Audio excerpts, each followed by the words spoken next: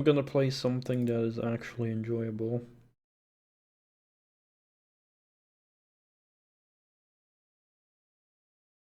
If my mouse would work, double click the actual game.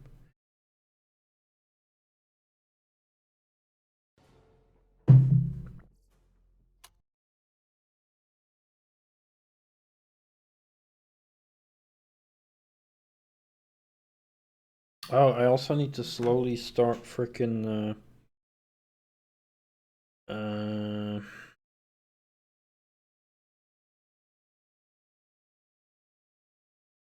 start ordering my fucking groceries.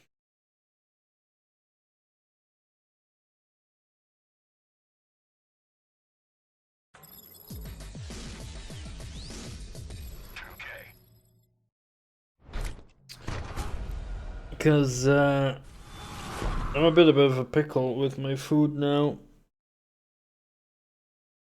So every Friday I eat with my neighbors.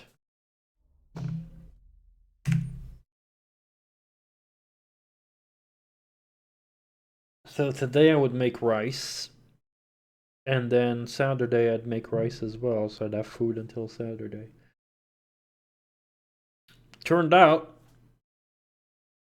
both my fucking, or no, my last fucking pepper I was gonna use was fucking spoiled. So I had to throw that away and make compromises. But on top of that, the onion I had as well was like not very fresh anymore and stuff. So I kind of had to like make like the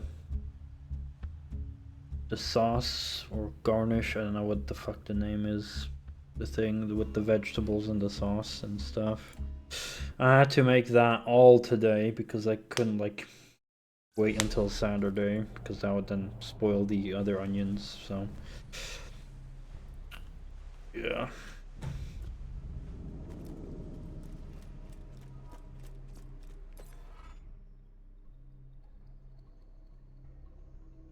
It was not the name he was born with. I'm not surprised by that.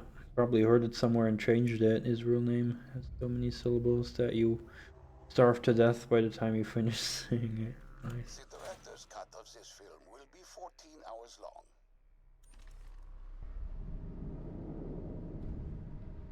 What the fuck's a white pepper? Also, what the fuck's a black pepper? Or do you mean black pepper as in the spice? Because I wasn't talking about peppers in like spice, but like as a vegetable.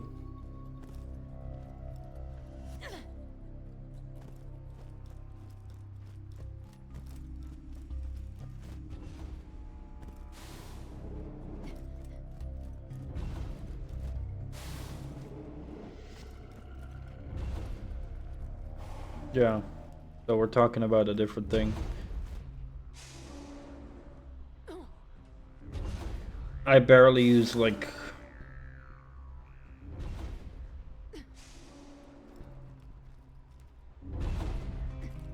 spices, but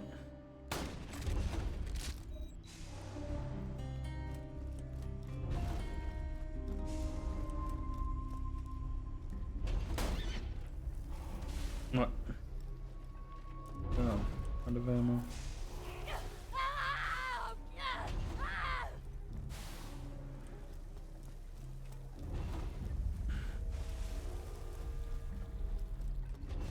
But yeah, like what I mean to tell is like yeah, when you started about peppers, I thought you meant like actual like vegetable peppers. I did was it that's why I was surprised. Oh, white pepper. So I like imagined an actual physical pepper that would be white. I was like, oh, I've never seen those before.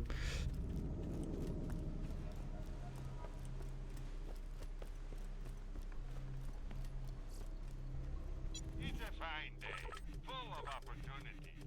Pleasure doing business. Lovely. I'm sure we'll be doing this again. All right, now I have ammo.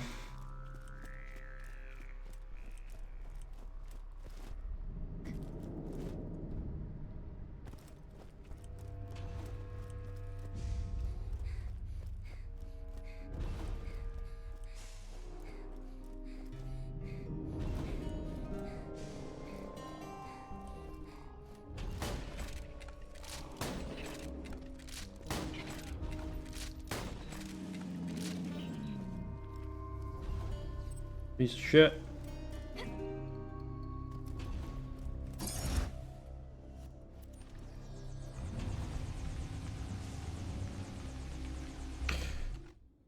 All right.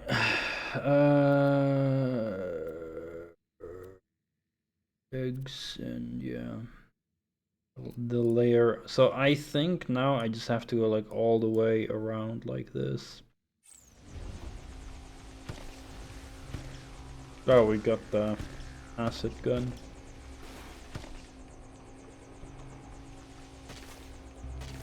Meanwhile, I gotta try and find some eggs on the way if I can.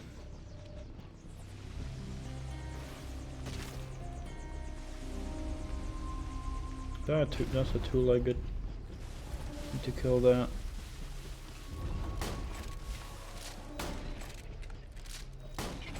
Holy shit, you don't take much damage.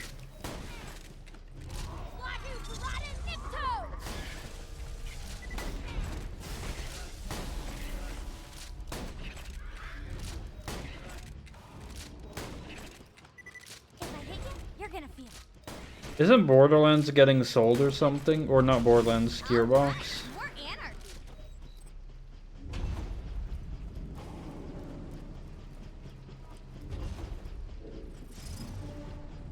Or at least, like, I heard it was for sale.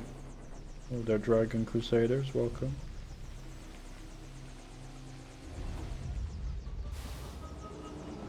Well, it's evening in 2 minutes over here.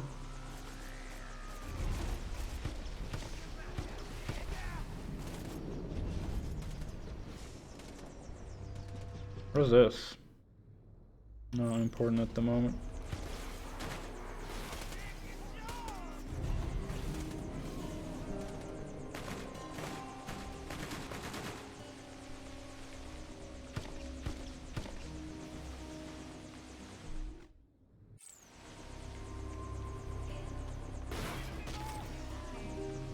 No, I'm going the complete fucking wrong way again. I'm an idiot.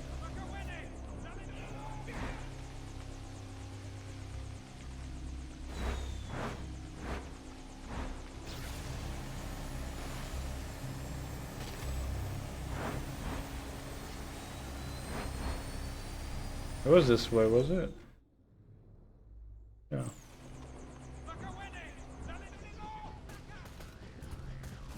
Lalilu.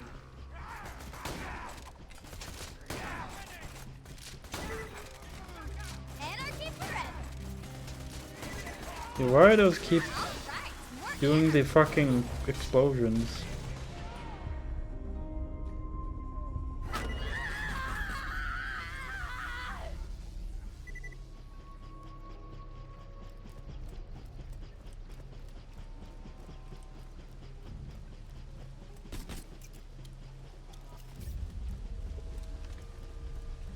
I love that holster animation though. So casual. Oop. What's up here? Or was that? Oh, that's where I started, didn't I? Yeah, now I remember.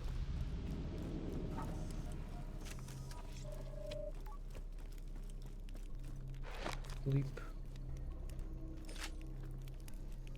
Skigs.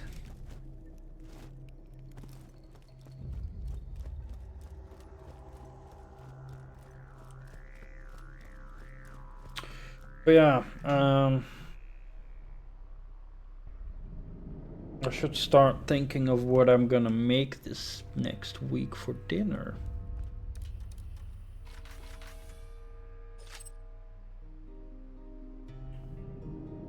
What do they have?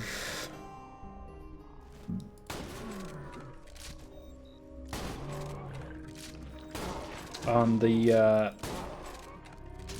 weekly menu.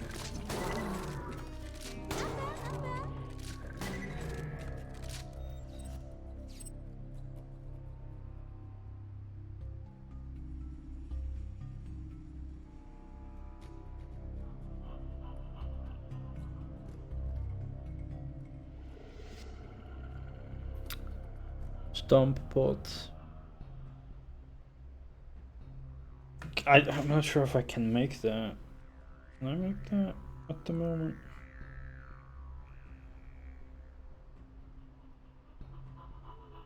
I'd have to make it with Undivey and not with the other thing that I don't like. But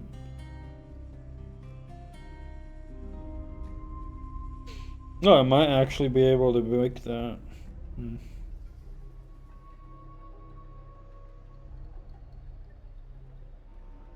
Spaghetti with gorgonzola and spinach, ravioli, red pesto, spinach. Greek tray bake, that's my favorite. Probably make that again, but in a pan instead of a tray.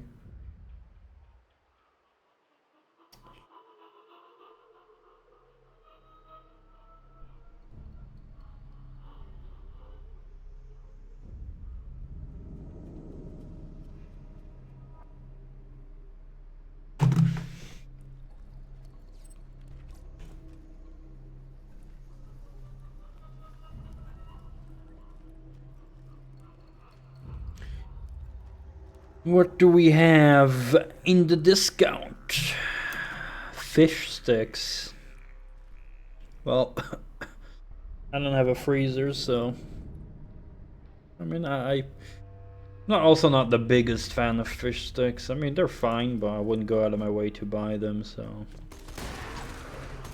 I'll have some more anarchy, thank you. Ow.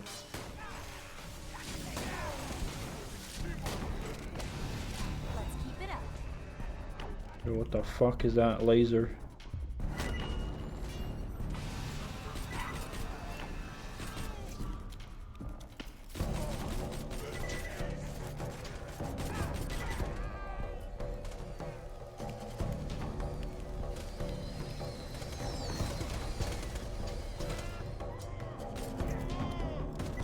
I'll have some more anarchy, thank you.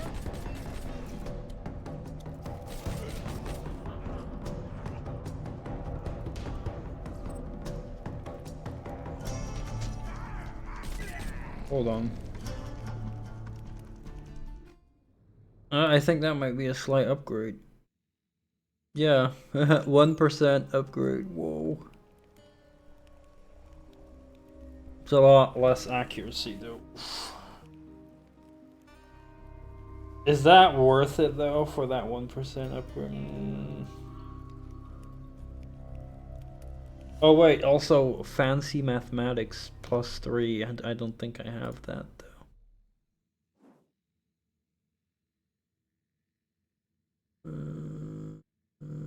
Oh, that's. Oh no, wait, oh yes, that's the shield recharge. Oh, then it's worth it. Then it's worth it for sure. Ooh, that'll help with my survivability a lot.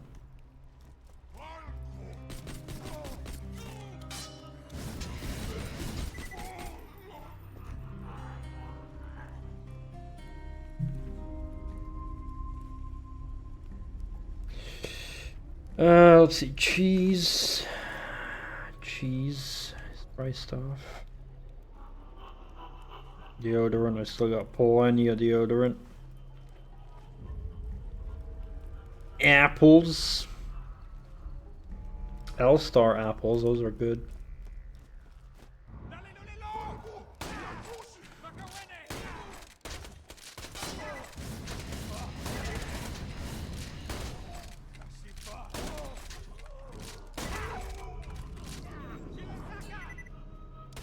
Oh.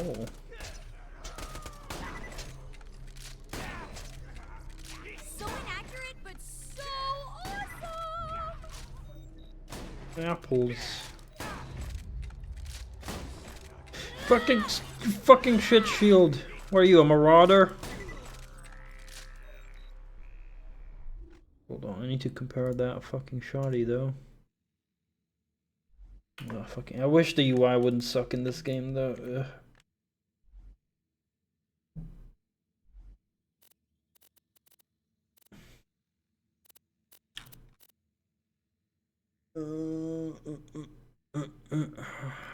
Ooh.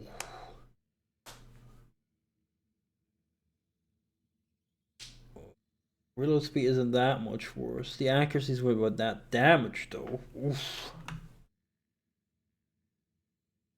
Is that a big difference? Hold on. I do also hate that you can't see the full number, but 15 pounds. So I do like, yeah, 9,200 at the moment.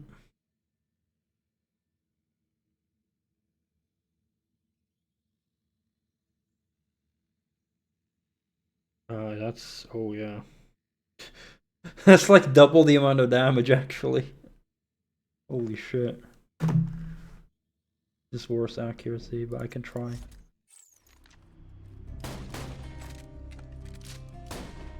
Oh, and I got 2 shots as well in 1 mag. Oh. That helps as well.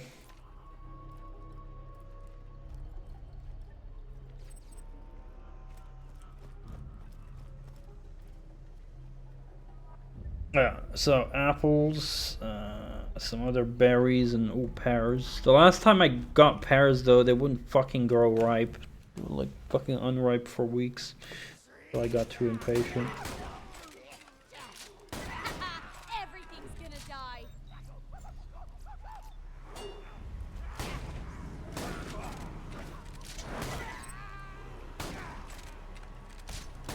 Holy shit.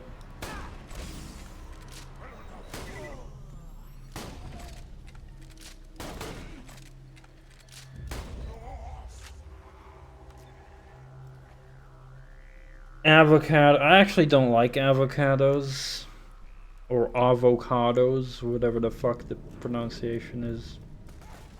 In Dutch we say it differently.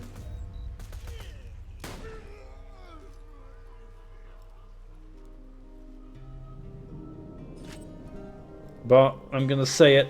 And I know they're healthy, but I think avocados are fucking overrated. They're nuts, not fruit. Okay.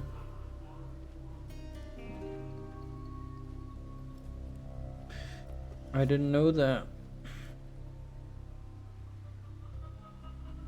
Schnitzels. I do like schnitzels. Chicken schnitzels, best schnitzels. Chicken breasts.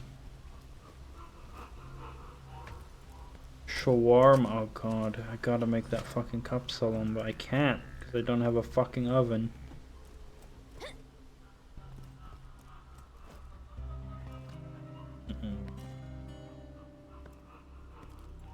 Egg! Eggy! Eggy egg. A big yummy nummy eggy egg.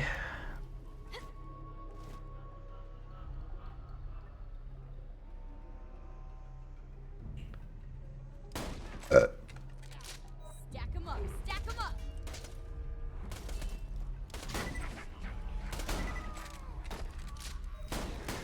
Oh, this shotgun is definitely an improvement. Holy fuck. Look at that. Fuck your shield. My gun doesn't give a fuck. But yeah. Fucking chicken thigh shawarma. Oh, that's fucking good though. I fucking... I mean, maybe I can make something else with it, just bread.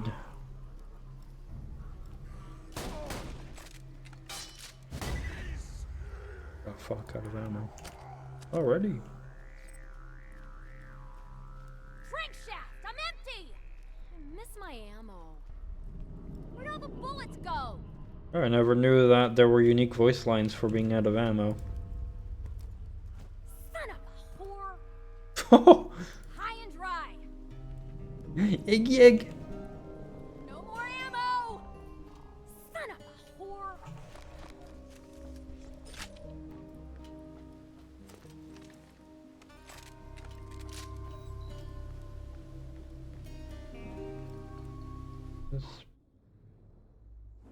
This is the way.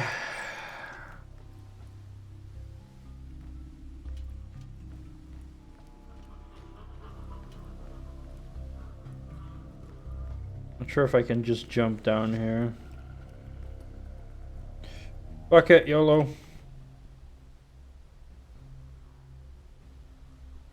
Hey. It worked. Yeah, they've got good meats in the on sale this week.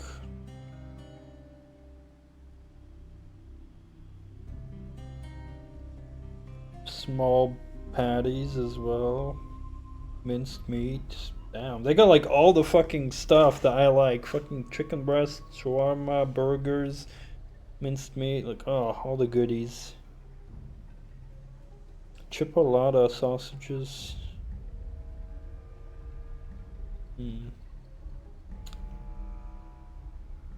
Turkish pizzas. Feta cheeses. Oh, as well feta. Ooh, I'm definitely gonna have to make something with feta then. Like, either or. No, I'm gonna make that tray bake. I'm gonna make the Greek tray bake with feta. That's so good.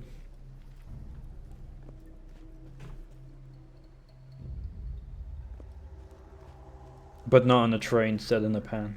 But it's fine. It tastes the same. It's gonna be good. So that's good. Anything else?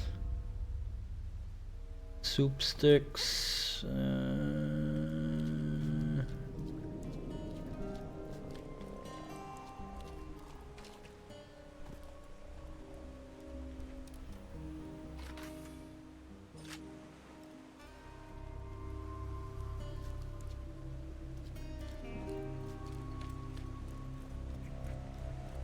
I guess we can check Wikipedia for the almighty answer. Because Wikipedia is the truth that determines everything.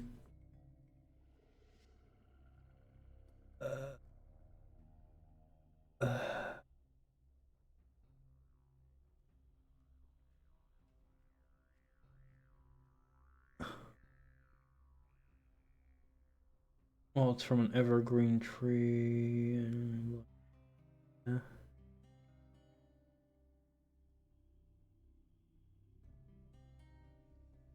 Well, Wikipedia here calls it fruit. Well,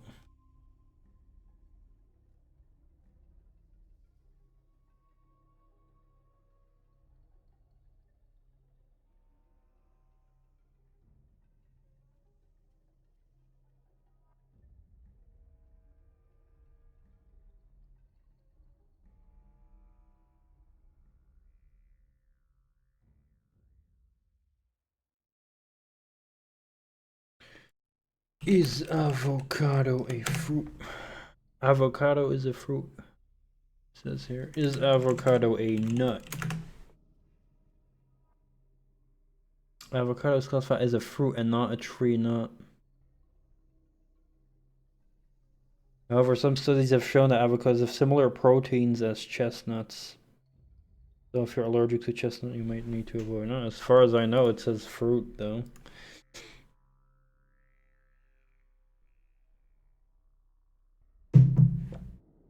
But again, I'm not like a food or biology expert.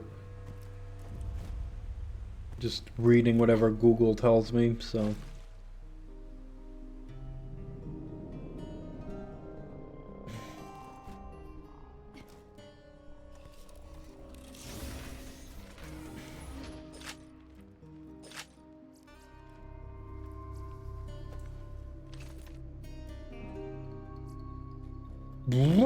Wow, not bad. It's a lot of damage, even though I don't use snipers.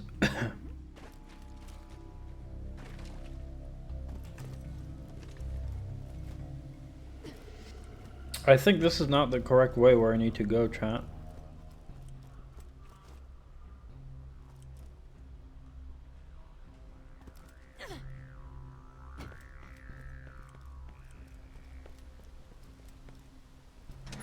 But yeah, I'm definitely gonna make a tray bake, except in a pan, with the Greek food thingy. So like, red onion, paprika pepper, feta, olives, and then like chicken breasts. Oh fuck, old Gouda cheese as well is price stuff. Holy shit, they've got good sales this week. Holy crap. Amstel beer. Ooh, I was like kind of in the mood for Amstel not too long ago, but I still want to try the beer next door. What the fuck do I get here?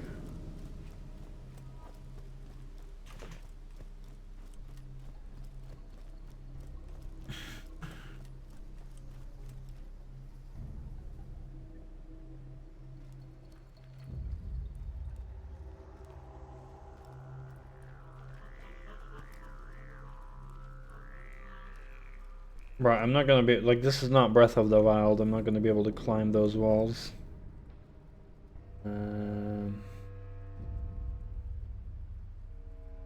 Oh, I could buy some of this nice bread. 2 breads for yeah, but I'm not gonna be able to eat all the bread in time before it fucking spoils. That's the problem, because I have no freezer. Donuts, but I'd love to make bruschetta.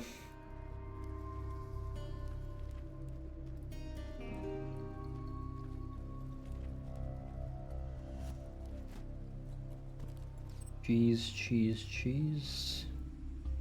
Starbucks iced coffee. Now, they got a lot of good shit on sale this week, so I'm gonna have to definitely make an order tomorrow or something.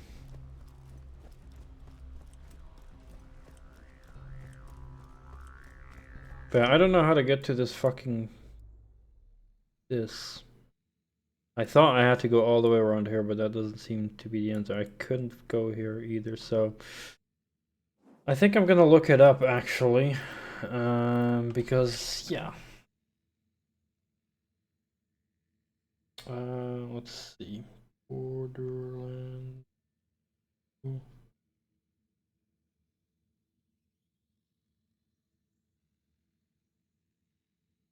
I need to fucking know how to fucking get there.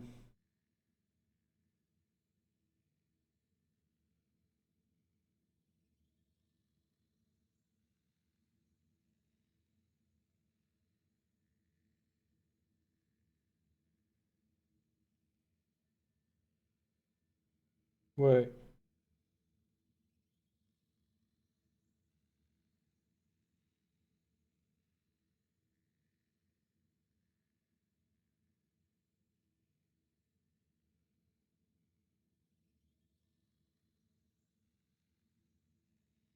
What?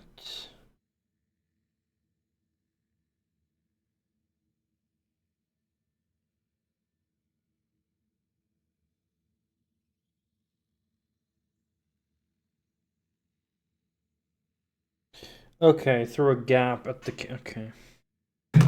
Holy shit. I have been informed now, chat.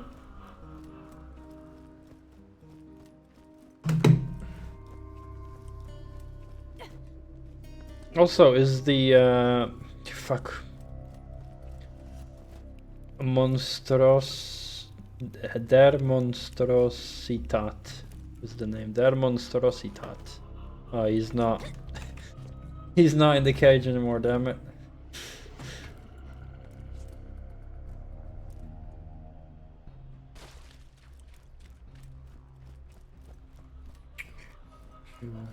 God, these spores make such creepy noise. I find it unsettling, but I also like it because it's awesome sound design.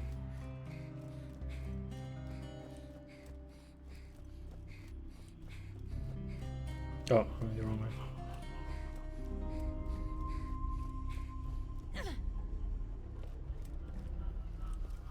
Boo.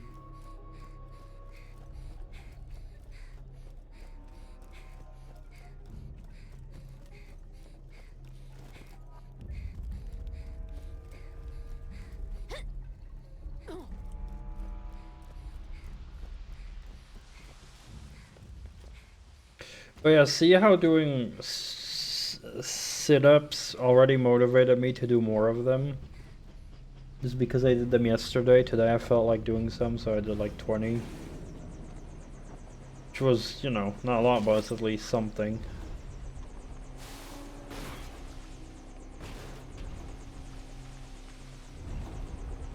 So here's like some kind of tiny fucking ass gap. I mean, I see a gate there, but that's like too small. I can't go through that.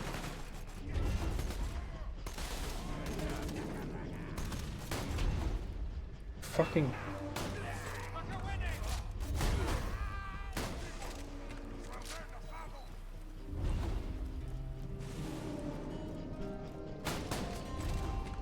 Stack 'em and bag 'em.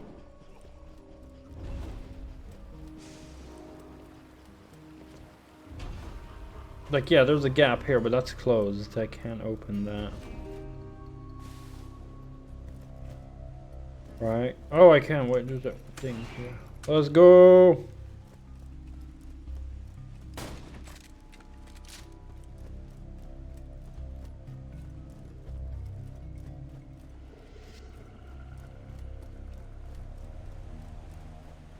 Eggy wuggy egg.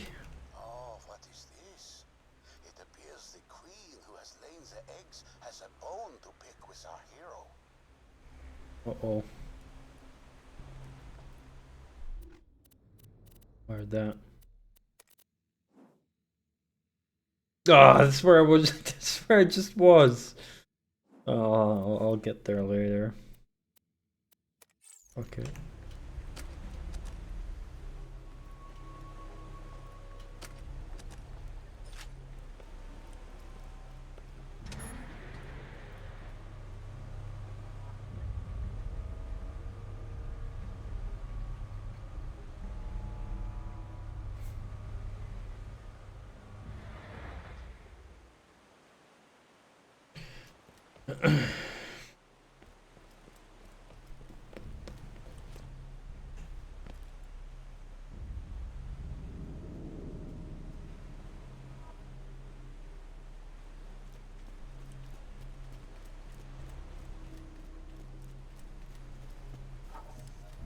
Another egg.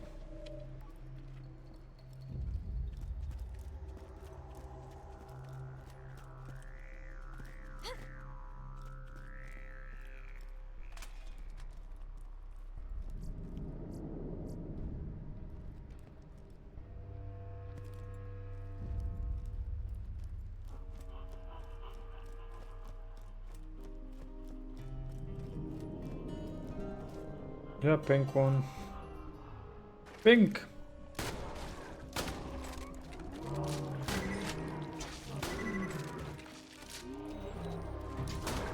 Thanks for killing that one. It ain't my I am mom. the strongest girl I'm alive. kidding. I ate my mom.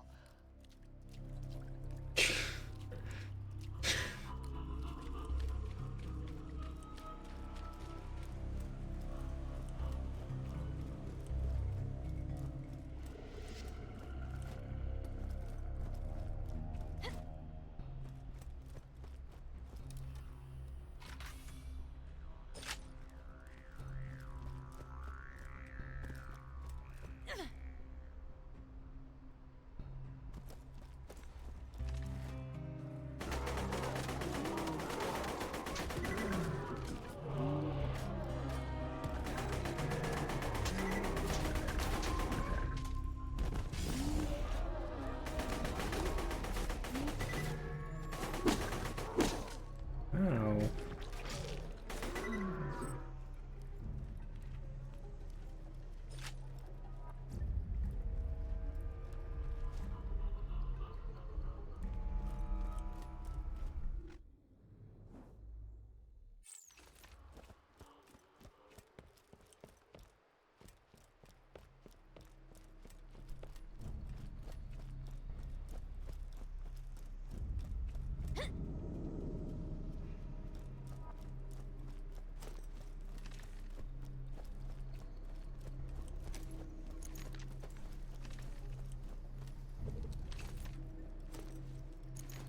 The fuck is that?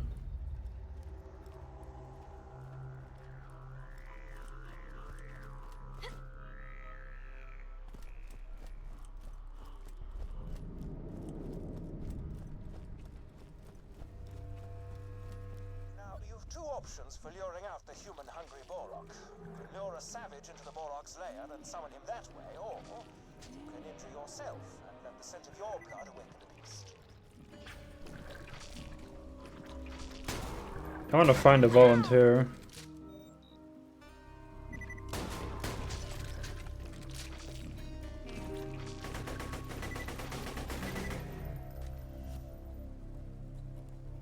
Yeah, I absolutely need a volunteer.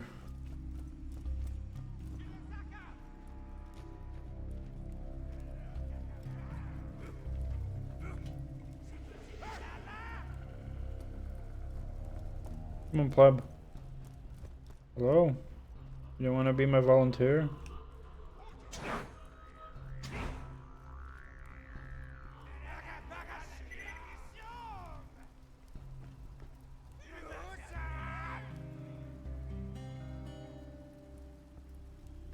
Fucking what?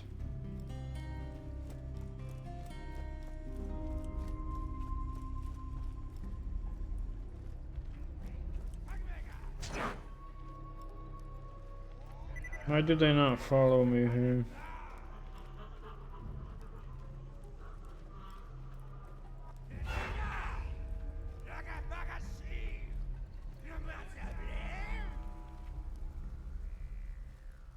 Oi, stop! Stop fucking running!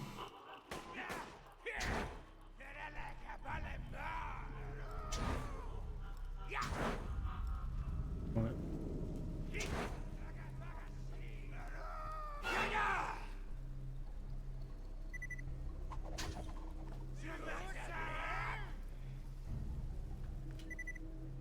Fucking Christ.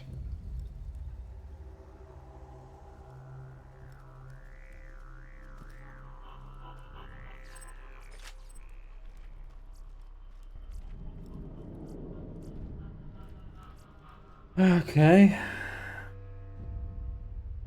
So how, if they're refusing to follow me there, then...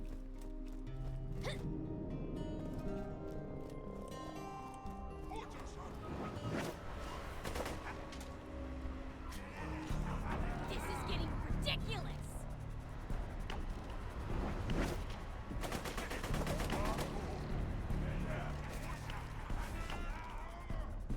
Maybe these guys will follow me.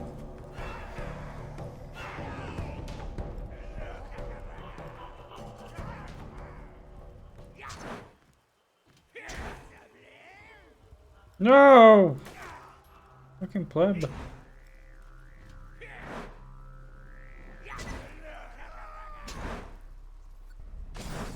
Good shot. Strike it down. I don't know how they survived that.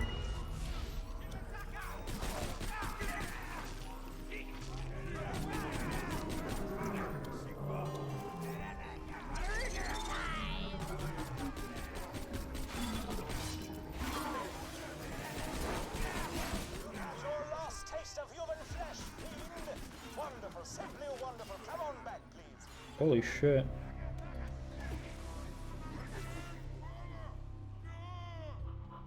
What the fuck is that?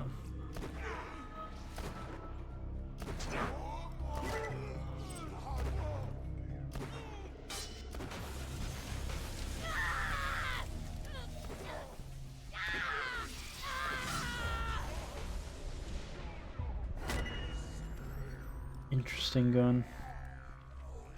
Not as good as my old one though.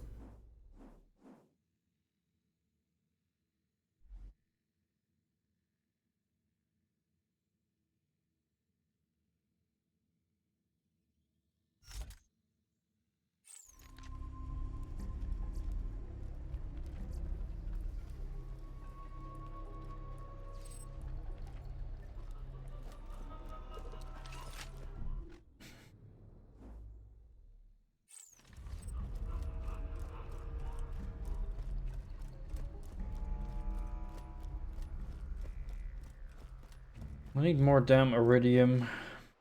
This gun does eat through my freaking ammo quickly.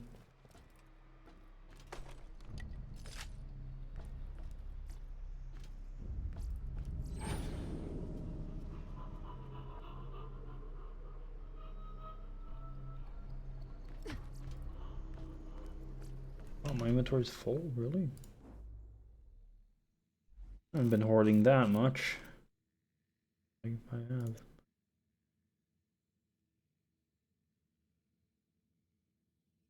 Oh.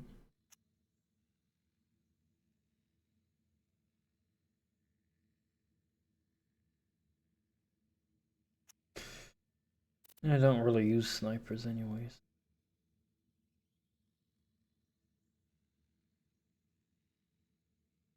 I can sell these.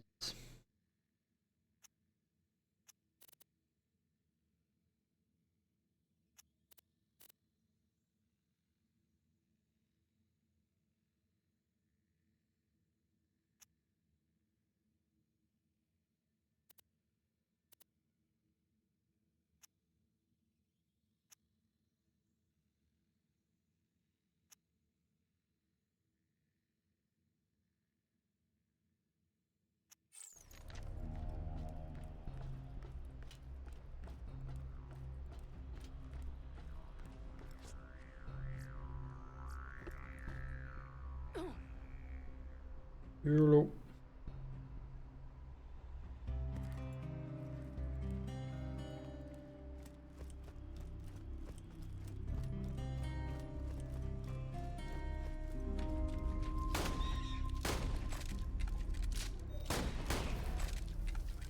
When I hit you, it will hurt!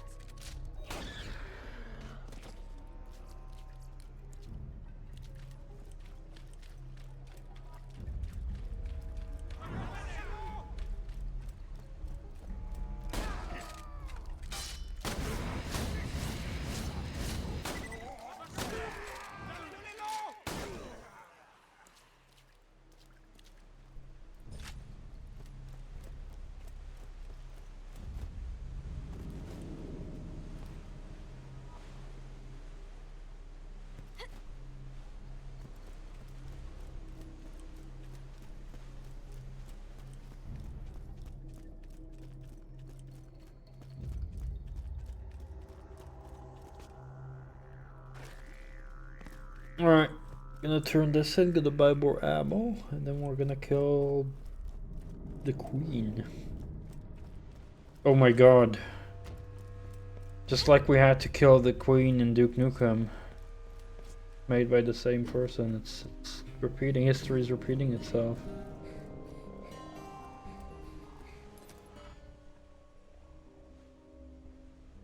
Good flesh-eating Borak is a dead flesh-eating Borak. Or a really rare one named Devin, he's cool. Well done, well done.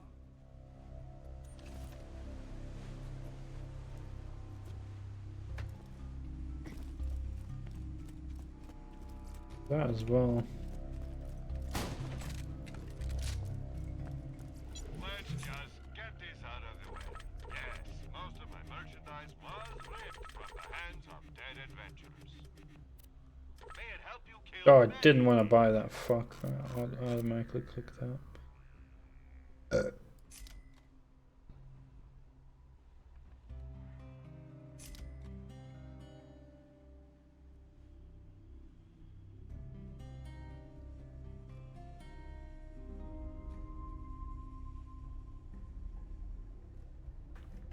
Farewell.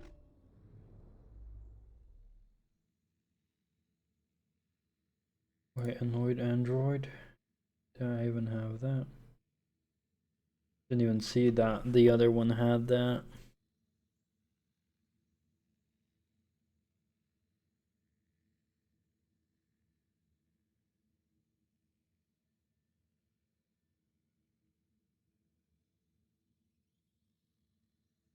Don't fucking see it.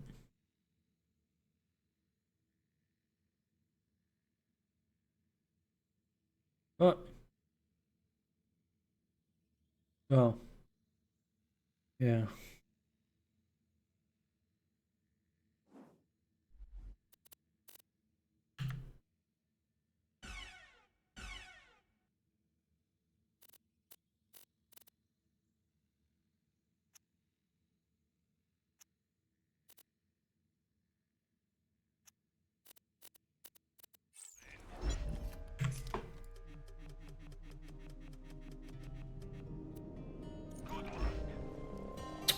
Let's check roll, but I don't think I have enough Iridium to buy anything useful at the moment.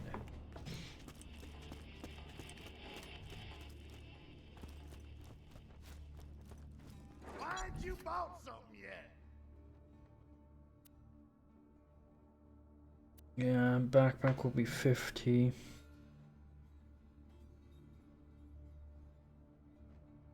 Shotgun is already like fucking yeah. Don't you come back. I wonder what the max things are.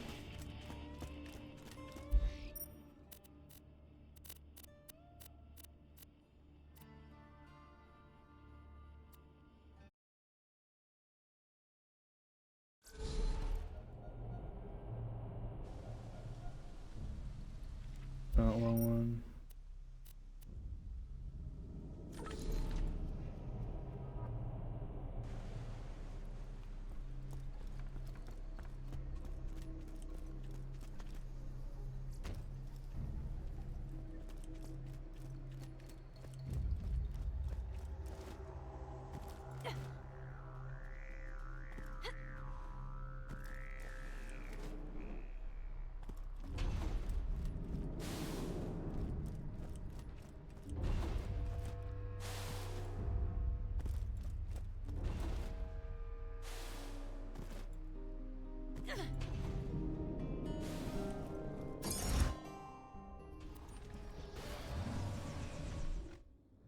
Okay.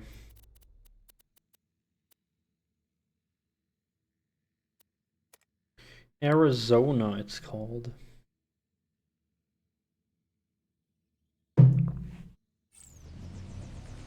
Okay, let's kill it.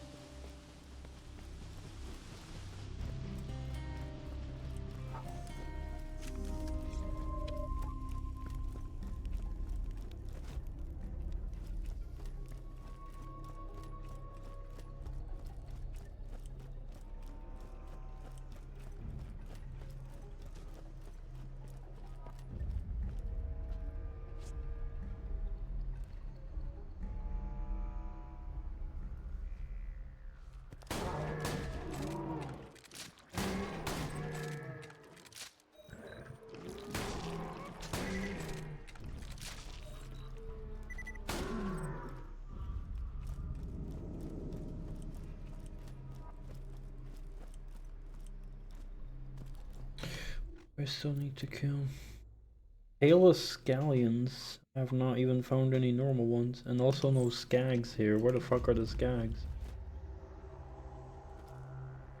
Maybe in the other area where I need to go.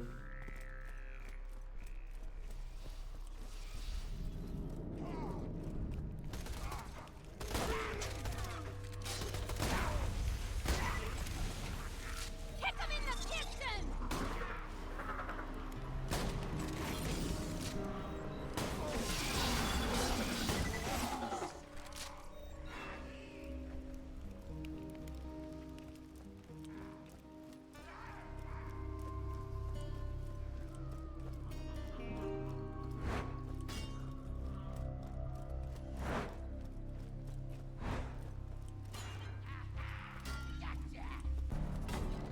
No, you don't. I got you.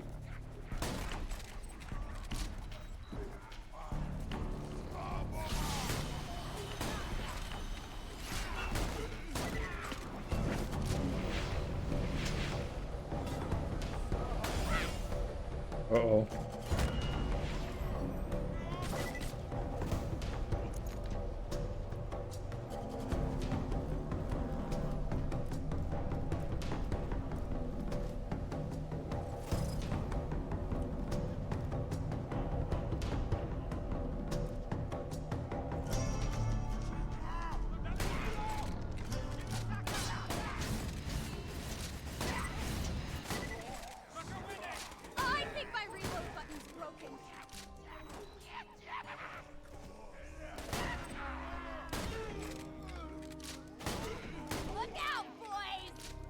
Damn, I am so hardcore! Yeah, this weapon is amazing, but it eats through ammo quick.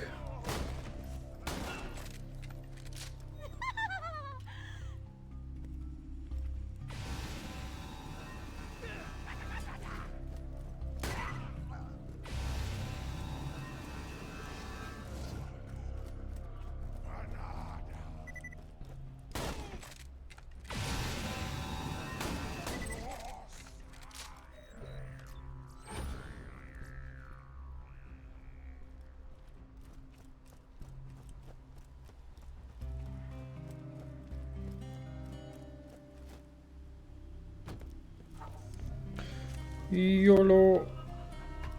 Whee.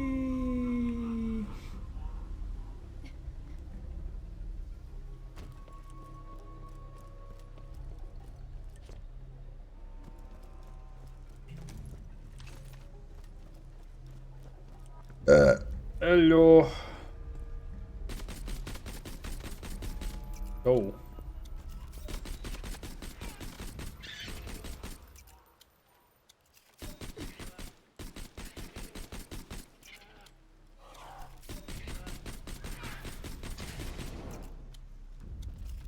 The queen falls and the eggs are collected. This grisly scene draws to a close as the Vault Hunter returns to me, eggs in hand, eager for payment.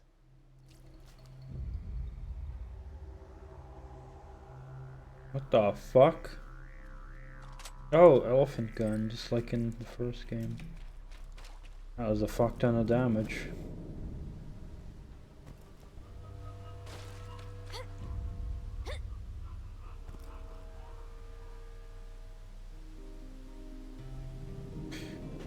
Is there anything here?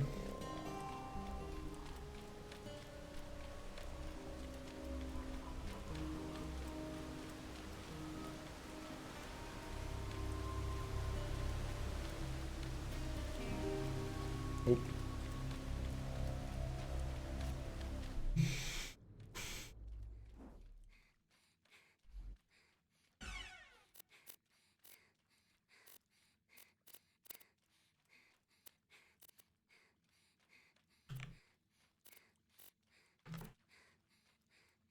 Why does it sound like we're running even though we're not?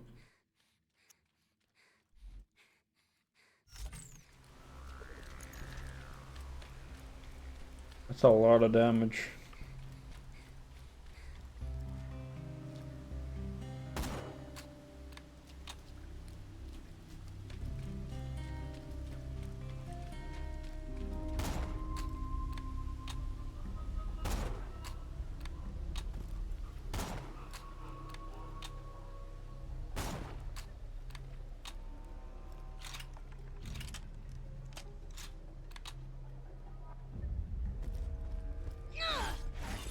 Might actually be worth using it, I don't know. Because the damage is so fucking insane.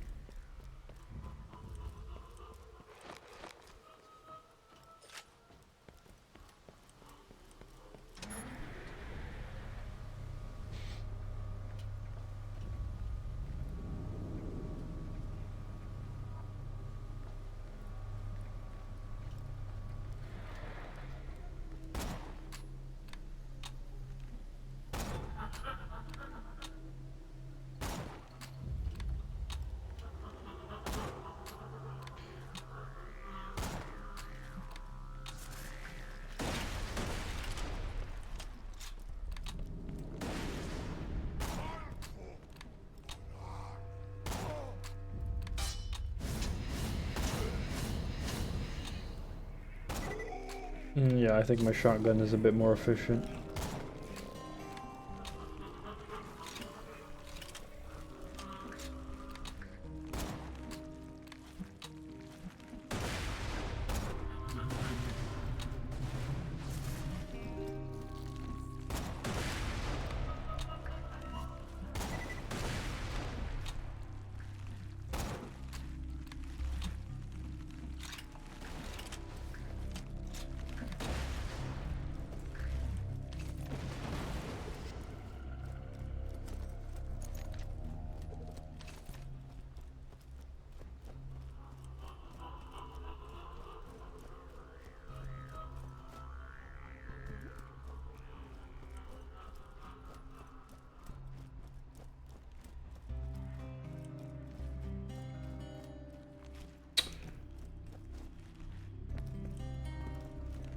These are not the spores I'm looking for.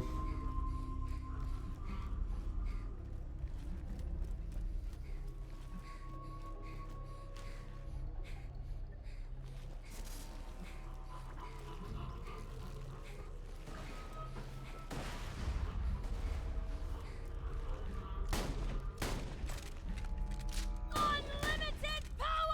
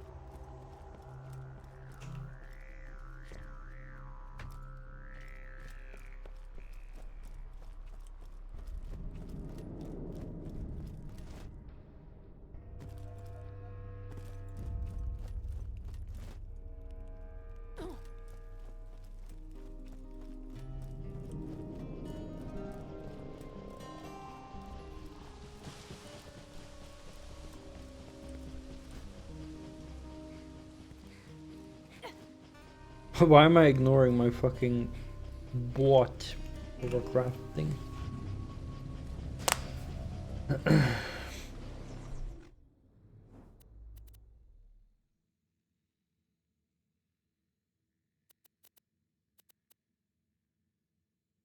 Where's the other thing? This one.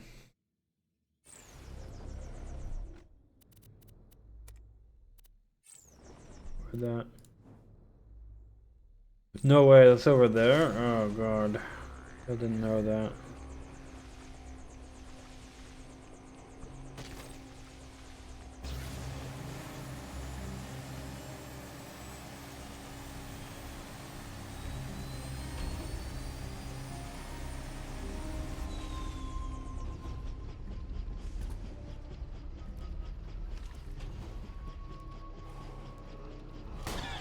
Get away from my fucking boat.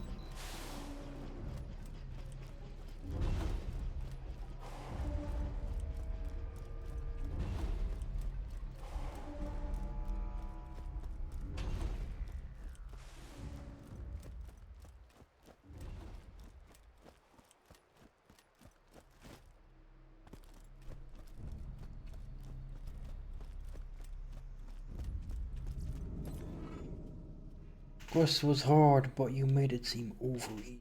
The Vault Hunter receives their payment, and yet this gory story has not yet reached its conclusion. Oh shit, is there gonna be a sequel?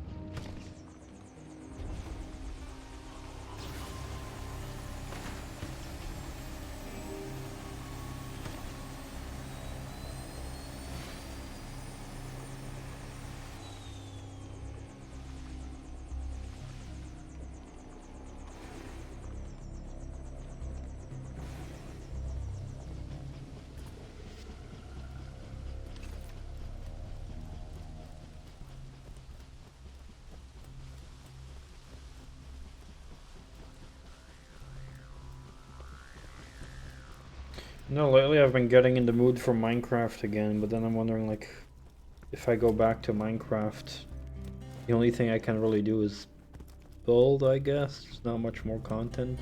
I mean, there's some stuff, but, like, I don't know. It's like the very far hidden away crap.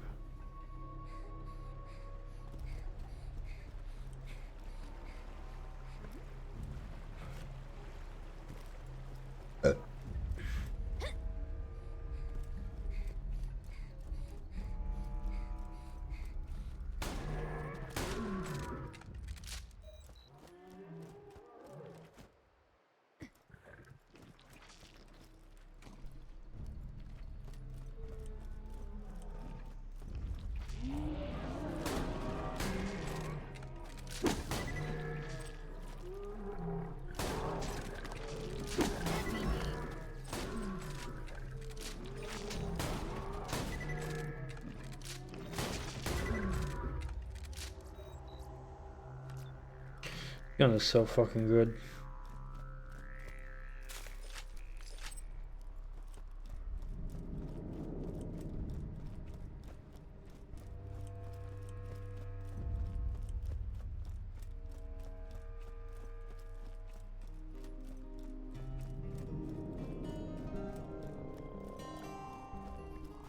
I'm not being called, hold on.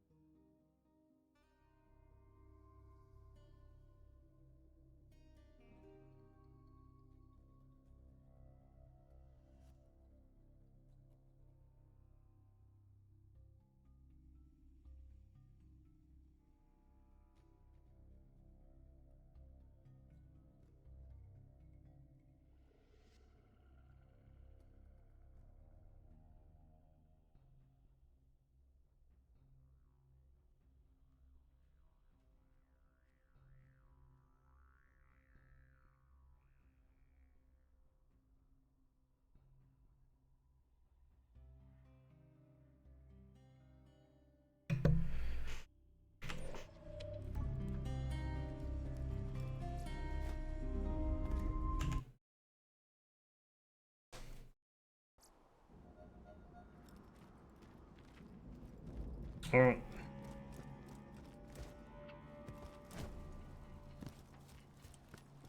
New area. The sun swamps.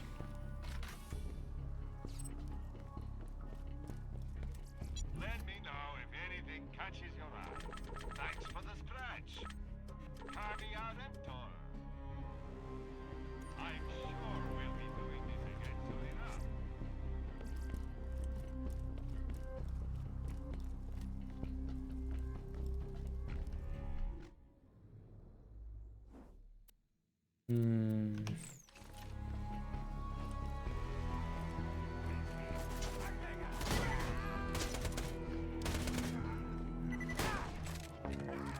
Ridiculous!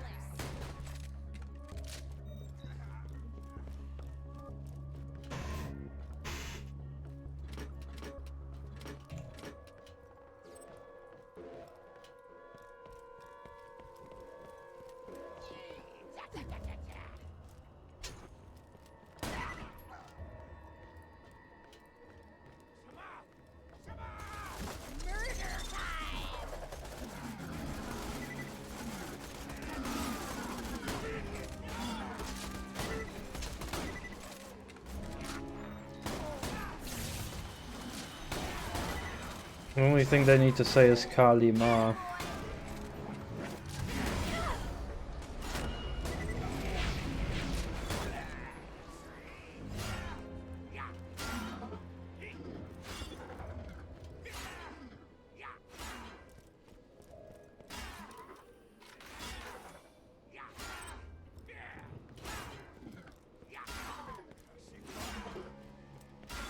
Is that a frickin'...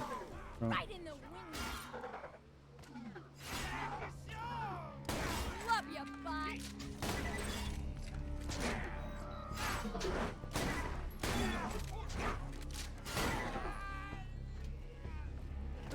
Oh, this almost reminds me a bit of Blight Town, but a bit less nasty. Oh shit!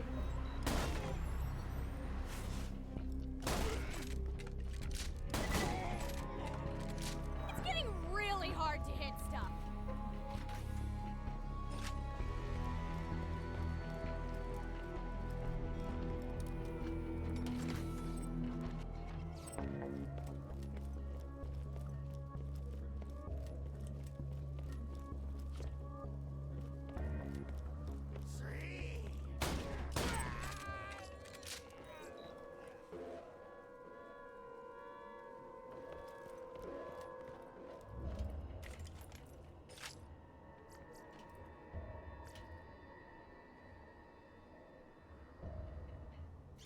Well, improvement is an improvement.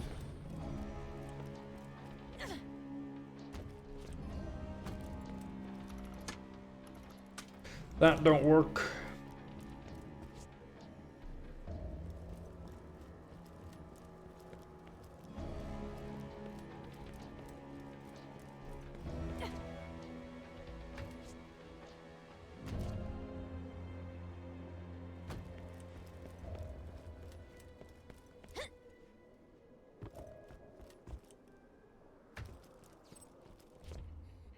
Even though I almost never use fucking grenades, because I keep forgetting I have them.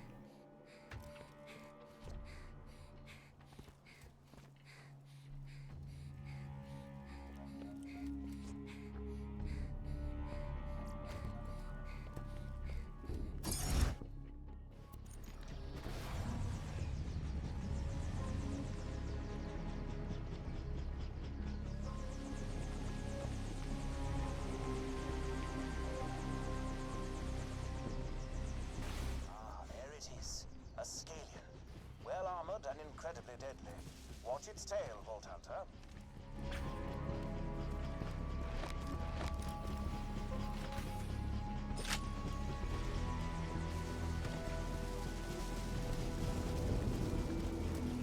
Fail.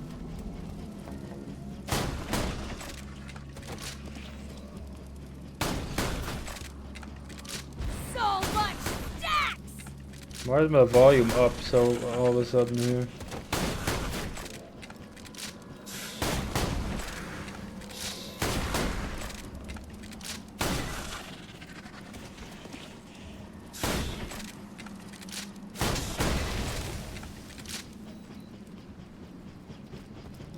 Also, finally a more compact cave.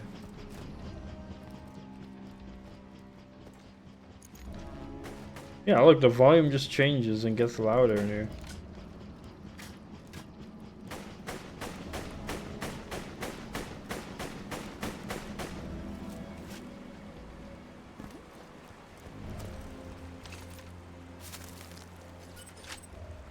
I've also gone in the mood again for Subnautica.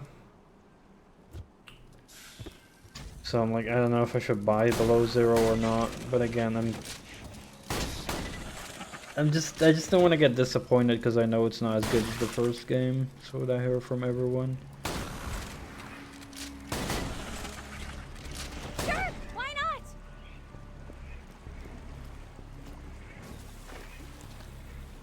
I'll see if it's priced off somewhere. Like, could still be fun, but. Subnautica.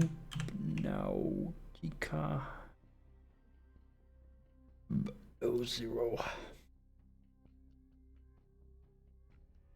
Slight discounts only.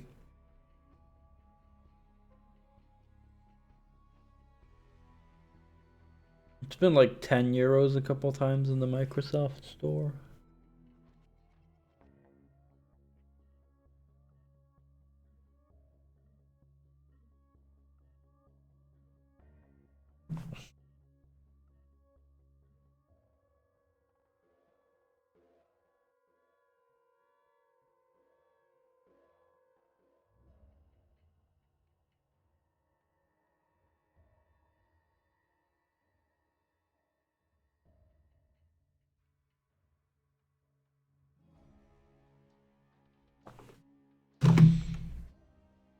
Right. I know Iceman was playing Below Zero, but I wasn't like paying much attention to his stream because, you know, I didn't want to like get spoiled much. And even like seeing the kind of creatures and areas I would consider spoilers because like that's part of the experience for me when playing Subnautica, like getting to discover the areas and creatures. Yeah. Hi Moosey. Welcome, how you doing? How you doing? How you doing?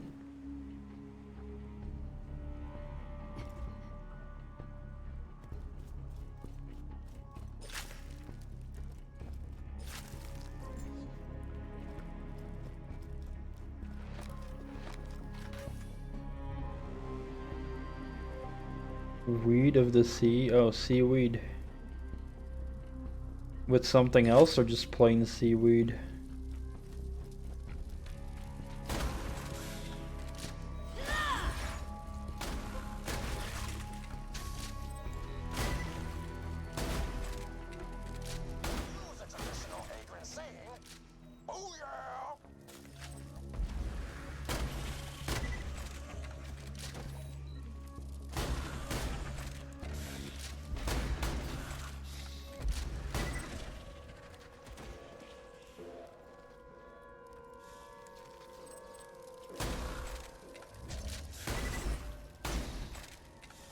It's the queen!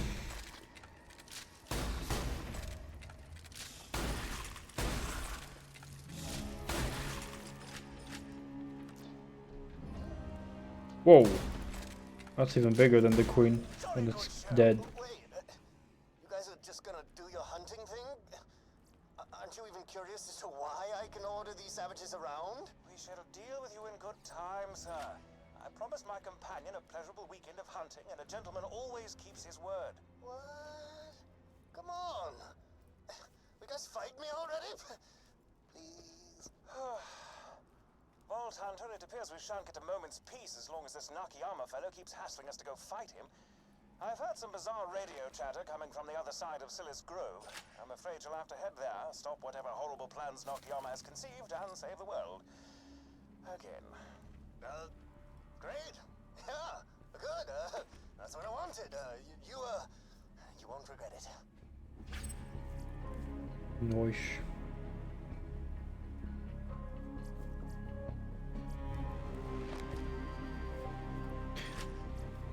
Dried seaweed snack beets. Okay.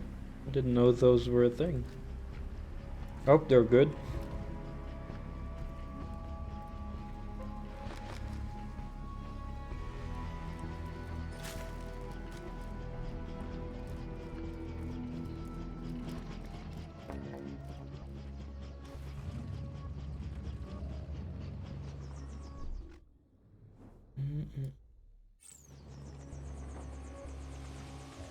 Where are the skags at?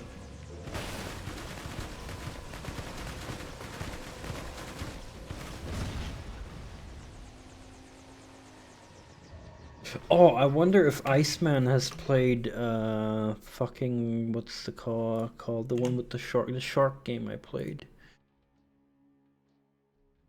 Like sushi paper but card size and more salt oil flavoring. Gotcha.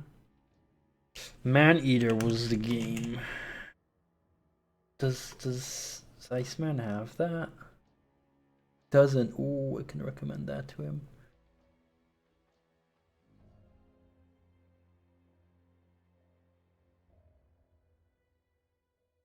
Yeah, I had that free on Epic. That's when I played it as well, I think. Or no, wait. I think I got it through a Humble bundle or something, actually. But yeah, it was free on Epic as well.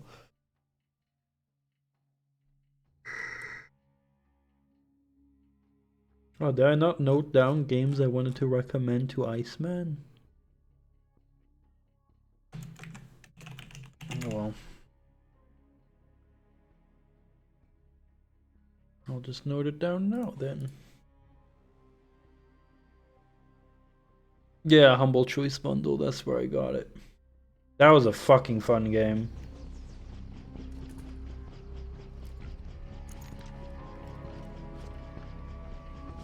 However, I do think that if they want to make a sequel, they definitely have to like add new things to it for the sequel to not be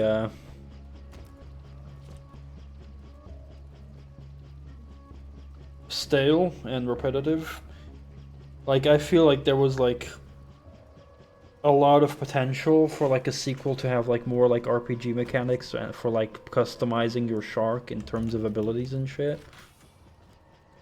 So that seemed really cool to me, making like a shark PG.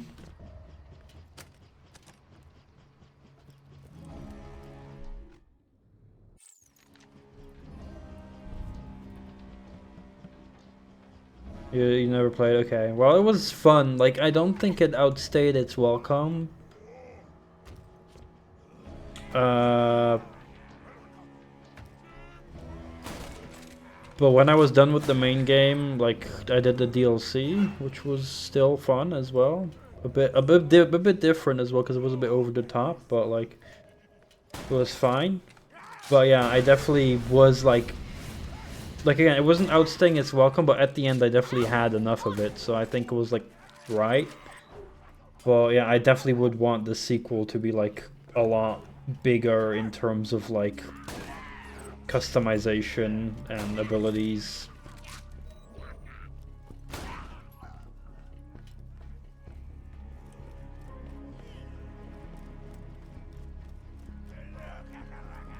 So I really hope that a sequel comes that has a lot more innovation added to it. Because yeah, like I would see if it was just more of the same, the sequel, I would probably be bored of it. Or at least I would be quicker bored of it if I'd play it, and it was just more of the same. Yeah, exactly.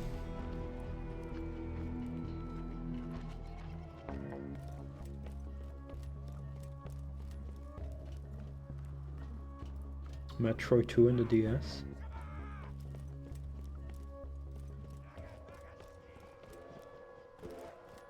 Like the... Like, oh yeah. I played the fan remake of it. Called Another Metroid 2 Remake.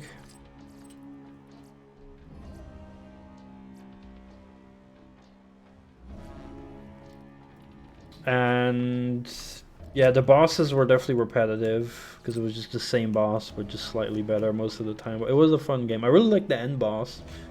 But yeah, that one definitely yeah, was like definitely had my fill of at the end as well.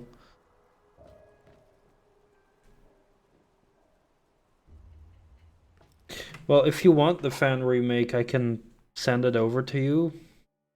It's probably still findable online, but a bit harder than it used to be because Nintendo like was not happy with it, so they like had cease and desisted it and shit. Well, you know, I'm sure there's still websites that have download links, but you know, like it's not officially available anymore from the original creator because herder Nintendo is mad.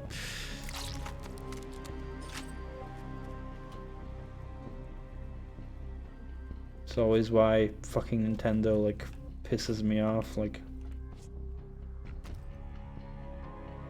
instead of, you know, making a remake themselves, someone makes a free remake and then they cry about it. So you can find that stuff good.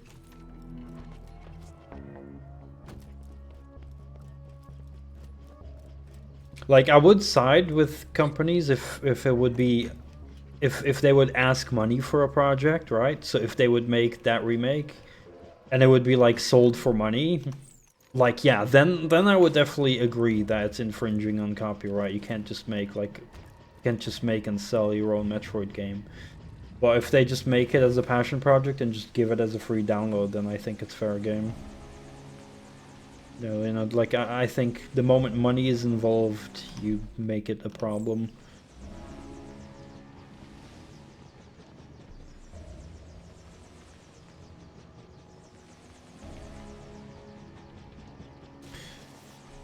Yeah, normally I also want to do the original, but because it was like a handheld, I was like, I'll just do the remake.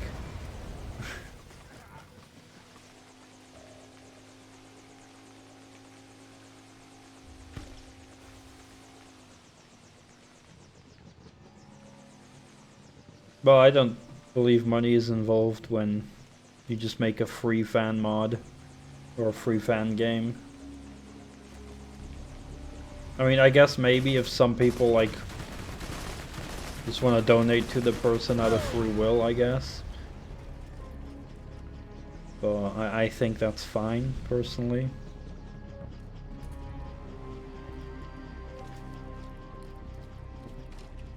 Like, you know, then it's the same thing with my streams, right?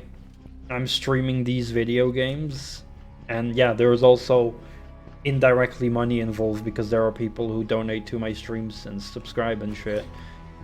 So should that also mean that I am making money off of the games I play?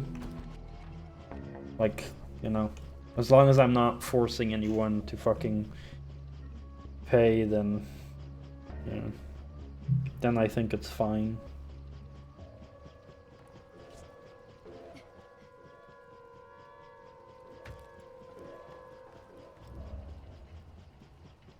Archive.org sells things? I never knew that. I thought everything was for free there as well. They don't sell? Well, then it's fine.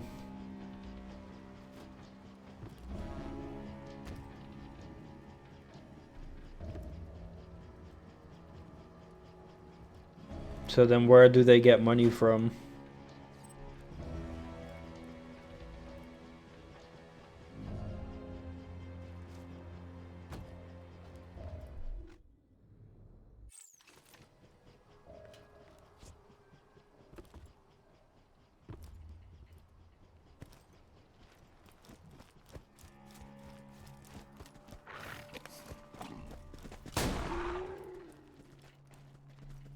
Oh, hey, Skags.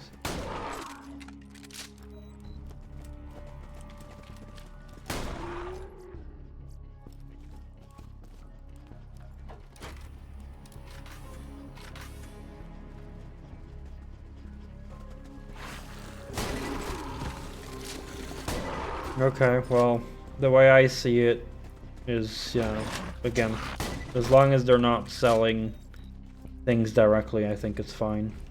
If they make money from different things, like, I don't know, ads or something to pay for server costs, I think that's fine as well.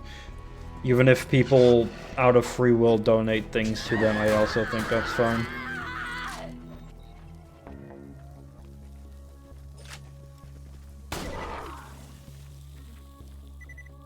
Just for me, the line is crossed when they directly sell a copyrighted thing. Then I think it's not okay.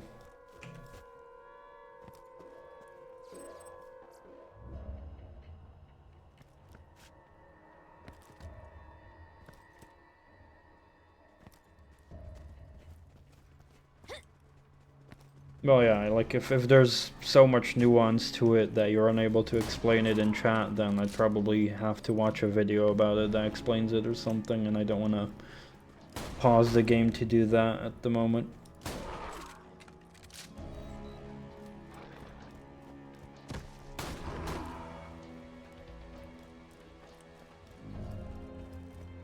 Am I going the right way? I'm not going the right way.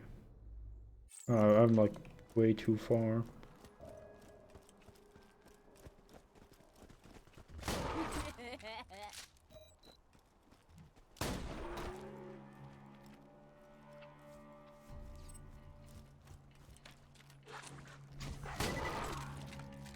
Anarchy forever and ever!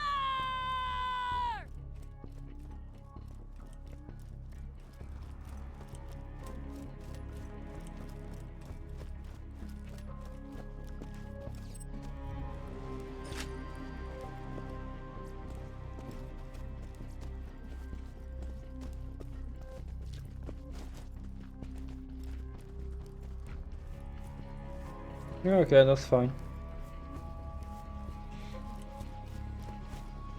But you know, I'm also just giving my opinion just based off what I do know. So, you know, if there's more shit, then, you know, then that's stuff I'm currently ignorant about.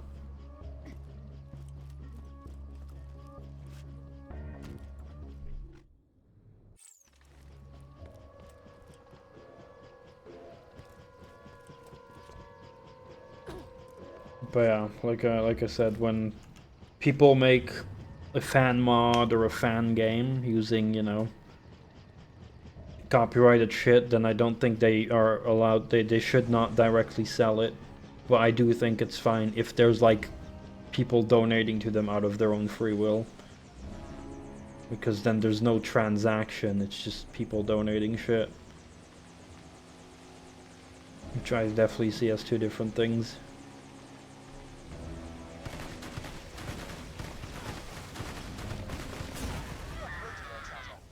Sounds like Nakayama's savages are engaged in some sort of ritual worship. Lots of chanting and the like. Be careful.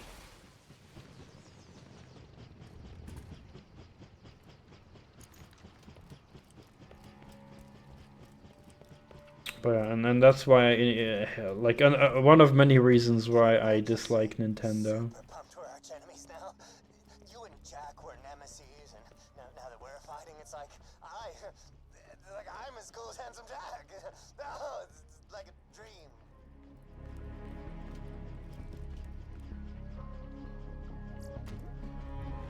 You won't find better merchandise anywhere else. Now, for example, Pal World had a mod for Pokemon. Someone made a Pokemon mod.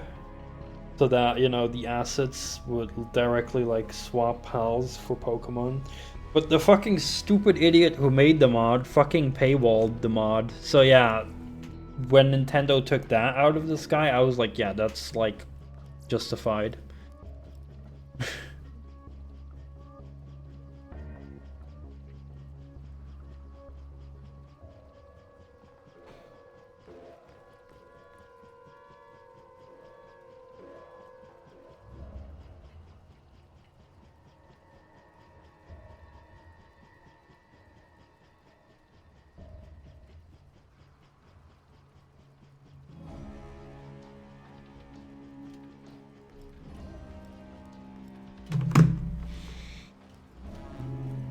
Did you also hear the news about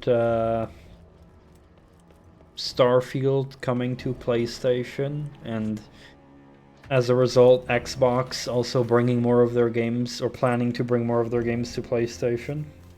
Their exclusives, basically.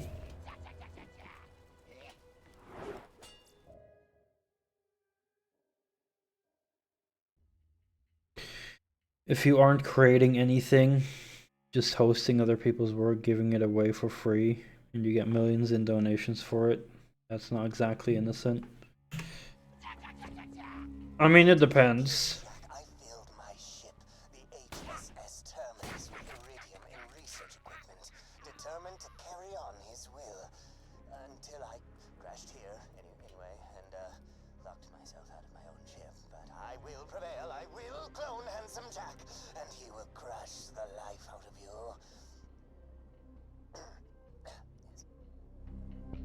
So, like, the way, like, again, without much context, I know, like, what I can know is, well, archive.org. Again, I'm just speaking out of an ignorant position, right? I don't know all the specifics, so who knows, maybe I'll learn about that. But from what I currently know, archive.org, you know, they are hosting a lot of shit, and that does cost server upkeep.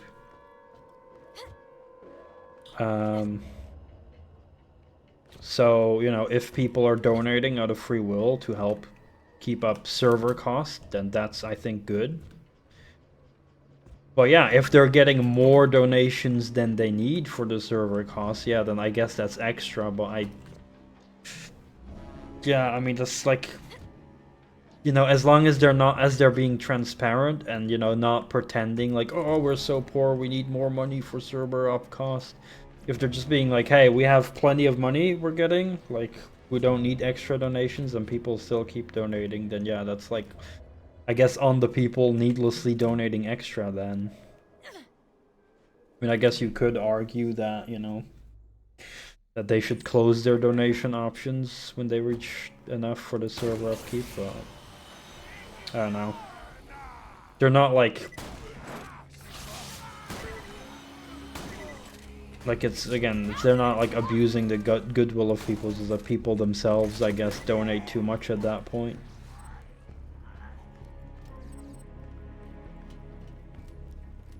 What the devil is that chanting all about? Steady on, Vault Hunter. If these savages are worshipping something, that means two things. It'll be Hyperion, and it'll be deadly.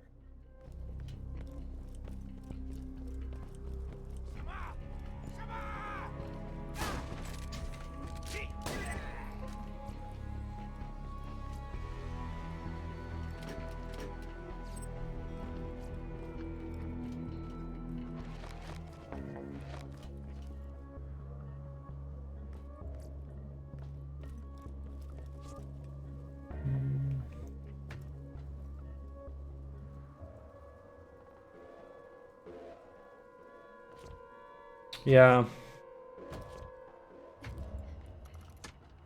Yeah, that sucks. I do find it humorous that... A deadly creature, some Hyperion murder bot? I do find it humorous that people are genuinely afraid. Like, there is one nuance that I'll tackle in a moment that I think can be like the downfall of Palworld, but for the rest I think people are overly worried. So like people are pointing out and saying like, oh, a lot of the pals are like too similar to Pokemon, right? And and some are very similar, that is true, but in the end, they're just inspirations. You can't just say that they're copying it. It's the same. Pokemon was inspired as well by like designs of Dragon Quest, for example, right? You can see a lot of similarities there as well with designs. So in terms of just the designs being similar, I think Palworld has nothing to worry. However, there was some damning evidence that was very worrisome about the actual scale and proportions of the models, where oh,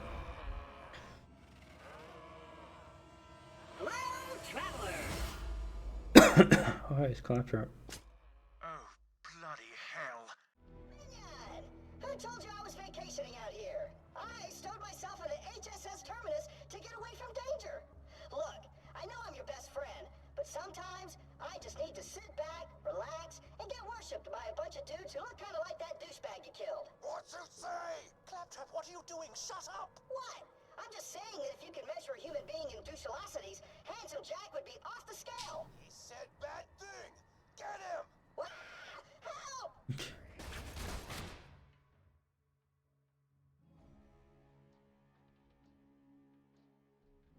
The scale and proportions was debunked as the people posting about them distorting the comparison examples to make them much better. Really? Like, we're talking about the same thing, right? Like, there was a claim made that they basically opened the model from Pokemon and the model from Palworld, and like they would they would open them together in the same 3D model program, and they would like fit almost perfectly, which would have been like too much of a coincidence. Like that claim I'm talking about. And like, okay, fair enough. That's good then. That it's not actually what happened, because yeah, because like the whole claim was based on like it's like too unlikely for the models to be so fit, so it will like make the assumption that they took the Pokemon models and then edited them. That was like the claim being made, but I'm happy to hear that that's not the case. Okay. Yeah, because like people did also say like if you'd ask like 10 people to model this drawing of an animal, then all the 3D models would like be very different from each other in terms of proportions and sizes and everything in the model viewers. So like to be all like very fit perfect, that would be like insane. But yeah, I'm happy to hear that that was debunked, because I'm hoping for the best for Palworld. For multiple reasons, because indie studios do deserve success in this industry, but I also really, really, really, really, really think that Pokemon does need serious competition. And like there have been some other games, creature catching games, Pokemon clones, however you want to call them, in the recent past, but none of them have struck as hard as Palworld. And Palworld looks like a fun game that I might also want to get. So, but yeah, I'm waiting for the full release.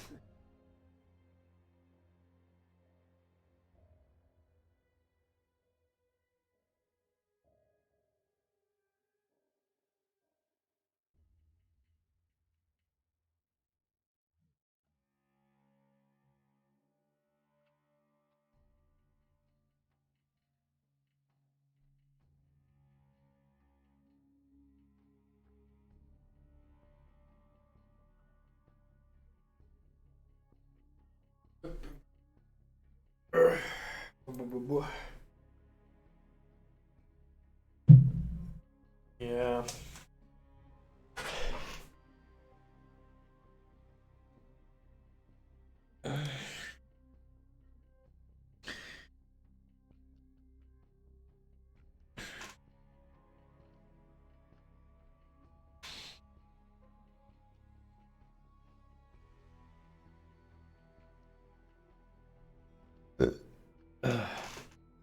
Mhm. Yeah, I mean, I do very much agree. Like, it's very obnoxious and annoying that people are like always so contrarian on certain things. I knew like a video about that, about like, oh, you like popular thing?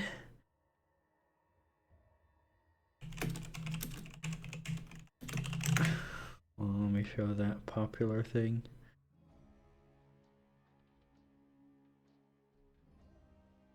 That's what I mean. Oh, you like popular thing. Don't you know?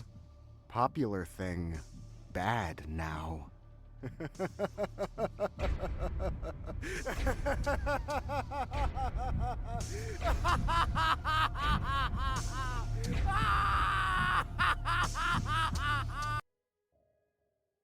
Basically that. The moment a thing becomes popular, then so many people start hating on it. And, you know, sure, sometimes things get popular that might be a bit overrated, you know, you don't really get what's up, but, like, you know, people become, like, too, and like, fucking hateful about it at times, you know? Like, for example, Fortnite is super popular, right? Fortnite is insanely popular, but I don't like Fortnite. It's not really a game for me, you know? Maybe I'd be down to play it with a friend if they really wanted to, but other than that, I wouldn't play it myself, right? I played it, I tried it. Wasn't my thing. I'm not really a big fan of Battle Royale in general. But I'm happy for Fortnite's success, you know? Apart from Epic being a shit company, I am happy for the people who enjoy Fortnite, and that it's a successful game for them, you know? And that they have something they love and have a good time with.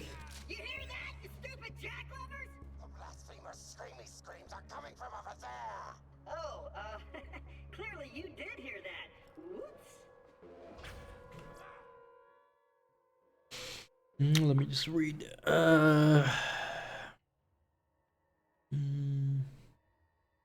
People hyping up Pal World are... Oh, yeah, it's on the other side of the thing as well. People people hating on things is annoying, but people being overhyped as well is just as bad. Like, both sides of the coin, right? Any kind of extreme is always bad, so...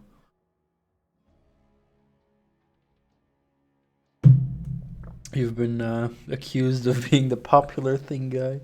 Doing things because they're popular. That was never the reason. Yeah, exactly.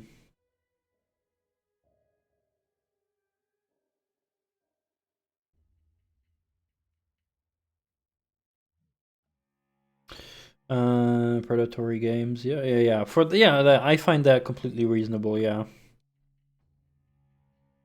Like, if there's a game that does something predatory, then I find it completely reasonable that you don't want to see it be successful. I completely agree with that. Or I can see that as well. Like, for example, you know, Valorant has, like, super overpriced skins and shit. And Angry Joe gets, like, very angry whenever he sees Valorant becoming more popular and successful. And I totally get that, because, you know, they normalize overpriced skins selling. Stuff like that.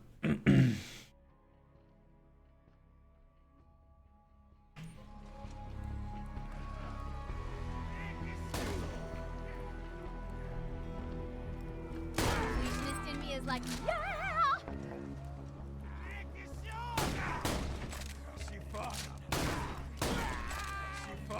You're breaking the game, dude!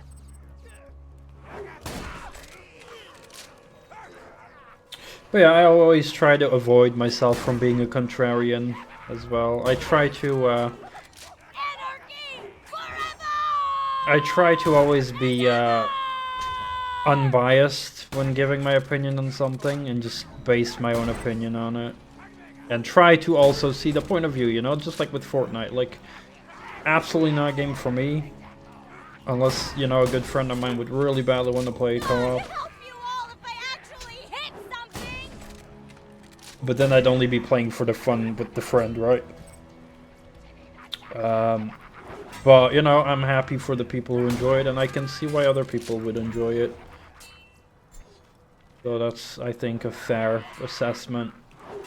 But I'm not trying to hate on the game for its popularity and say, oh, Fortnite is shit. Thanks for killing those dudes who were worshiping me. I was so tired of their endless affection and respect. So, you want to stop this professor guy from cloning Handsome Jack, huh? I know just what to do. Let's chat.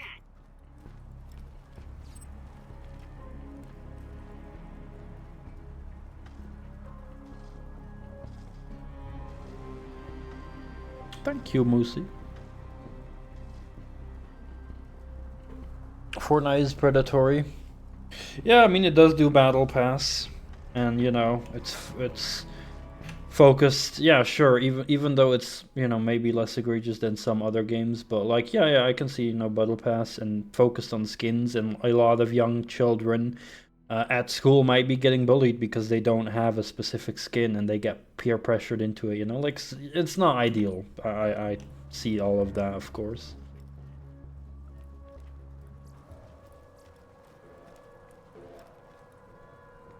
So again, if like if it's your opinion that, you know, you don't want to see any game with a battle pass be successful, then I totally think that's a perfectly reasonable opinion.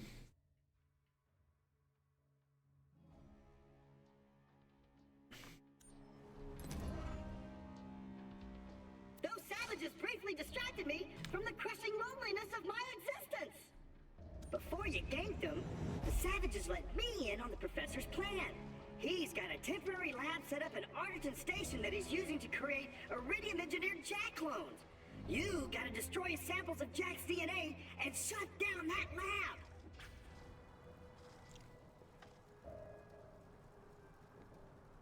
Yeah. I propose a quest, you take it, just like in Sanctuary. And you know, I'm also not trying to say like, oh, just because there's worse things, I'm like giving them an okay for that. Like I try to, again, recognize everything and judge everything by like how egregious it is, of course. But yeah. Megan! My receiver just picked up a blip from another claptrap unit. I might not be the last of my kind. You've got to find him.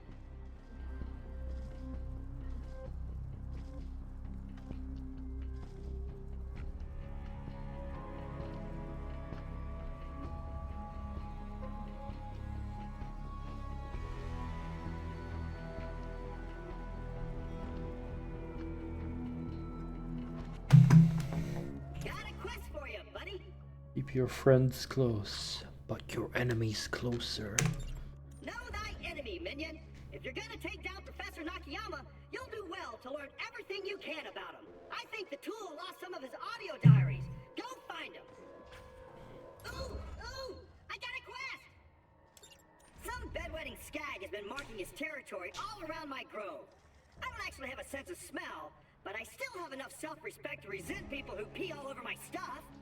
I need you to go wash the wee-wee away, but you can only do it at night. The skag's tinkle juice is invisible during the day.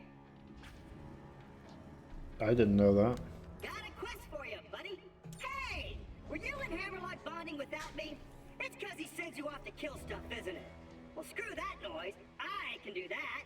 I saw a rock somewhere out here that you can only summon with something loud and flashy, like gunpowder. Why don't you go out and find some?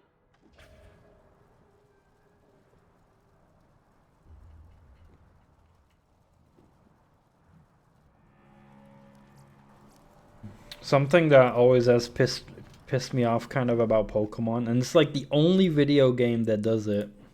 Like literally, it's the only video game in the world that does what Pokemon does, and that's release like 2 different versions of each game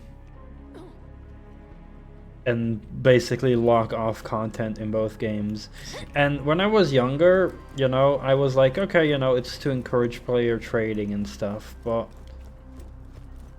you know, now we're at a point where it's just like, I just feel like it's stupid to do it. Like, trading will happen no matter what, and it's just kind of more of an inconvenience. And people will, like, trade with each other regardless.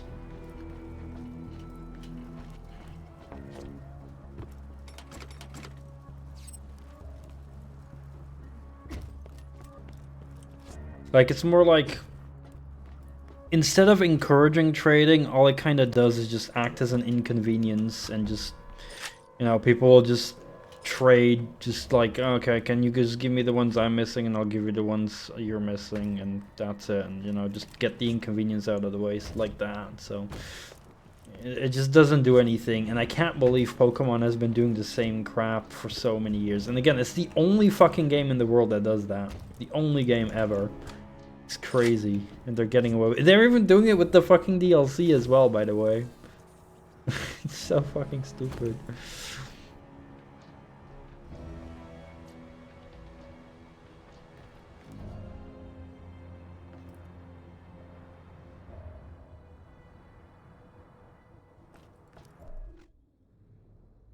Wouldn't be surprising though if one day they'd make Pokemon NFTs.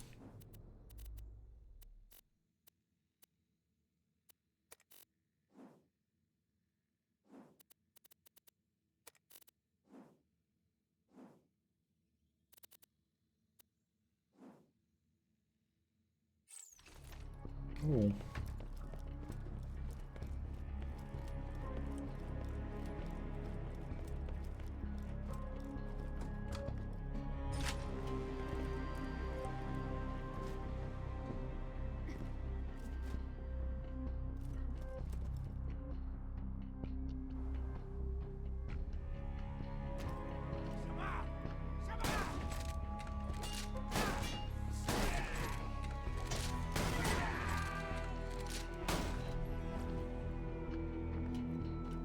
Nice, I love glitchy ragdolls.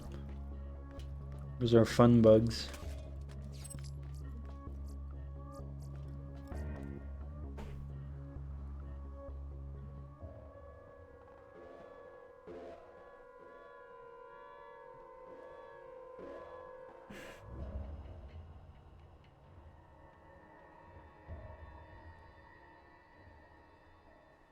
Yeah.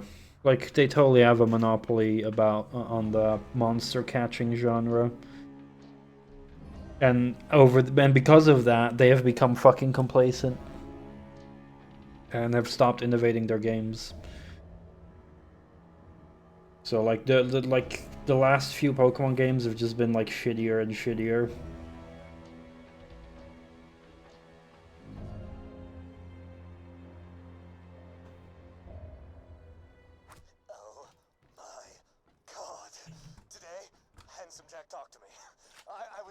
Turbo Mansion to deliver some iridium, and oh, the sound of his voice.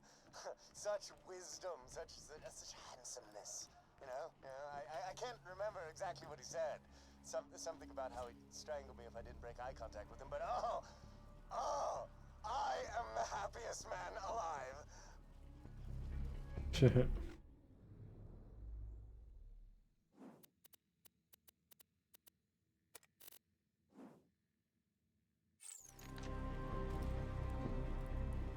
Am I generally a JRPG fan? I'm new to the genre and want to explore more. I mean, I guess I played the fuck out of Pokemon games. That's like the only JRPGs I generally have played. And the only turn-based games I've ever played. Now, I have also played the first two Paper Mario games, which are also turn-based RPGs. So I guess maybe you could call them JRPGs as well, technically. And I have played the first Final Fantasy, the Pixel Remaster, and I really enjoyed that. That was really fun. So I do want to, like, whenever there's going to be a reasonable discount, I'll want to buy Final Fantasy 2. And, you know, I also have interest in, like, other similar JRPGs, like Dragon Quest and whatnot. Like, they are, like, games I am noticing that, I should play those someday. But, yeah, I'm still pretty new. So,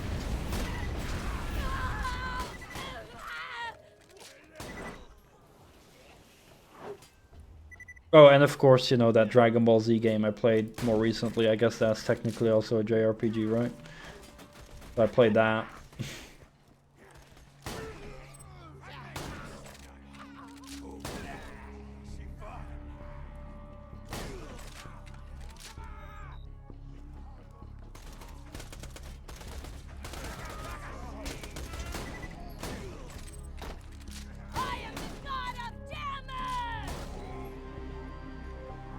style of turn-based RPG.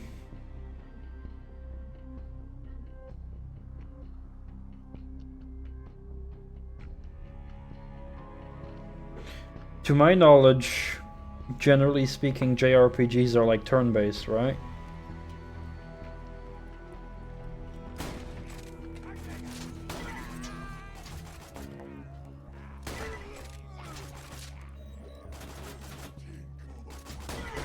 But I don't know, maybe there's also other criteria that it needs to meet, like maybe having like an overworld that you walk over and have random encounters on it, stuff like that. I am the saddest man alive. Handsome Jack is dead.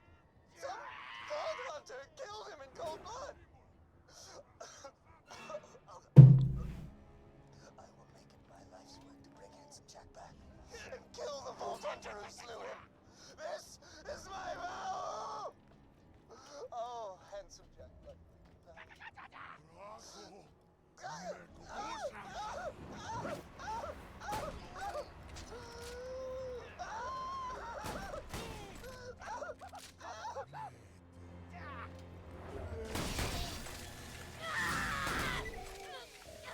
I have like negative accuracy right now! Hi there, Tommy, welcome. Hope you're doing well.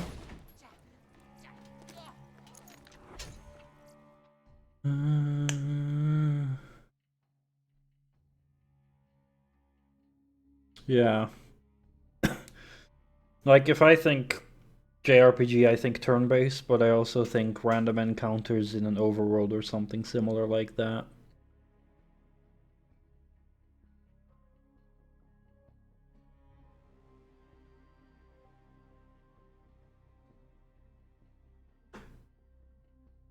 You know how JRPGs like Pokemon have these moves they do? There are sometimes elaborate animations that get fancier, bigger, and longer you get near the end of the game. Yeah. You get like different kind of moves with different animations. It's like, why would they just sit there and wait for all this to build up? Yeah, because it's a turn-based game. So yeah, it's like charge and whatnot. Unless it's like a charging attack that takes like one turn to charge. Sometimes there's a mechanic like that as well. Pokemon does have that.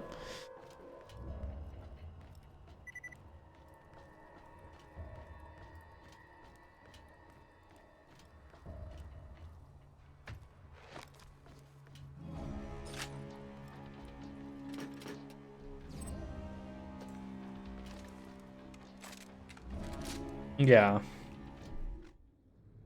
Yeah, similar. Like early game, you'd have something like an Ember attack, which is just a small fire attack, and then later you get like flamethrower, flame blast, and whatnot, fire blast. That kind of stuff.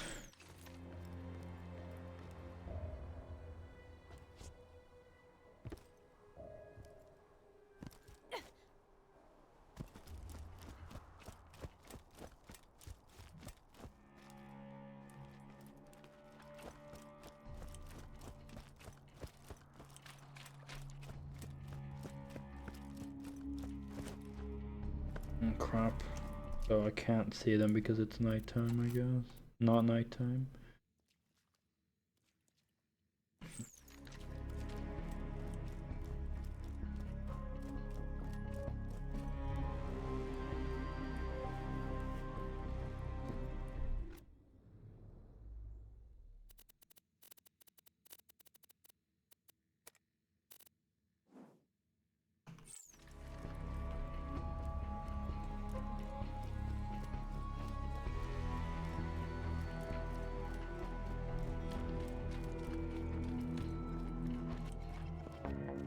That just came right off, huh? Great!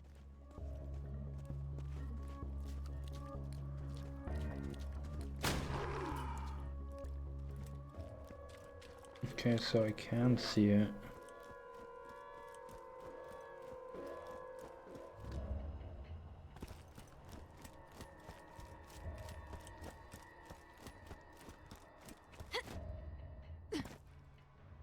Oh, crap! You know what I just realized? The smell of that urine was keeping a bunch of the other creatures away! Watch out, minion! Things just might get hairy!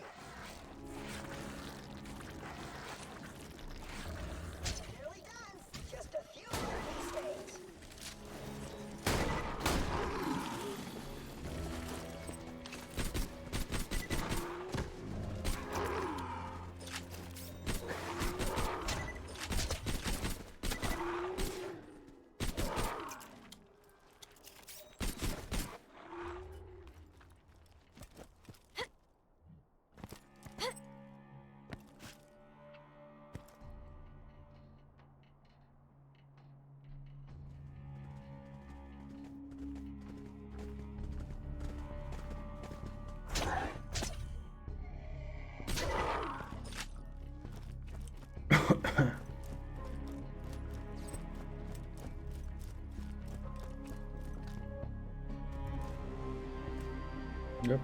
One more day till it's weekend, that is correct. Just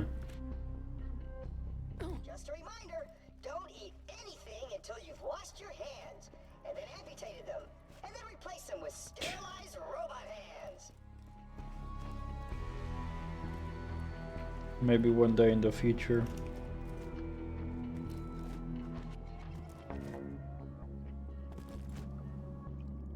Every time your hands get dirty, just amputate them.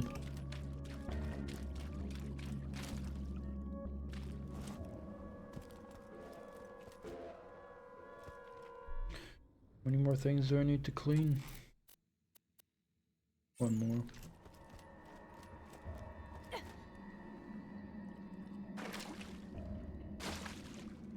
No, I did not buy any boxes.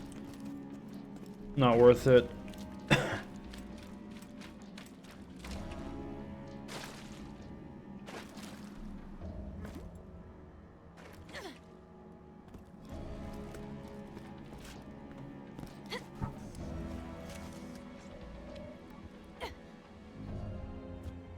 I'm just annoyed that they sell another copy of, well, put another copy of the Borask in there.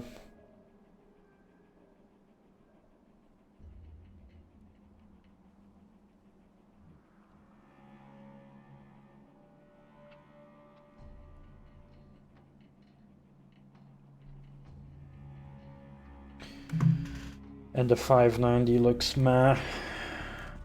Gonzalo is okay, but yeah, I just don't want to bother. There's just no good value. Like, I don't feel good spending money on that as well at the moment, because like, just during Christmas I spent money on boxes, and then like now they already sell boxes again, all while also just milking gold very quickly with the auctions. Like, it's just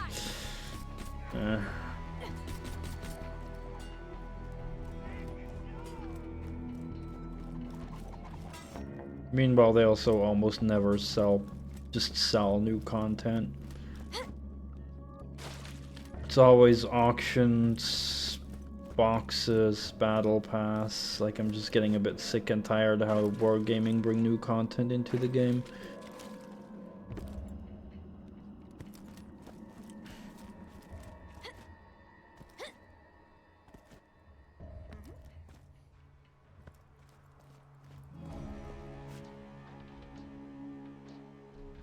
Yeah. The only tanks I don't have in that are in the current boxes are Gonzalo, the Meal, the new Borask, basic Borask clone, and the Object 590. What is it? Alright, you're all done. Come on back, you glorified gun-toting janitor, you.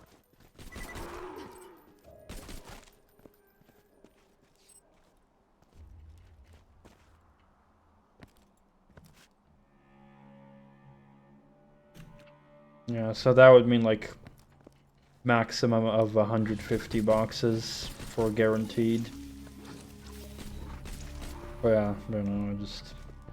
Also the fact that the Borask is like pretty toxic tank. And they put it, you know, they sell it again as like another one, and there's gonna be a lot of tryhards who want to like collect marks on it as well, so gonna be a lot of people playing that, so just toxic as fuck for more gaming.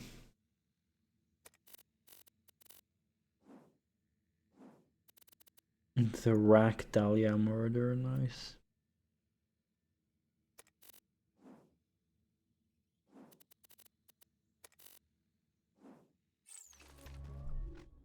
Is that through here?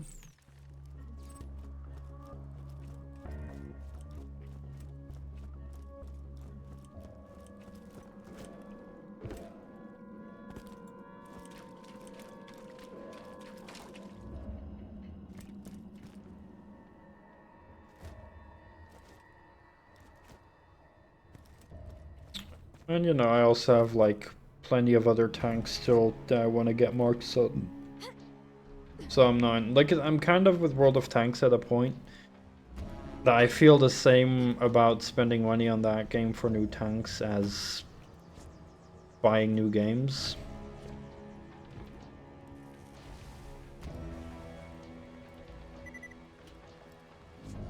Yeah, I also missed out on plenty of other tanks, like the Battle Pass tank before Christmas. That was like, I think that Swedish medium, that like the Dune tie-in. That one I missed out on because I was a day too late when I wanted to buy it. I also don't have like the other clone tanks like the Mars Progetto clone and the SU, the Forest Spirit clone.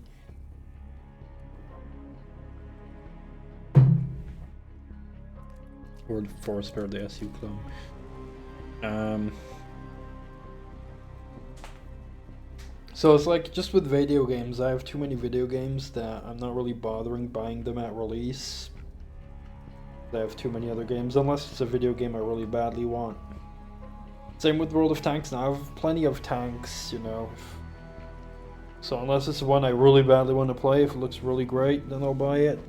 But other than that, I'm not in a hurry to buy new ones or jump through fucking stupid loot box hoops and shit. Knowing Wargaming, they'll also just end up selling it for like a lower price in the long run. The only problem is like the tanks for the, what is it called, the Object 780, the Kampfpanzer or whatever, and the Lion. Like those tanks, they have so far not sold a second time. Those were like a one-time only. So that's kind of where the FOMO still kind of stings, because I don't know if they ever plan on making those available again, especially because they also have like those.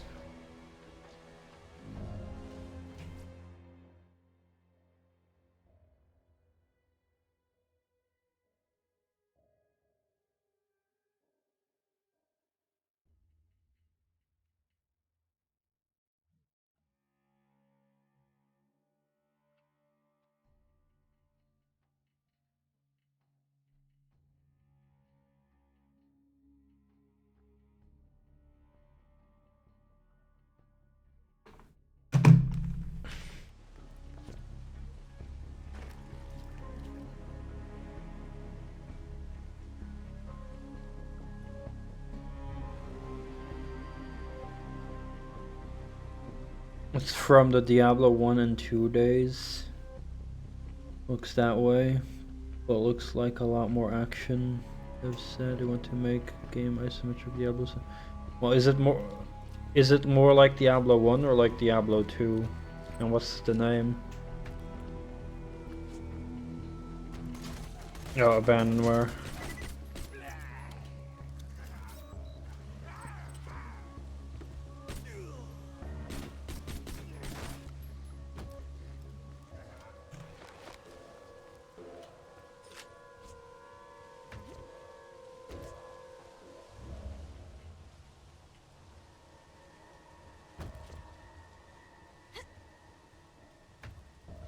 But yeah, it sucks that you missed the Lion.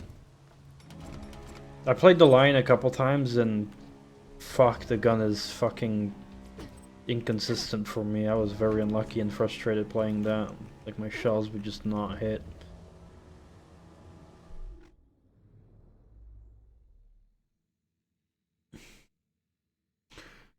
Diablo 1 and 2 are more like each other than either are like it. Okay.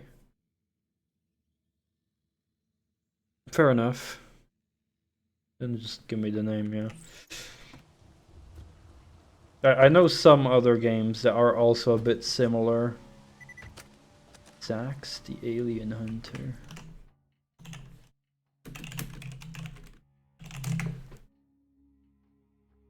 Oh. I do like that graphic style. Yeah, I love that graphic style. That's very nice.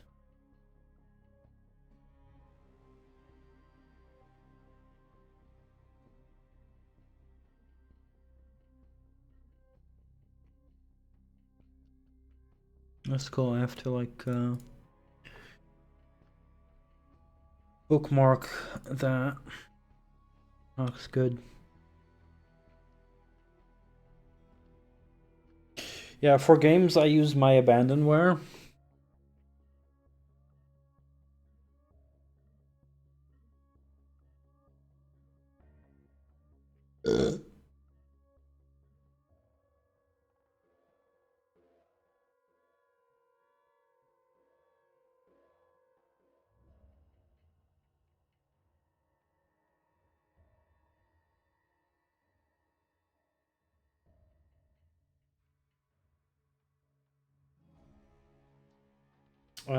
Some other games though that I also want to get into that I heard were a bit Diablo-ish. One even I had more recently on Steam, I believe.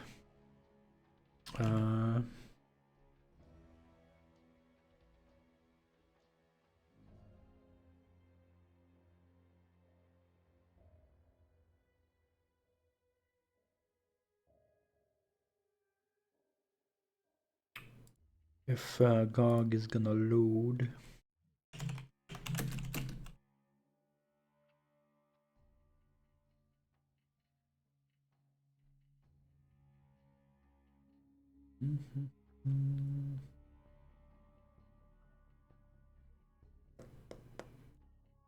Is GOG offline? Does GOG work for you? Because GOG is like not loading for me. Fucking website is like broken for me.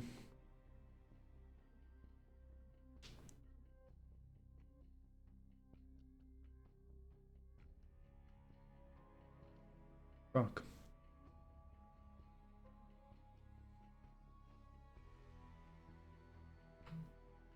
Oh, well, that sucks. I'll just give you the PC Gaming Wiki articles of the games that, to my knowledge, felt a bit Diablo-ish. Not entirely, like, I'd say kind of agreeing with you, like, they're less than Diablo 1 or 2 than Diablo 1 and 2 are to each other, but still, oh, that link kind of broke for me there, I'm not sure, but... I also had another one on Steam that was pretty cool. Hold on, I need to look that up. I bought it not too long ago. Yeah, more looks like, yeah. Yeah, like, you know, with the games I'm linking as well, it's not really necessarily feel, or, but definitely a bit look, but, you know, gameplay is a bit similar, where it's like top down and... Where's that other game I actually bought?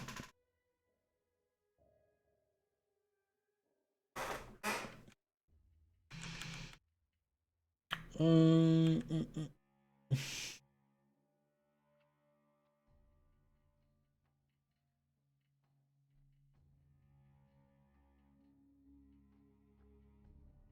got it not too long ago, somewhere like near the end of 23 I got it. I think.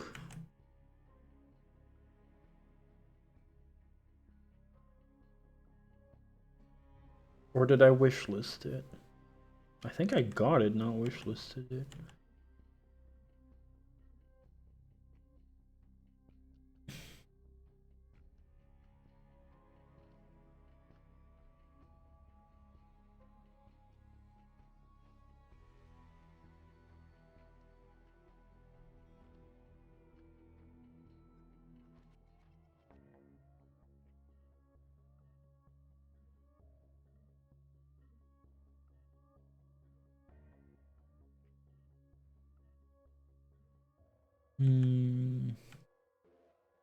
Oh, maybe I found it.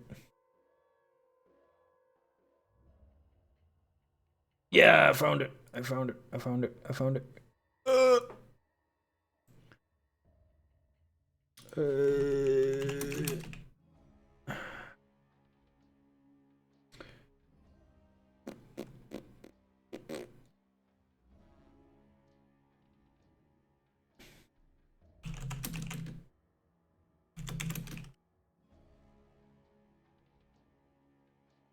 This would be the third one I'd like to add. You knew about Legacy of Kain? Cool, cool. Now about Nox. Here's another one, Siege of Avalon.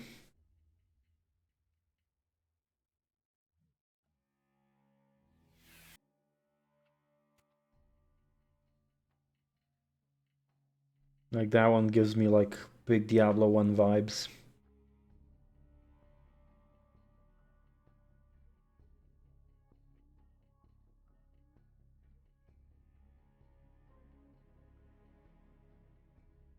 And as far as I can see in the reviews, people are also very positive. Isometric RPG. I don't know what that stands for. Classic RPG? I don't know. Google.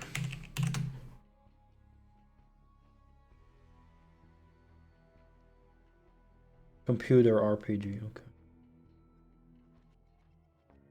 Well, I hope they, in any way, I hope they all look interesting to you. Because they look interesting to me. They're all games I definitely want to play. Because I'm very much into top-down and isometric-like games. Like, seriously, I have a soft spot for those like crazy. So it can be like top-down twin-stick shooters or like top-down RPGs. Top-down racing games. Like anything that's either top-down or like top isometric view. I just... Maybe it's because it makes me feel like a kid, you know, that, you know, playing as a kid with toys on the ground, seeing everything from above. Maybe something like that is linked to it, I don't know, but...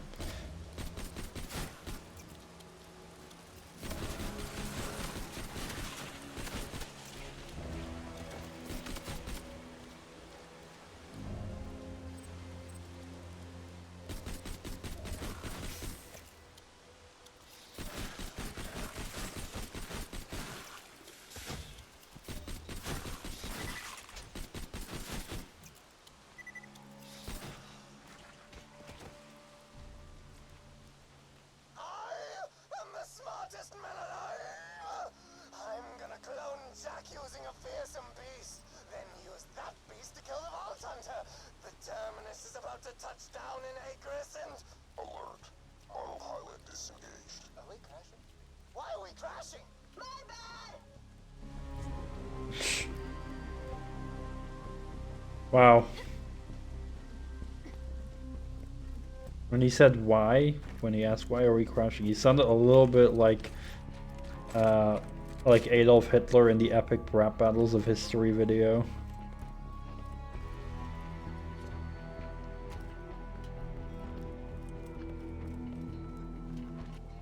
Computer RPG back in the day, tabletop RPGs was well known over the time. Video games for RPGs have become more popular than tabletop. JRPGs and ARPGs came out. The term CRPG changed to mean classic RPG to denote the original art style. Okay.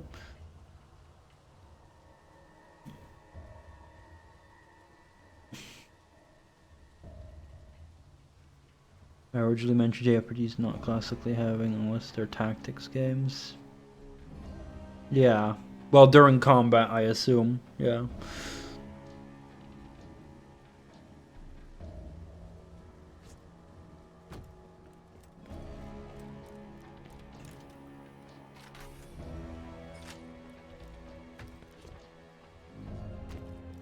It sounds like you're near the blip, but I don't see... Oh, wait! That skag swallowed the claptrap unit!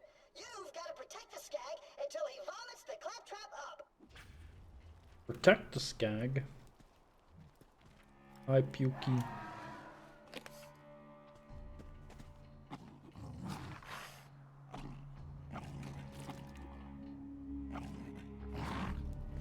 Feeling like puking yet?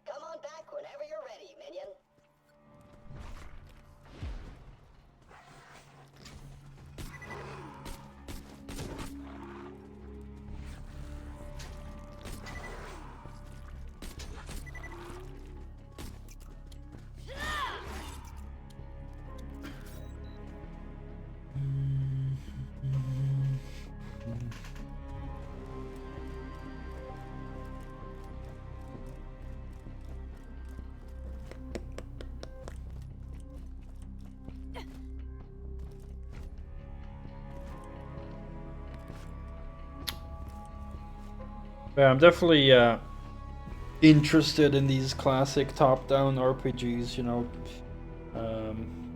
Then there's also Baldur's Gate, which is like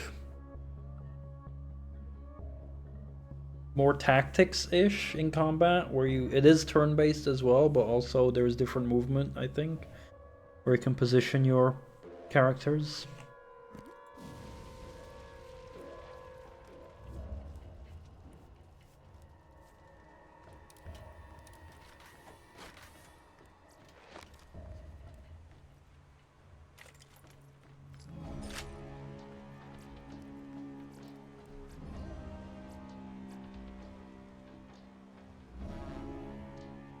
Yeah.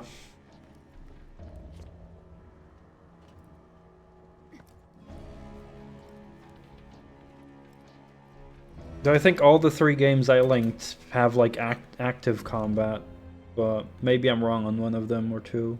But I think at least Nox had active combat.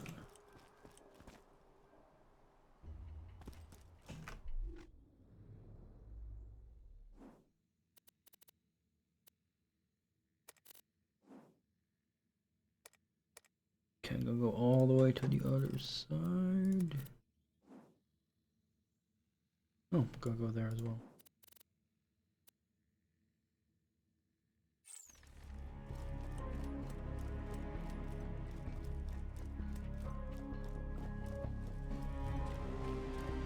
It's fully turn-based, but others differ their opinion. Okay, yeah. Just lots of nuance.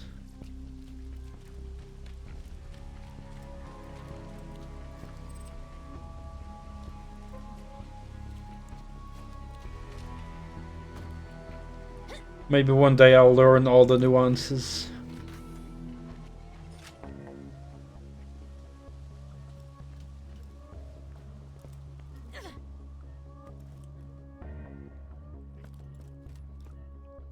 But yeah, again, I do really hope that the games look interesting that I sent.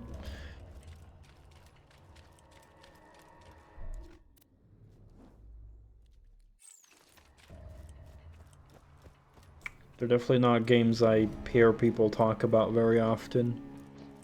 But I'm just a sucker for that kind of top-down isometric view.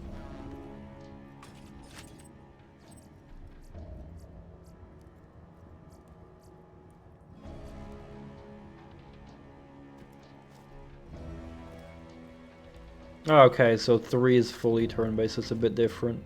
I was aware that was made by a different studio. That is true.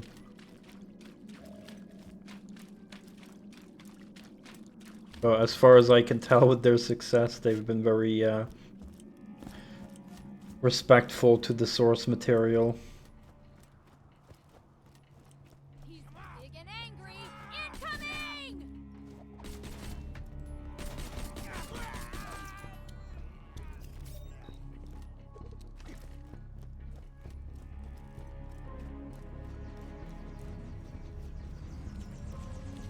Oh yeah, that's also a really good example. Yeah, I just love the perspective of top-down or isometric. I know they're technically different, like, you know, GTA 1, GTA 2, those would be examples of top-down, whereas stuff like Diablo is isometric, but, you know. Like, I am aware of the nuance between the two, but, you know, for sake of simple talking, I just say top-down at times.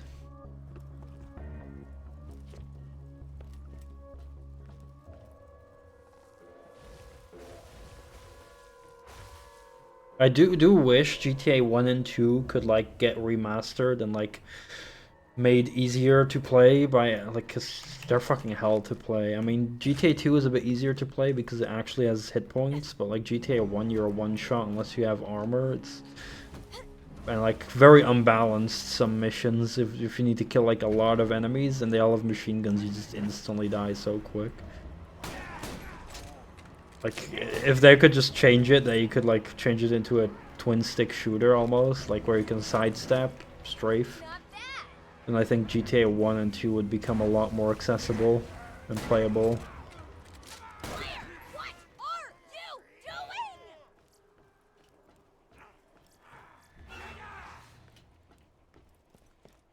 Anarchy forever and ever!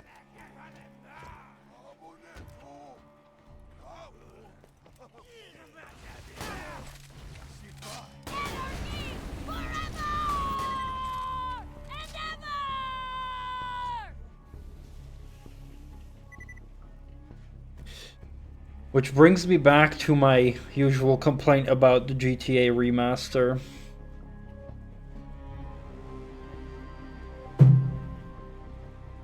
Where, you know, the definitive trilogy bullshit remaster that they fucked up.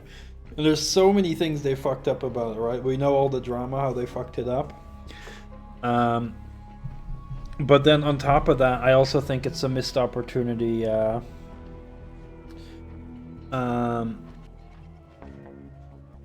that they didn't remaster GTA 1 and 2 and London. Don't forget about London, the two Londons actually.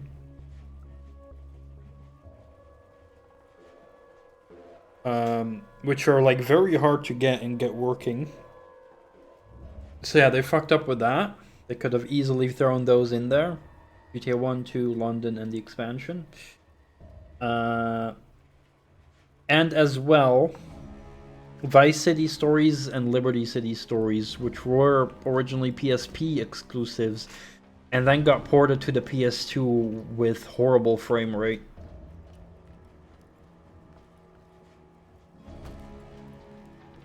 Like, for real, you're better off playing Vice City Stories and Liberty City Stories on PSP. Are they on DS? Maybe they got re-released on DS. That's possible. I can check.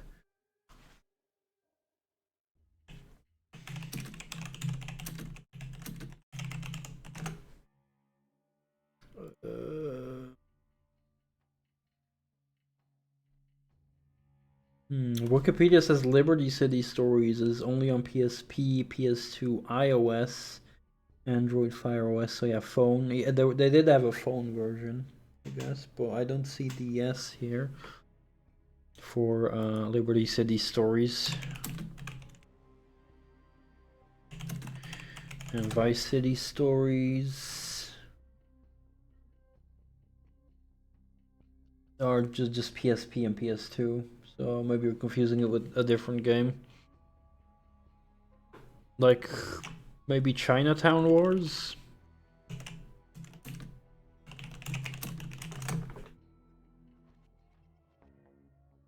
Because that one is on DS. Yeah, that would make sense. Which was the next one I was gonna tackle. So yeah. GTA 1, 2, London, and the expansion. They should have added that to the remaster combo. I should have added Vice City Stories and Liberty City Stories, because those are only available on PSP and PlayStation 2. The PlayStation 2 version's running at shit frame rate. And also, yeah, Chinatown Wars. They should have also added that, which is also only handheld exclusive PSP and DS. And yeah, people love that game. It was also top down, yeah. I think they should have added all of that as well. But they didn't, and I think that's such a missed opportunity. It's so stupid and lazy from Rockstar. I am the most ambivalent man alive. We've just crashed on Acris. My plan is set in motion, and the Vault Hunter just arrived.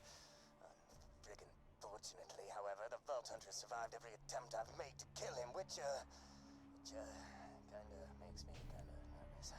But just keep it together. Just think like Jack. What would Jack do? What would Jack do? Wait, this guy tried to kill me? When? Stop fighting those echoes, minion. Come on back when you're done.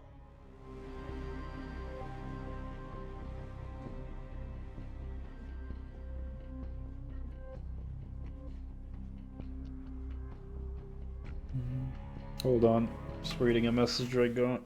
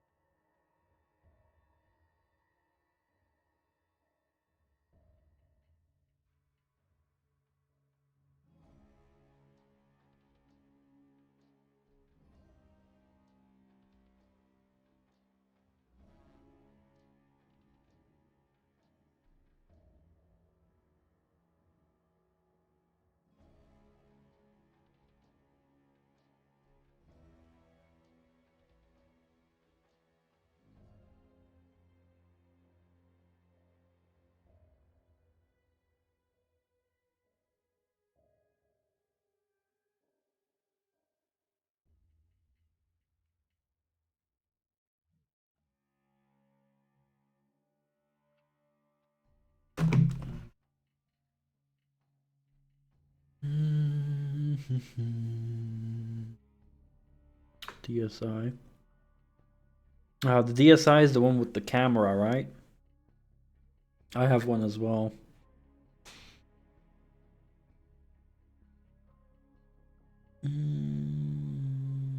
Stop playing and purchase cartridges when got to an SD card.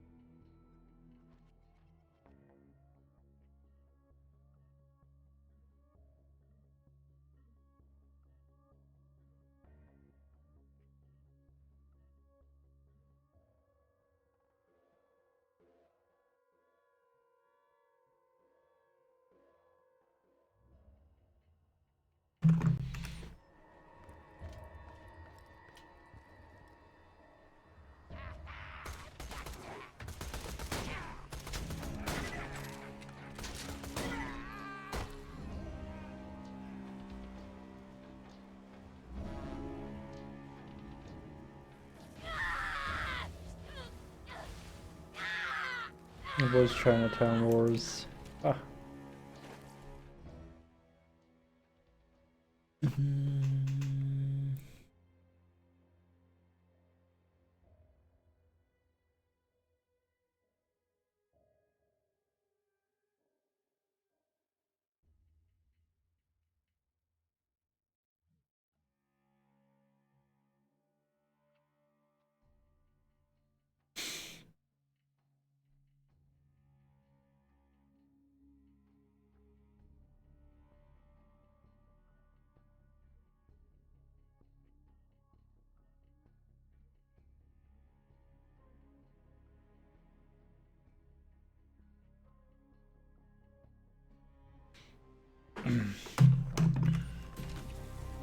I think I have Chinatown. Yeah, I have Chinatown Wars on PSP.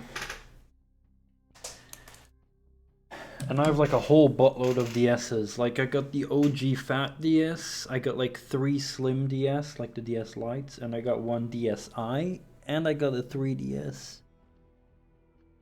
But I think I have my PSP games right here.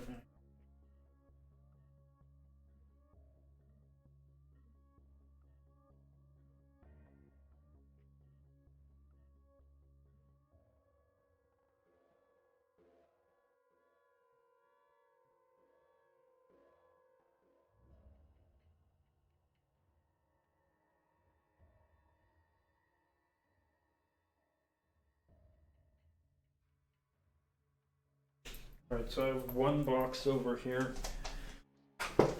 But that one doesn't contain Chinatown Wars, so maybe I like have another box as well where there's some PSP games. I do have Liberty City Stories twice, apparently.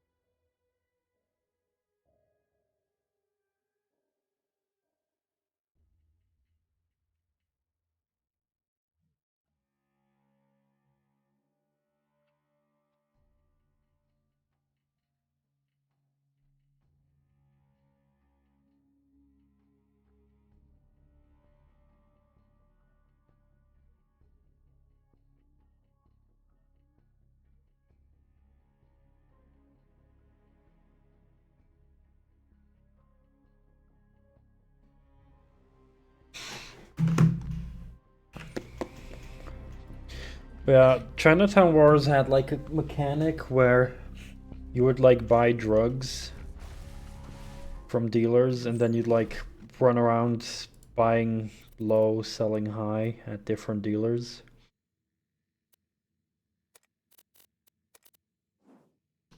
Which became pretty addicting, like a nice way to earn a lot of money. Pretty cool mechanic.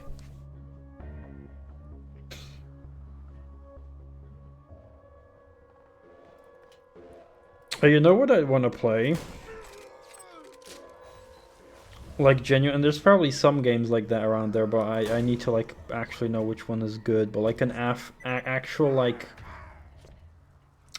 mafia management game kind of would be cool. Like a genuine good video game, like not those mobile crap games, but like cuz that's the thing, like management games have always been a thing on PC, right? But nowadays most mobile games are like uh shitty copies of like management games. Godfather and Mafia. Well, I mean like Mafia is like a fun action game where you play as a mafia guy who gets recruited, because I'm familiar with Mafia. But I mean like an actual management game. So something more akin to Roller Coaster Tycoon, Zoo Tycoon, stuff like that, you know, the top-down isometric management games that where you like organize your own like mob. Godfather I'm not familiar with. I don't know if that does it, but like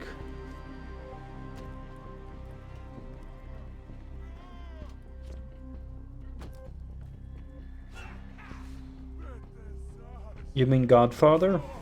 It's Mafia, I know 100% sure. That's a game where you start as a taxi driver and get recruited by the Mafia, but that's like a...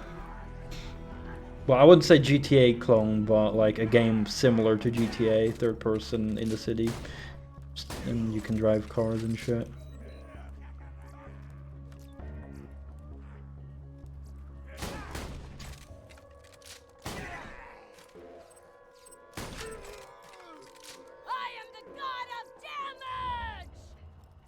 Yeah, Mafia is a good game though. It also got a remake.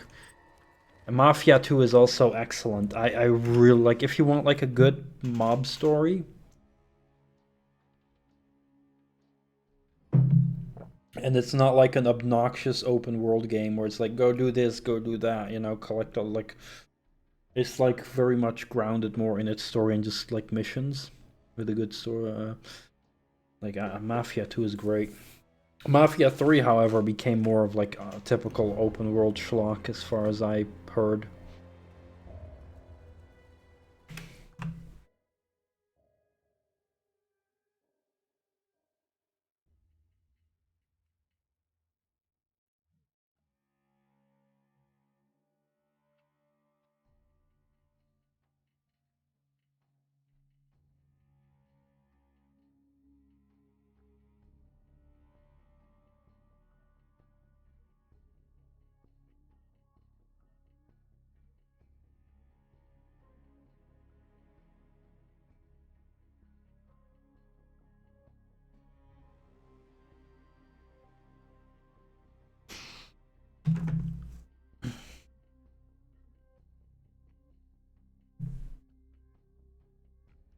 We were driving cars and GTA stuff, I think.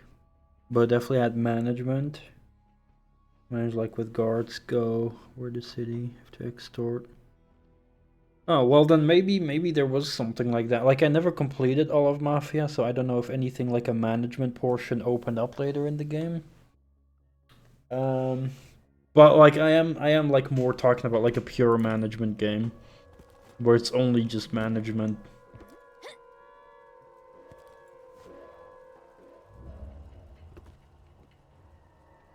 The Godfather, however, I don't know what type of game that is, but I do know, yeah, that it exists.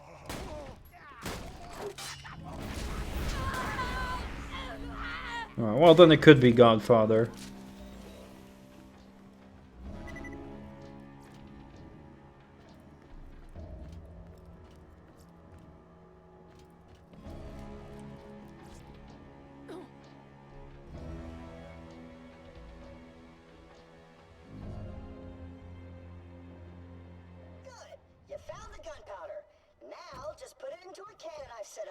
And you can summon the rat and kill it for me instead of killing it for Hammerlock. And before Hammerlock will like be annoyed that I killed it.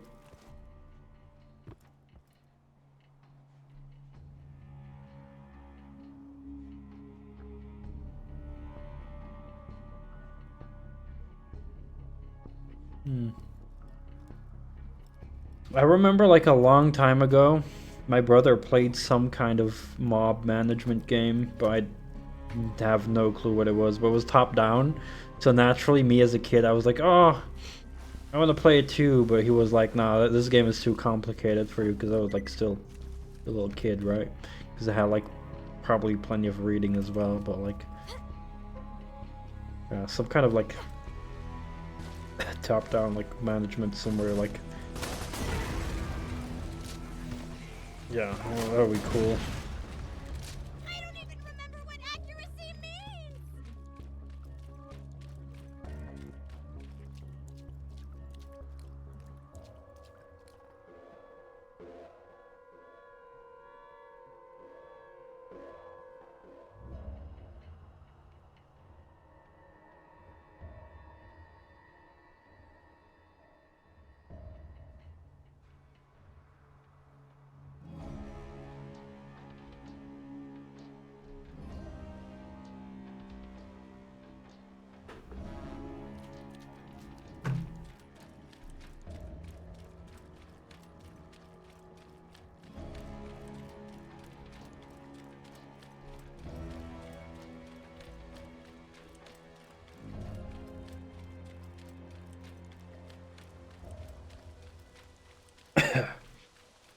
City of Gangsters. Sounds familiar. But I wouldn't be surprised if I have that wish listed, considering it's a newer game. I could check in a moment. City of Gangsters.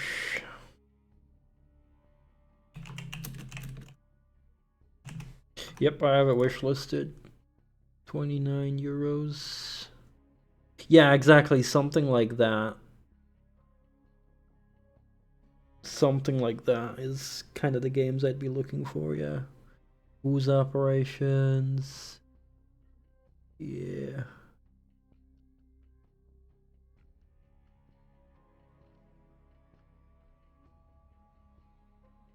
No, it doesn't have to be exactly like this, like but like similar to this, yeah, it's kind of cool. Does suck that I see that there's a lot of DLCs.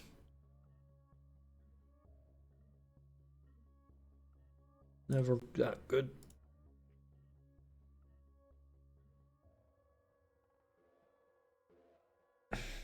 Yeah, it's got like 9 different DLCs, so that's like a bit excessive, but you know. Also depends on what kind of DLCs they are, of course, but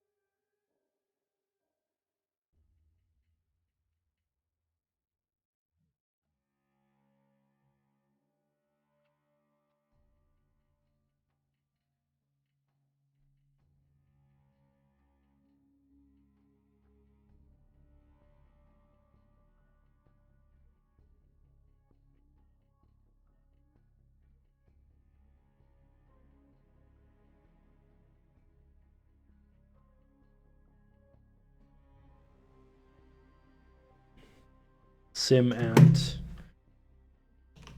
Oh wait, LGR covered that, right? I knew a similar DOS game that was like a bit more simple than that, with ants as well. Like Ant DOS game.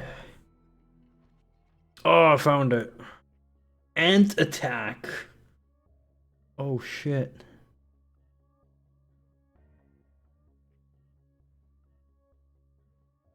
Is that on my abandonware? Ant Attack.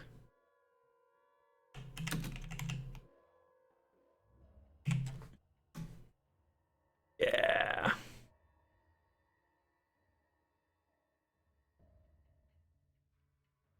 This was a game I played as a kid, like a shareware.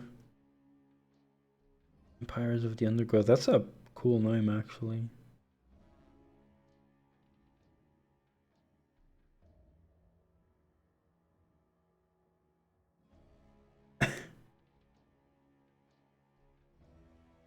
Like here you actually exterminate ants before they're like multiply and shit. So you got like some different tools. Like yeah, you actually play as like an ant exterminator and yeah, like this, oh. Holy shit. I gotta play this for the sake of nostalgia. It looks shitty, but like it's just for the sake of nostalgia. I like it.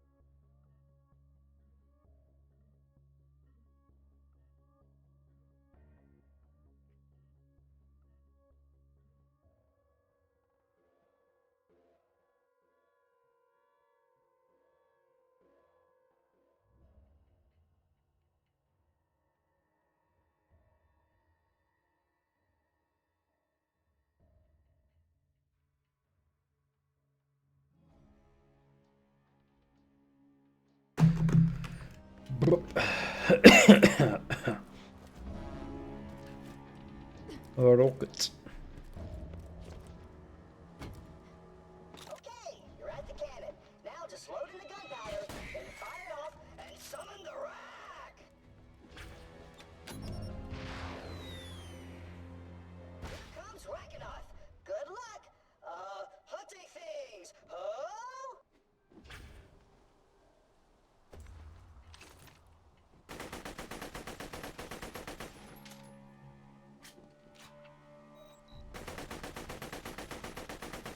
Only now we're noticing that the scope is like in the shape of like a freaking star.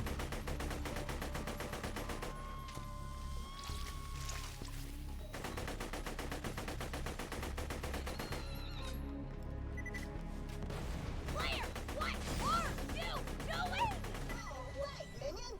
Come on back! Also, I've decided that it's more important to be true to myself than to be envious of Sir Hammerlock. A wise decision, Claptrap. True strength comes from within. Oh god, that was so classy. Teach me how to be like you.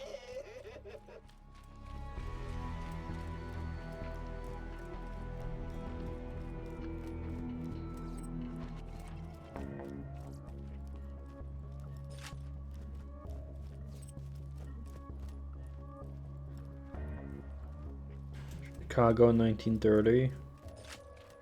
What kind of game is that? Kill me.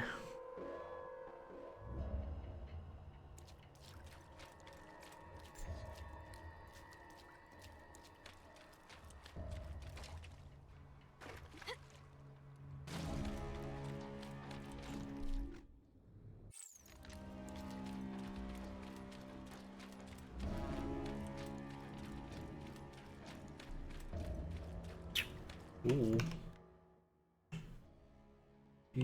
Chicago 1930 game. Oh.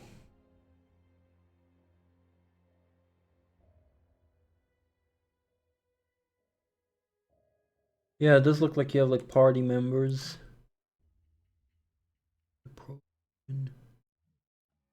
Oh, it's fucking dirt cheap. Holy shit. €5. Interesting. Yeah, exactly. It looks like you have a squad in that game.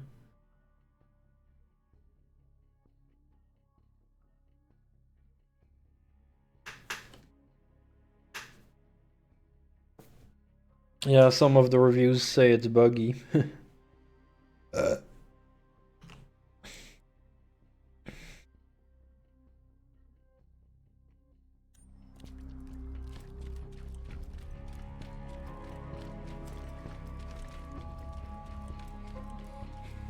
Yeah, on Steam I always check first on the right for the fuck.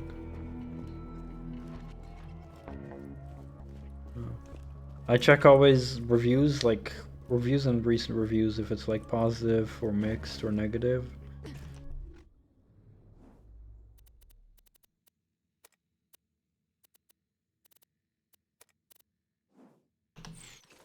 And you know, then I also like if it's like negative then or mixed, then I also check like the reviews often to see like.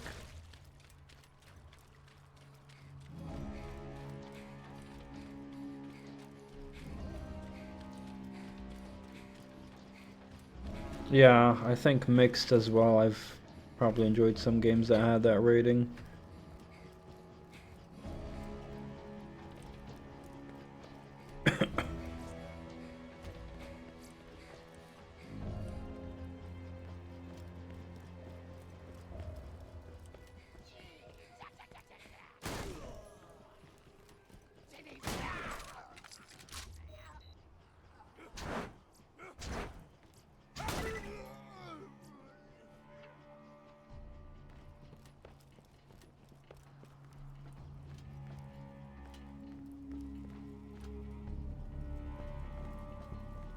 Yeah, that is true. Sometimes it is a game can be just treated unfairly.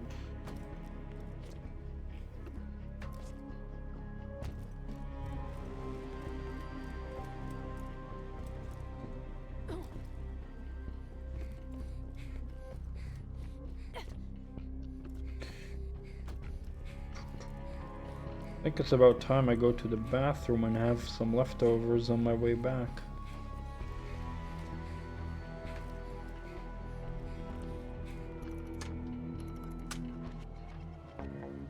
Today I made rice omelet and some onion and tomato in soy sauce. I also had a paprika pepper, but that one was spoiled, sadly, so I have to like discard it. Which was sad because I really like it.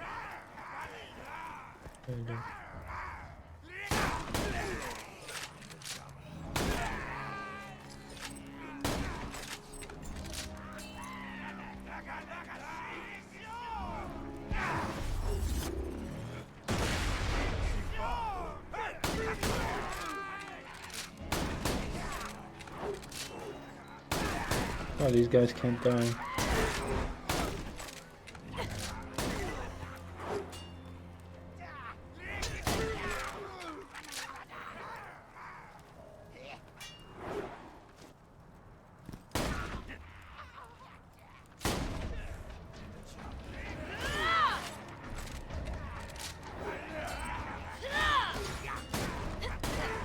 Rain on my shoes.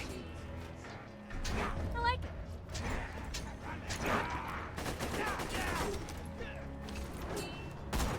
Oh, I saw this shit gun equipped.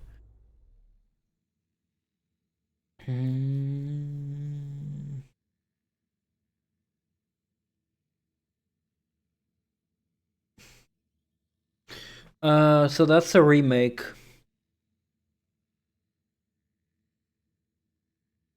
Mafia got remade. They got a remake. Like it's the same game, just like completely remade. But follows the same story and stuff.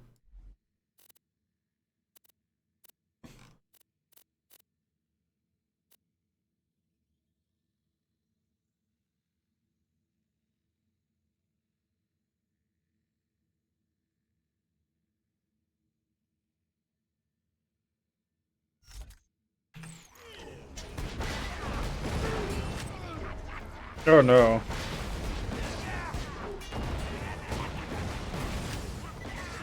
It's like a third-person open world story game. It's like a bit like GTA, but with like a story where you become a mafia member.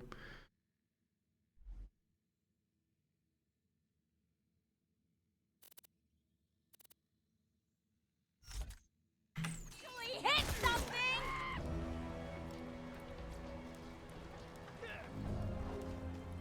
Yeah, yeah, Mafia was for almost entirely for sure. Like, I played the start of it, but never finished it, so I was open to the possibility of maybe later it having some management mechanics. But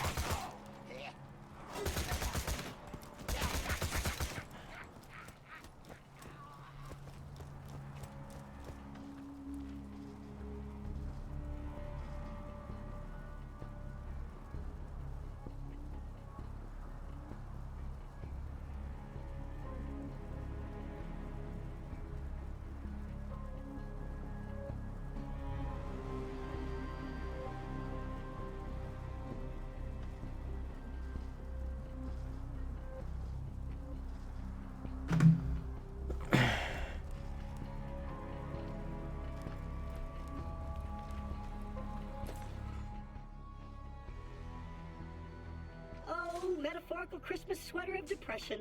You are so very comfortable. And you smell like cookies. And tears.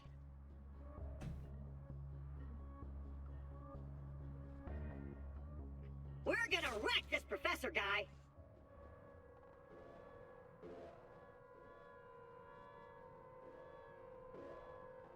Stinky. Nothing builds friendship like a good, awkward staring contest, eh, minion? Stealing other people's catchphrases? Ho! Hey, I found the peeing skag who made all that trouble for you. He's somewhere out here in the grove. You should find him and take him down. leveled up. Wee.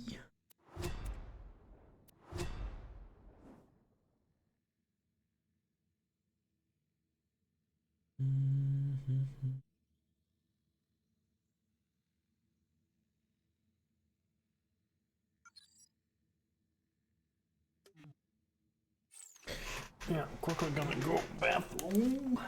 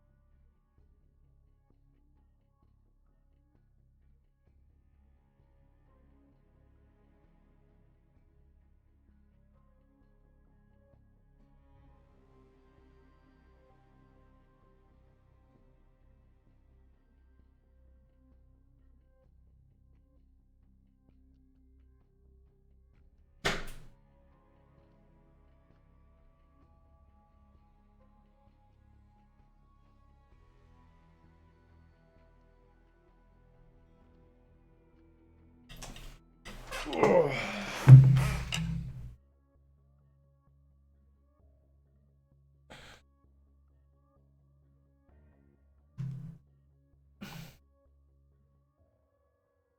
I got some leftovers here. Basically made some rice with omelet and veggies and soy sauce, and that mixed with the rice.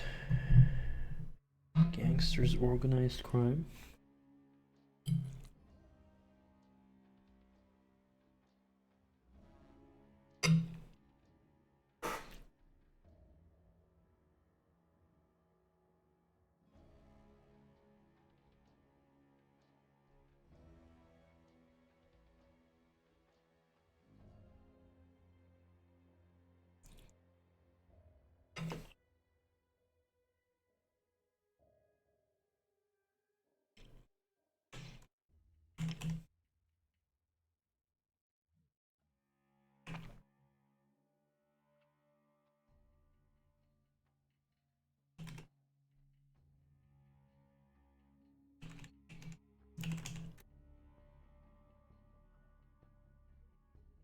Ooh.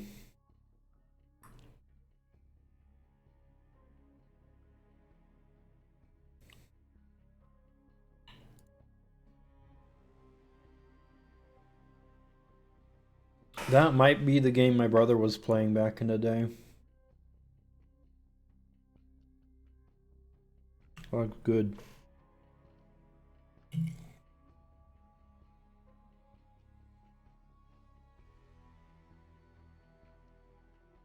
Yeah. Yeah, this looks something I'm looking for.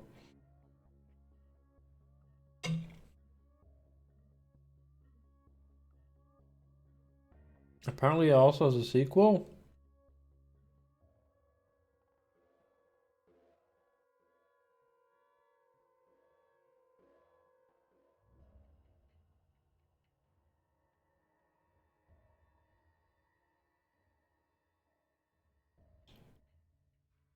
Like I saw a screenshot of a sequel.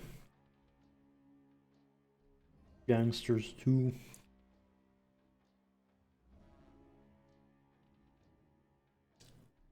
Hmm.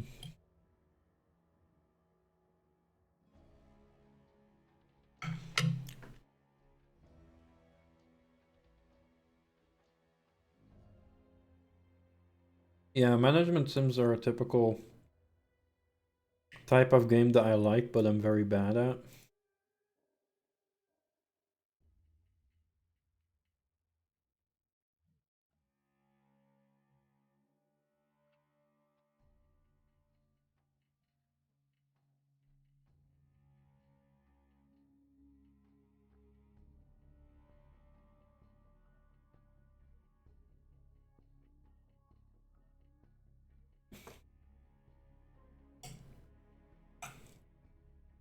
I am good at well, good is maybe an overstatement, but I am okay enough at Roller Coaster Tycoon.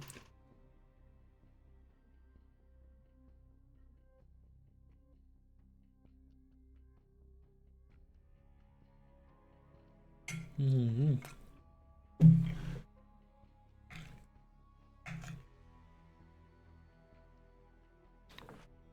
God, I love home cooked food. Mm.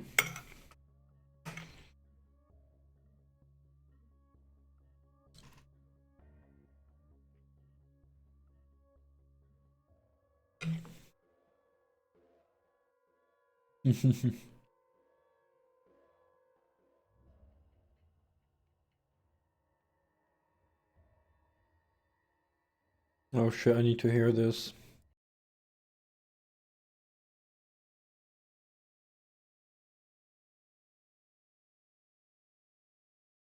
No.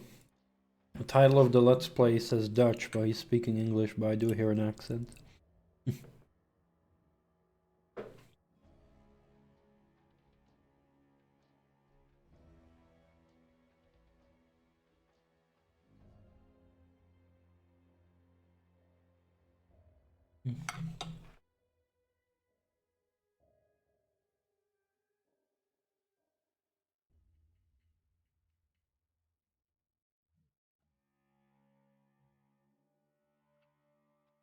10 best mafia and gangster games you need to play.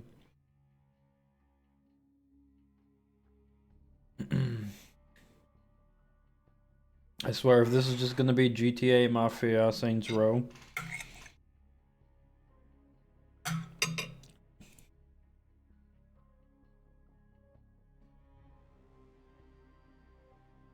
My Sleeping Dogs is very good.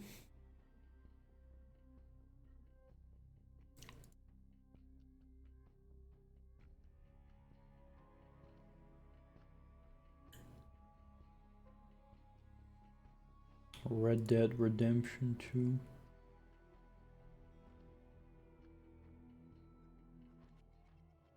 Oh, hold up.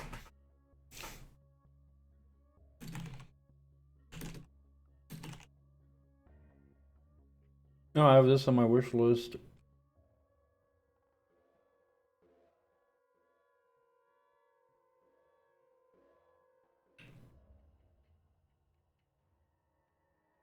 Empire of Sin.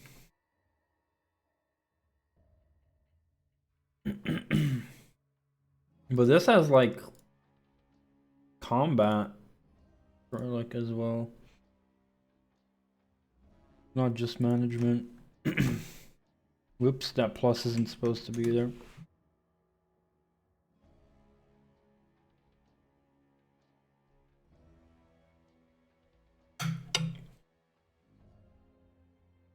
Yeah, people are mixed about it.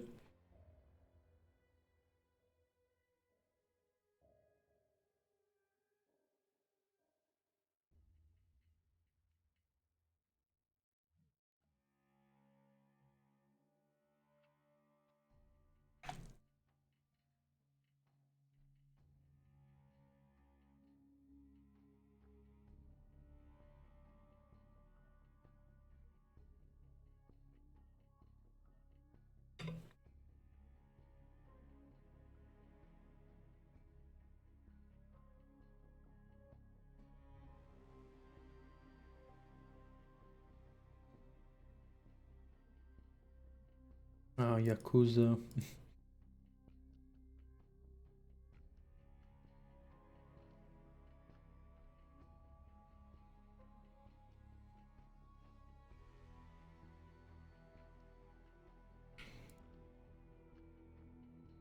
Yeah.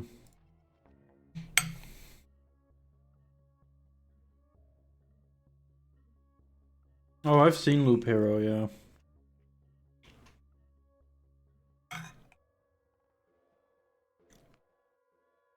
I've seen gameplay of it, but I never fucking understood how it works. But I believe it's good. You know, because like the people I've heard call it good are like people whose opinions I trust. Like they know what good games are.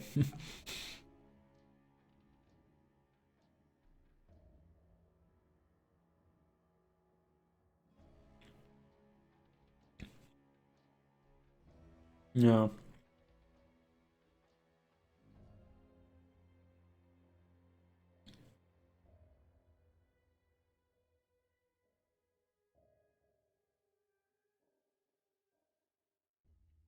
Kingdom Come I also need to play.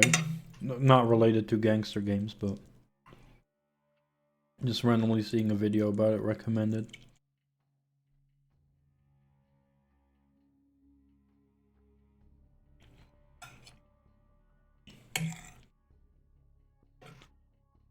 Even my freaking my life coach, he loves Kingdom Come as well.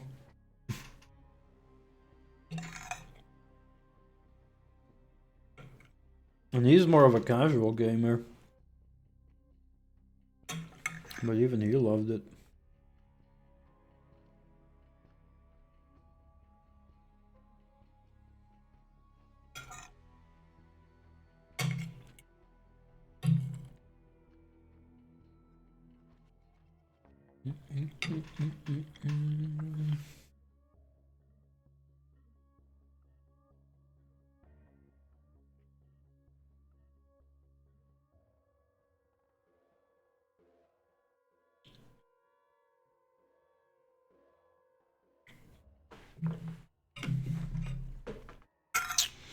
You know, a French genre, sort of, I want to get more into, but I'm afraid it's gonna turn into shit.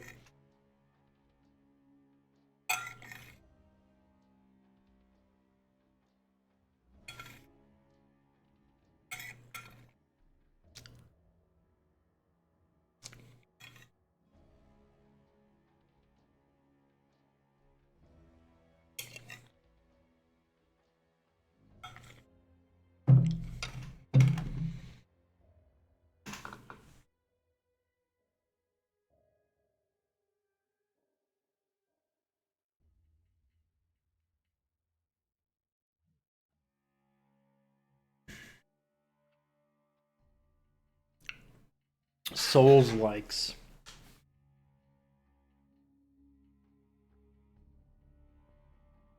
And even just playing FromSoft's few games, I'm already super anxious on like what waits me with more Souls likes.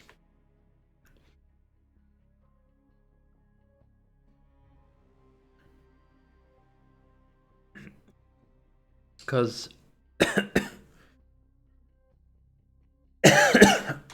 um, I kind of have the same issue that Camel has with them, and like Asmongold also has like the same opinion, where it's like not as much you versus the game, but more you versus the developers. Where you know, like Dark Souls got famous for its difficulty, and so the devs making Souls games are gonna like try hard to make the game as difficult and unfair as possible. And that's where I'm kind of afraid of that Souls like games are gonna head into that direction.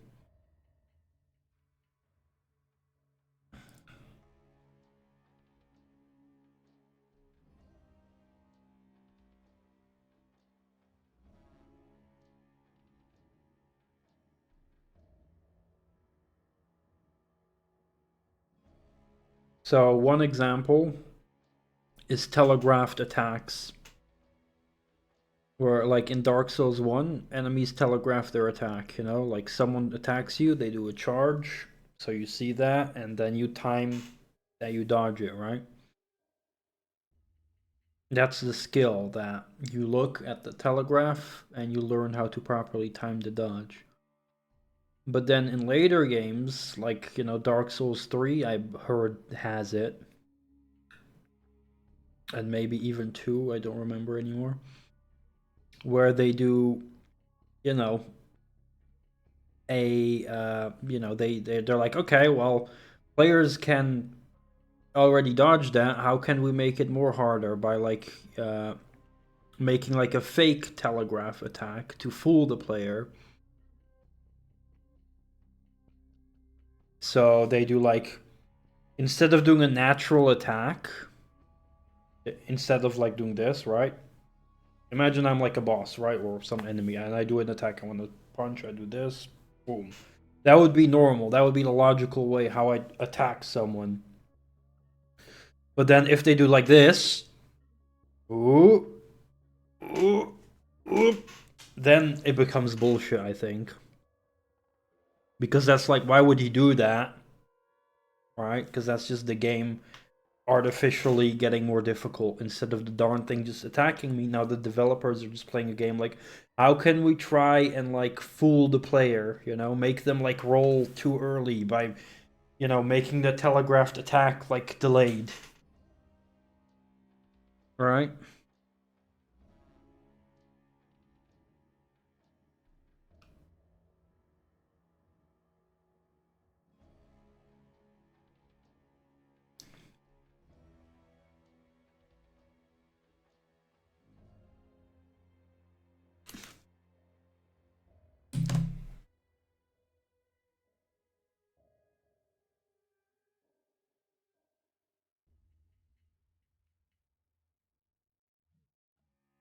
Even in Dark Souls 1.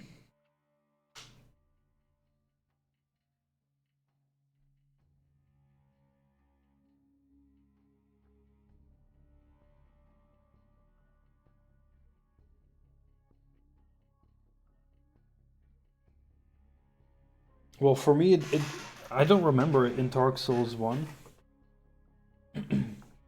where they had like a very delayed attack, to my knowledge.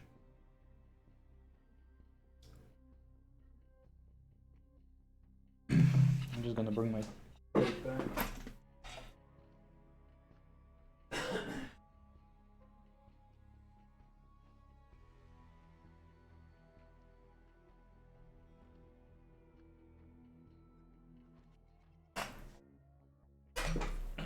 Well, I do enjoy learning boss fights and learning attack telegraphs and stuff like that. But it has to make sense.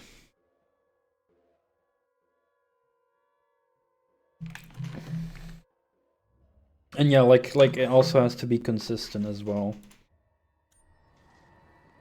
And not random either.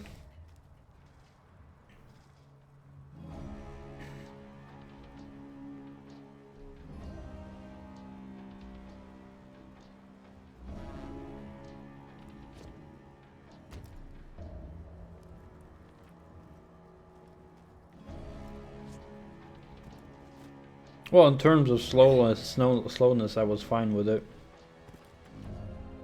But what I'm not saying that I have experienced it yet myself, but it's what I've heard from other people that later games like Dark Souls 3 and other non-FromSoft Souls-likes do that. That they emphasize that very hard on like constantly doing fake attacks to like make the game feel less natural.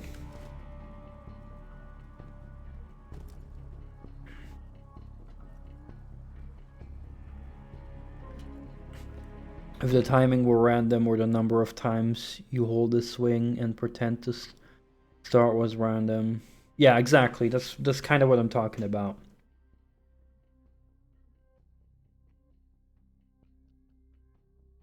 There's some things I agree with, some things I disagree with Asmongold.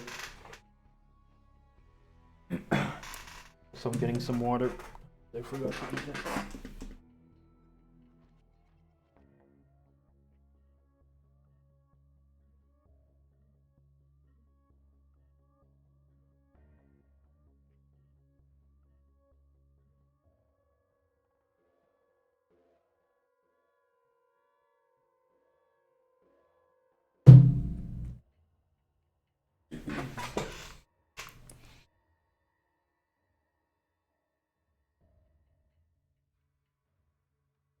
Oh yeah. Yeah, no, that's exactly why I love Dark Souls. Yeah, I agree. They were not hard for the sake of being hard. They were hard as a byproduct of what they were trying to achieve, exactly. Whereas Dark Souls clones just do hard for the sake of art. Yeah, and that's what I hate.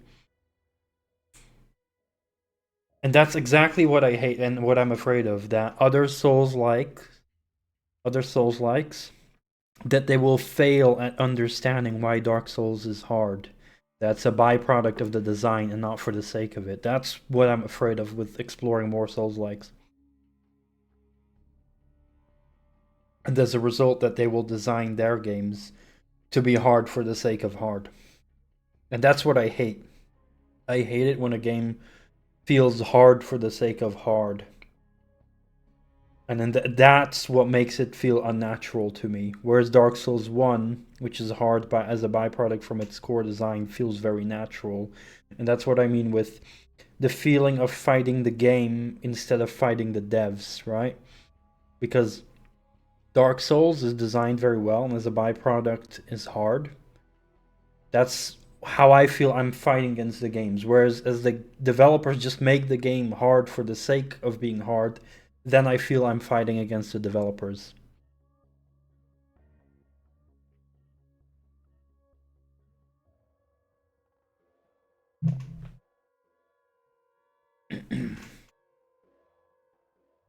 I mean, you know, I love a challenging game, but yeah, it has to feel fair. And yeah, I think Dark Souls 1 was one of the best experiences I had. Even Demon Souls, even though Demon Souls is not perfect, it had some issues here and there. some bosses were very shit as well. But in general, I really did enjoy Demon Souls.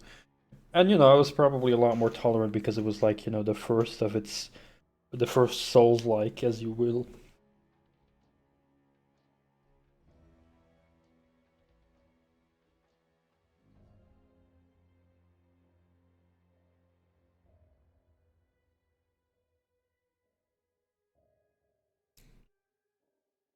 Yeah, yeah, yeah. Yeah, even Dark Souls 1 is one of my favorite games ever. But it is not perfect. Yeah, absolutely. I mean, no game is, right? Except Soma. Soma is perfect. No, even Soma isn't perfect. Just kidding.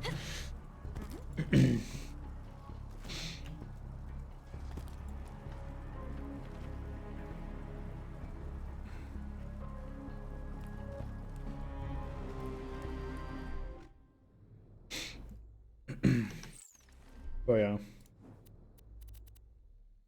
But that's basically the whole thing is. You can kind of see it that, like, you know, like, obviously Dark Souls is very famous for being hard. And there's a lot of people who then will play it because, you know, they're just masochists, I guess. They just play it because it's a hard game, right? And then, like, you know, because of the popularity of the, oh, they like hard games, you know, and then, like, other developers we'll make a Souls game too, and we'll make it, like, even harder than Dark Souls, you know? That mentality is, like, what I'm, like, right? That's what I don't want. Yeah. I do agree to that regard. Like, I think it is definitely fair to mention it. Like, it's a cool thing that Dark Souls does that with difficulty, that, you know, it puts, like, skill and effort and learning in the forefront of the game experience. Like, you're actively learning and improving as a person. I think that's very good and important. But yeah, it is like people only care about the difficulties. Like, it overshadows pretty much all of the other great things that Dark Souls does. And therefore people are not really recognizing those good things.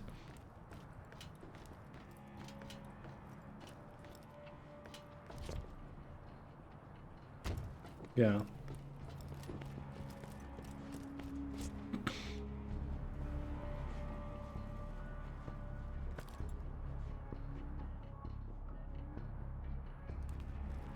Yeah, and just play Mage. Mage is easy mode, right?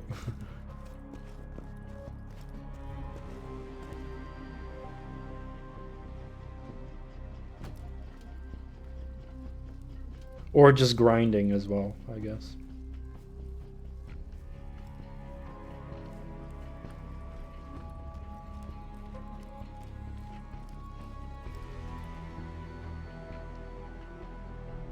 Yeah, exactly. Multiple ways. And that's what's so cool. You can, like, customize it to your own will, how easy you want to have it. Do you keep trying to fight the boss at your current level, or do you, you know, go somewhere else and come back when you're a higher level? That's basically you choosing your difficulty for a boss, right? Whether you want to play a mage or not makes it easier or not, and yeah, maybe you also want to use summons or not. That's what's so great. And that's why I, you know, my own difficulty selection is, like, I definitely want to never use ranged as, like, a main combat option. Like, I will have, you know, some bow and arrow with me, you know, just in case, you know, in some specific moments. But yeah, my main focus will always be melee. And I will not use summons. I don't like using summons because I want to beat it myself. The only exception was one specific co-op boss in Dark Souls 2. But again, that's designed to be a co-op boss, so I didn't mind it, right? If it's designed to be a co-op boss, then it's like, alright, well, obviously it's not really balanced in a way that you're supposed to beat it solo. And I was still proud of myself, because all the other co-op bosses I did beat solo. It was just that one I did with summons, because it was... Well,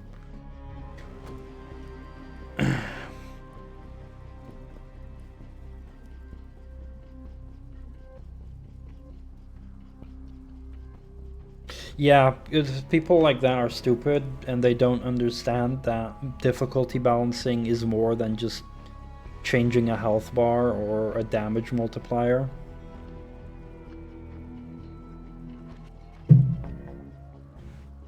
They think, oh, just reduce the damage I get by 50% or whatever. It's like, no, that's not how it works, because it's the difficulty is the result of the design, right?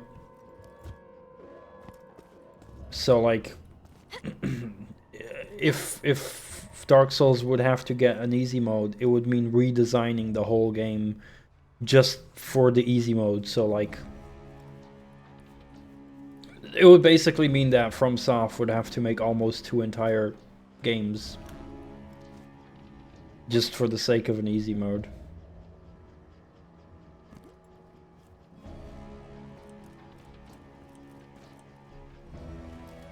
You know what I've also heard on this topic, which I find actually offensive when people say that, is when people treat accessibility and difficulty as the same thing. I actually find that offensive,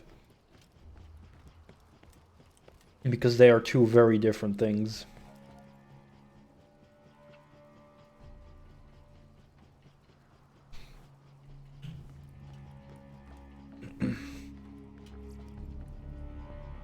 Yeah, it's crazy that people think that way, right? It's like really fucked up that people think that way, actually. Because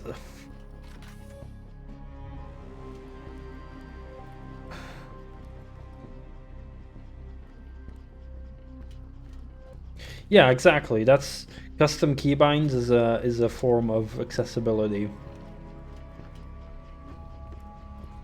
Visual contrast, yeah. Stuff like colorblind modes.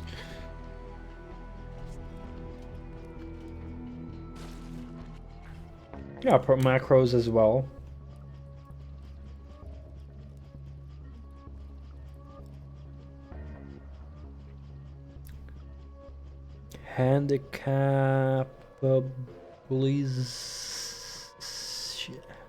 Handicapable Sean? It took me a couple of moments.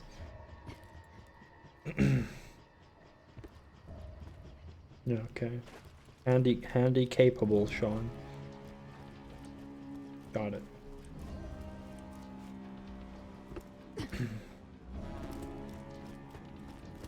Only with his chin.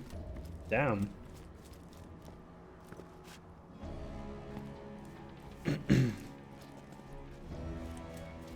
Yeah, that's good.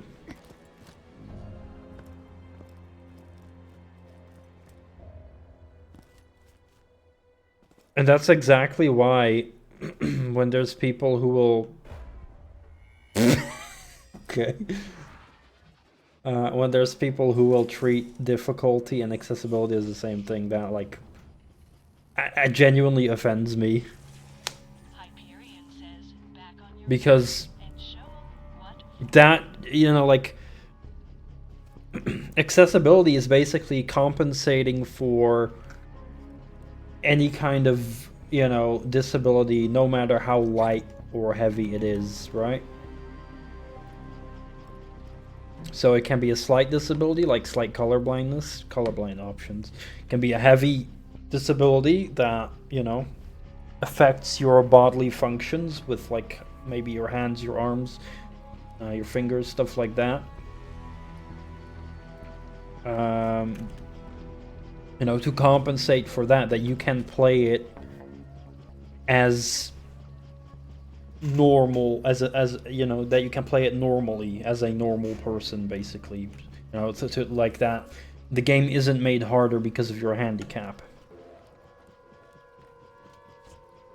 But yeah, when people say difficulty equals accessibility, that's so much bullshit, because it's like it's the same difficulty for everyone.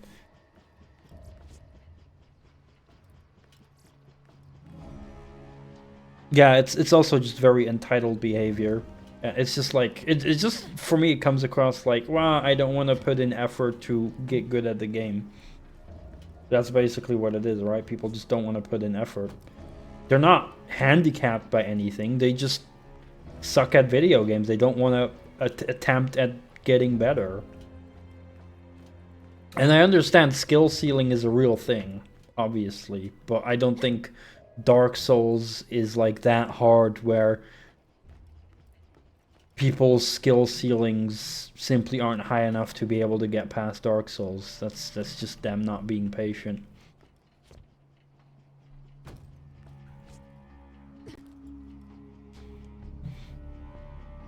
I do not go into a game with an expectation that it should be entitled to win the game or overcoming something. Yeah, as long as the game is balanced, because the game can have genuine balance issues, and then it's fair to be criticized for that.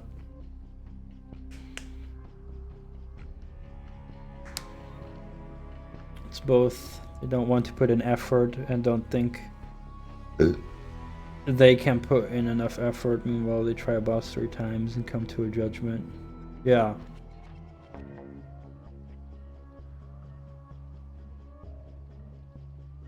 Yeah, and it's also the fact that these types of people want every game to cater to everyone. And they confuse that with every game being accessible to everyone as well. And every game being interesting for everyone. It's like they are all the same things. And if you like, the thing is, the more if you cater a game to as many people as possible, you get fucking bland bullshit games like we see in the typical AAA releases. The more people you try to appeal to, the more bland it will become. Yeah, exactly. It's like very counter-inclusion. Because you're like ruining something, that niche that people love. Yeah.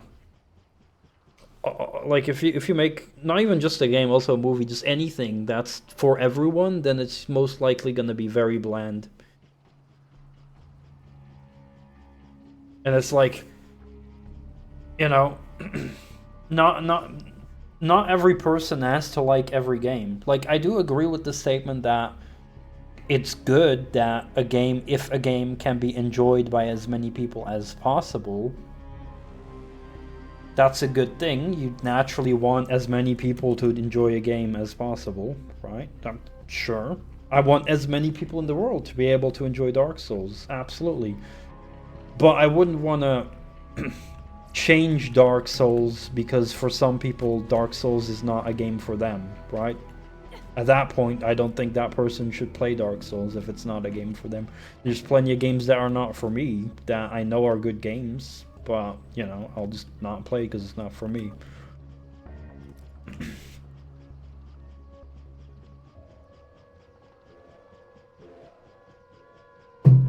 Wealth of games that collectively we can all enjoy. But we have the games we do enjoy and those we won't. Yeah, exactly.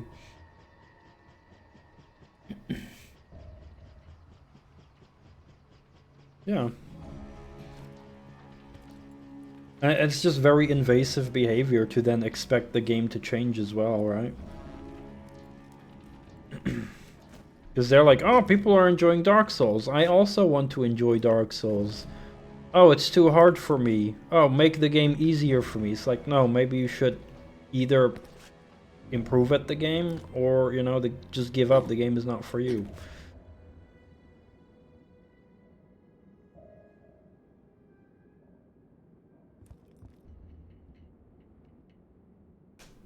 Yeah. Yeah, exactly. Homogeneous, like it becomes bland, yeah. It just all becomes the same. And it's... What is great is when you know... when you have something niche.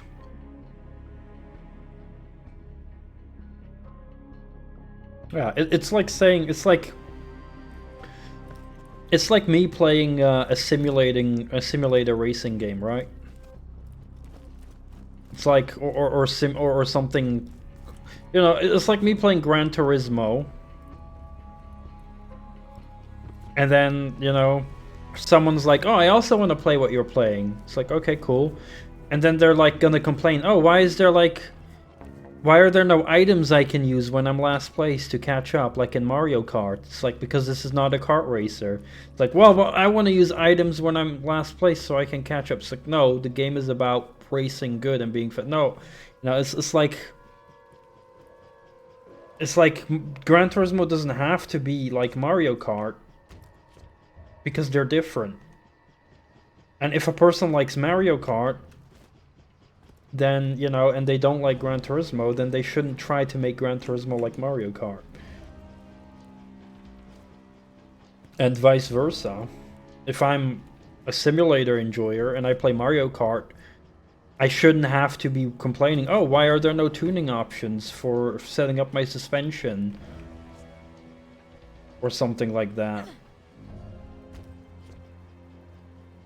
Or like, why is there no racing line? Or something. Like, it's like different games. Like, yeah.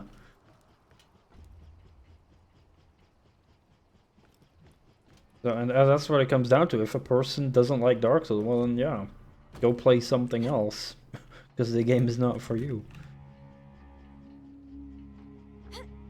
I also hate it when people are like super anti-gatekeeping, because gatekeeping is such a bad word now. Even though like there are extreme examples of gatekeeping that is toxic, but like in general a bit of gatekeeping to keep something as it is, to stop it from like changing, is like reasonable to me.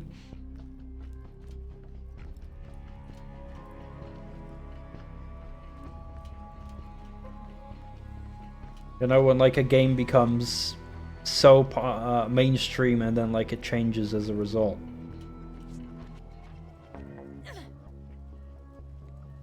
Because that's how people who play Dark Souls and don't want an easy mode are also called. They're called gatekeepers. Like, yeah, if the next Dark Souls would suddenly get an easy mode, it would change the whole experience, and it would like put so many extra resources on FromSoft that it would, you know, make a worse product for us. Because people always make the super simple arguments of like, oh, it's just optional, but you get a different game because they have to allocate resources into making a whole new difficulty. I don't know how the fuck to get where I need to go. I think it is there. I'm looking if I need to go high or not. While fighting games added a runaway leader mechanic, where the person playing better gets more powers. Oh, okay, that's what you mean. So yeah, the person who's winning gets more powerful. Yeah, that's so that means like it dominoes or snowballs very easily into a win if one person is winning. Yeah, that sucks.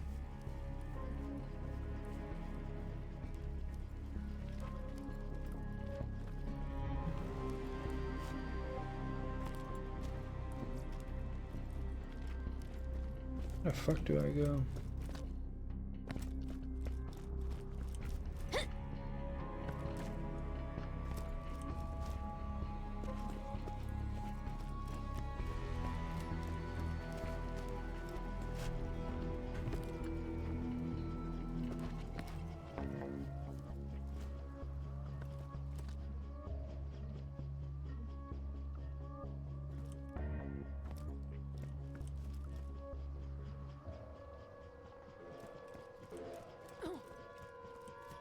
I might have to look up how the fuck to do this.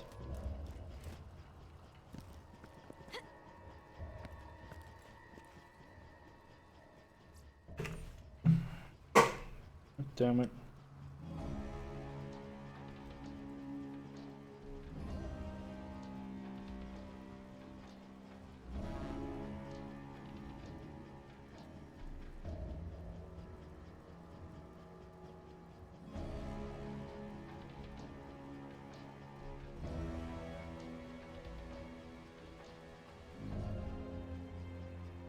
I don't think But that's the thing. I don't think Borderlands, the pre-sequel being too samey, is the result of the game being gate capped.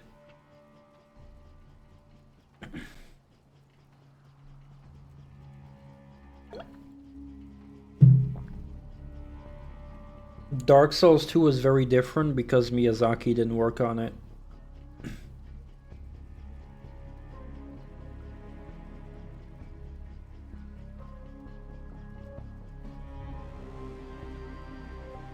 Oh, but I thought we were talking about gatekeeping.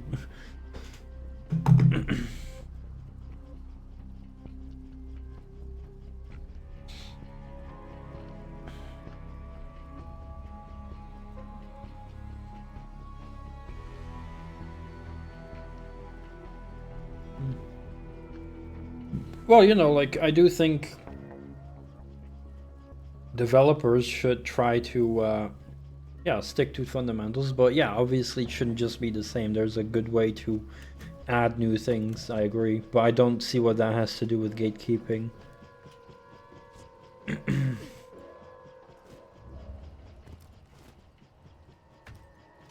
What I just mean is that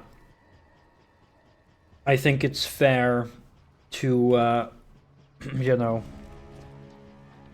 gatekeep to a degree where fans can't just come in, or new people can just come into a thing and then demand changes very easily.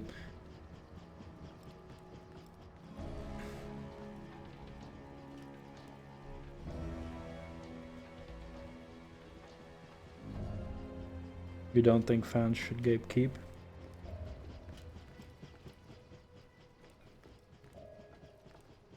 Okay, you think the devs should gatekeep. I mean, yeah, in the end, it is the devs' fault. It is the devs' choice, right? Their freedom, it's their game. But, you know, if they can't cave in to pressure, if there's a lot of people asking for something. Like, in terms of Dark Souls, you know, I know that they have their own vision, but in terms of other games, like, you know, Star Wars, for example, I would say Star Wars has probably gone to shit because there was not enough gatekeeping.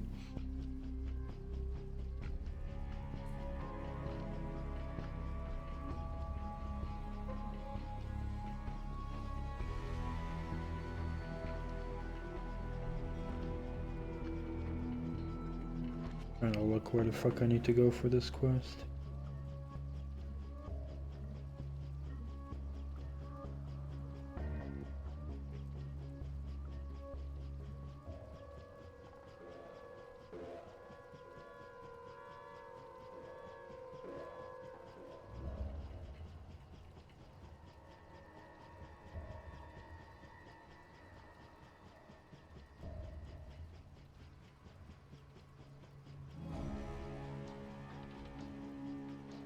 If I go there, what the fuck?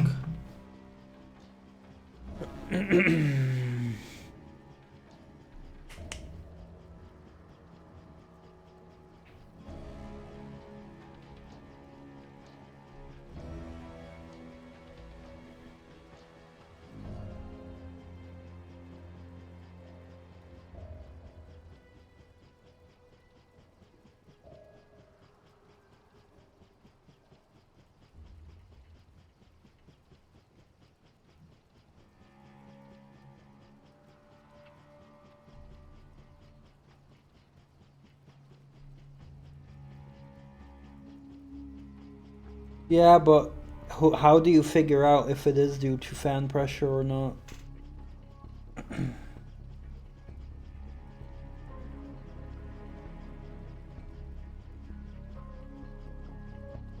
Yeah, I mean, like, I'm not saying that I'm full 100% always in favor of gatekeeping. Like, I have like a nuanced in the middle take, right? Where I don't think it should be 100% full throttle gatekeeping by everyone, where nothing's allowed to change. But I also don't think it should be lax, wide open gates and, like, you know, not giving a shit mode.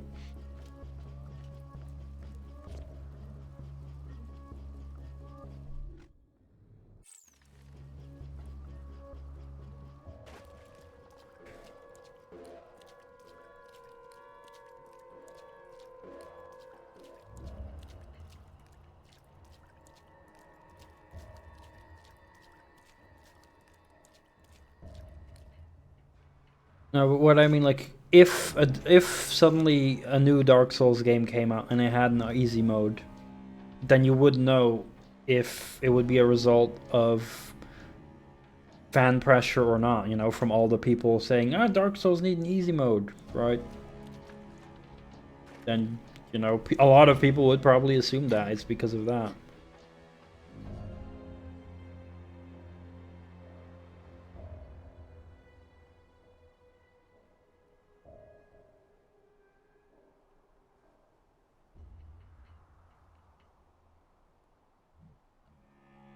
I mean, I think the areas individually are fine, except for Shrine of Amana and a couple other things. Those are garbage.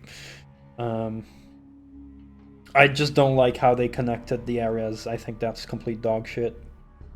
Because it just doesn't make me feel like I'm in a cohesive world. It's just very lazily stringed together.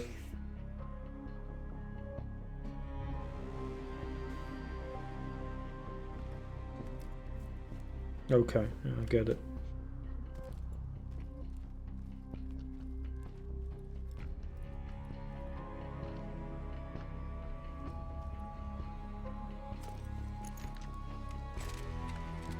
I mean, I'm not complaining that it's different, I'm just complaining that it's shit in terms of how it's connected.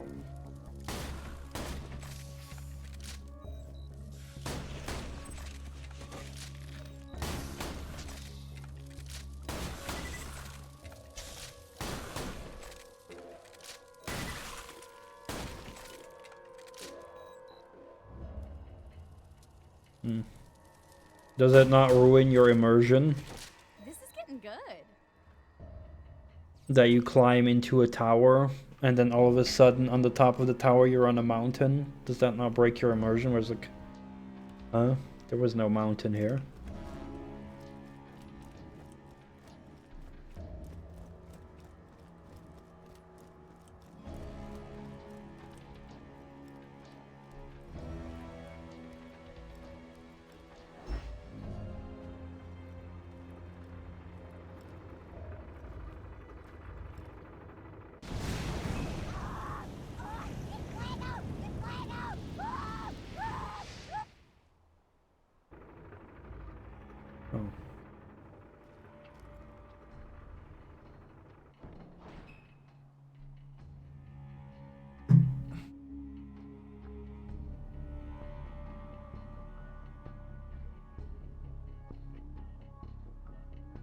Oh no. For me it was completely the other way around. Especially because you could fast travel from the start. It broke my immersion so hard. In Dark Souls 1, you don't unlock fast travel until you beat ONS. So you're gonna be like going lots of back and forth. And therefore that helps with you feeling in a big world because you're actually traversing the terrains back and forth. A lot of that is lost in Dark Souls 2 because you instantly unlock fast travel, so you can just fast travel everywhere. And at that point, that's like one part that ruins the immersion, I think.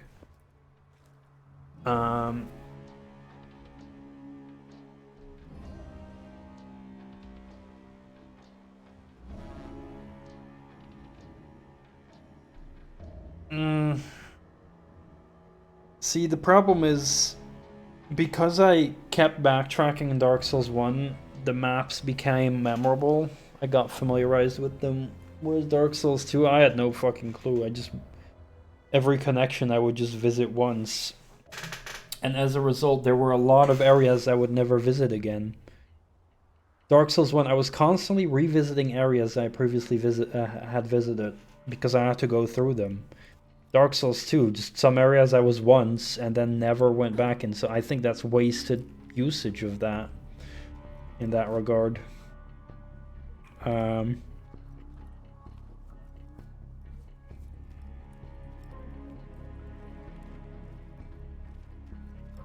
And because of that, it makes me feel less like I'm in a big world, right? If it's interrupted by teleporting loading screens. But that's just one part. That's, you know... I could always say, well, I can always choose to do a playthrough without using fast travel.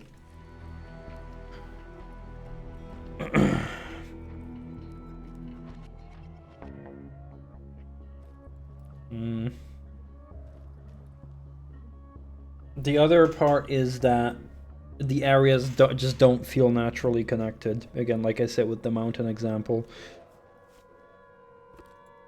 If I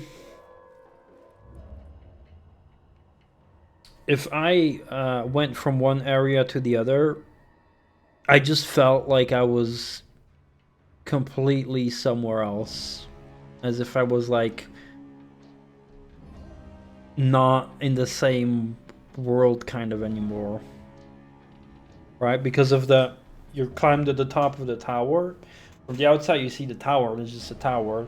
And then when you go into the tower, climb to the top, all of a sudden you're on a mountain. It makes no sense.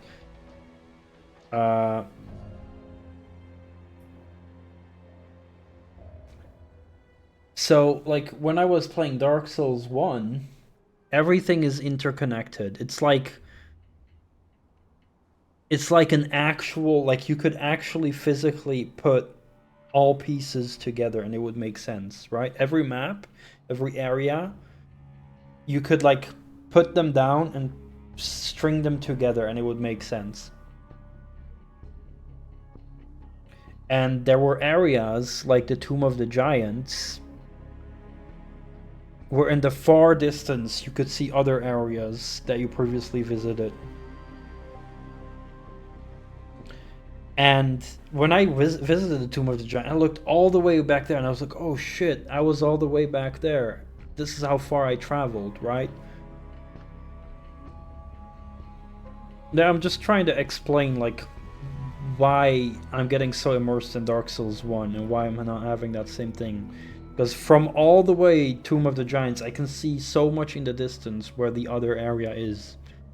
Right? So it makes me feel... I know, like, oh, I've traveled all this distance towards here. Same when I entered the tree and I climbed all the way down. And then I looked up and you see, like, this whole ceiling kind of thing with all these trees in the distance. It's like, wow, the whole world is, like, on top of this area. So that also made me feel like I was just a tiny person in a gigantic world. That's what, like, really did it for me for Dark Souls 1.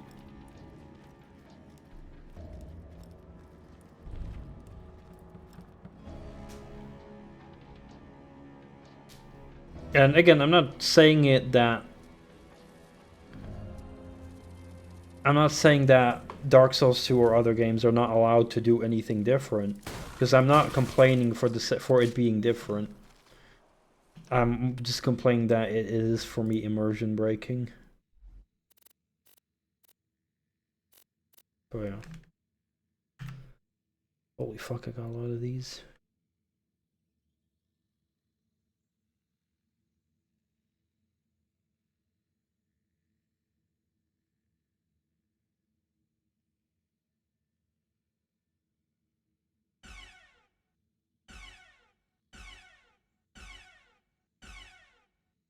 No wonder my inventory's full.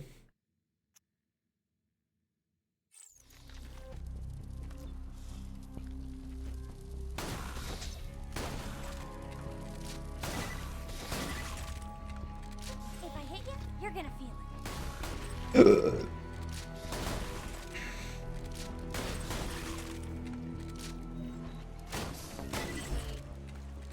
Not bad, not bad.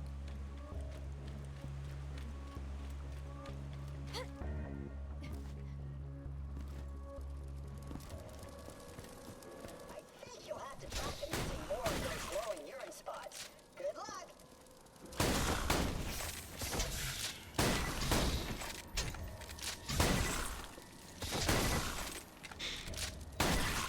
Yeah, like, I always do try to judge something for what it is and not for what it is not.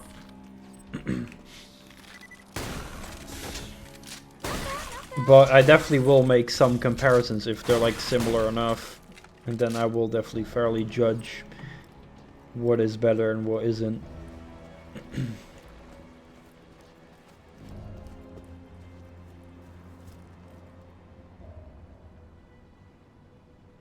Like, you know, even like the new God of War games, I still enjoyed the God of War on PS4. I do think it's not as good as the OG God of Wars, absolutely. And it's very different, that's why they're also hard to compare. It's like just entirely different.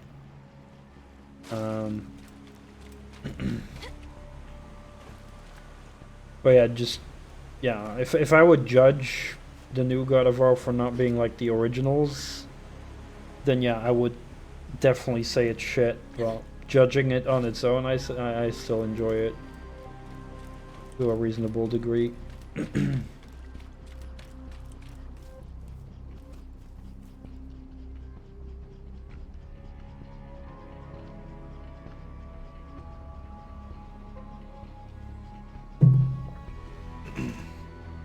No, the map wouldn't need to change. All they would need to do is change the visual interconnected areas. It wouldn't change much.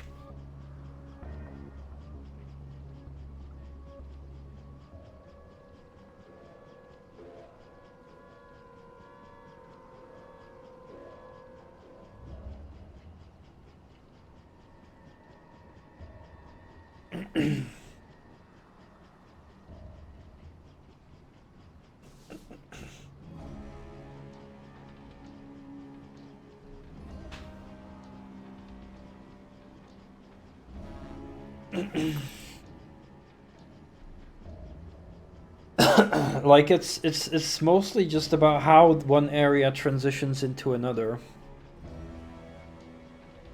You wouldn't need to change the actual areas, you would just need to like change more of the skyboxes and backgrounds of the areas to make it more sense.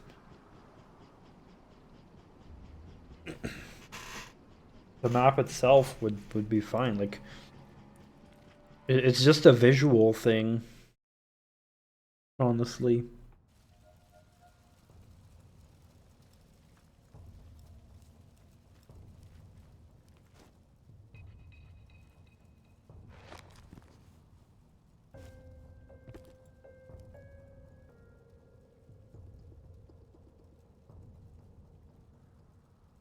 Looping back on itself? I wouldn't be as much upset with that, the looping back. That's less important to me. I do appreciate it when it loops back, but it's less important to me.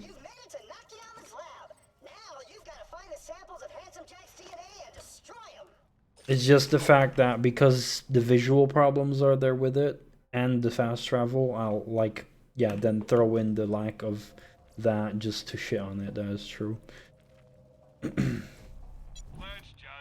But like, if it was good transitions between the areas, visually, right, then I would be a lot less harsh on there not being any shortcuts looping back.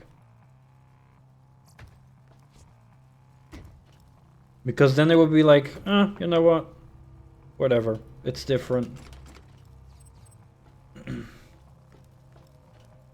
I wouldn't have as much of a problem with it. Like I would definitely have more of a problem with it that just getting fast travel right away.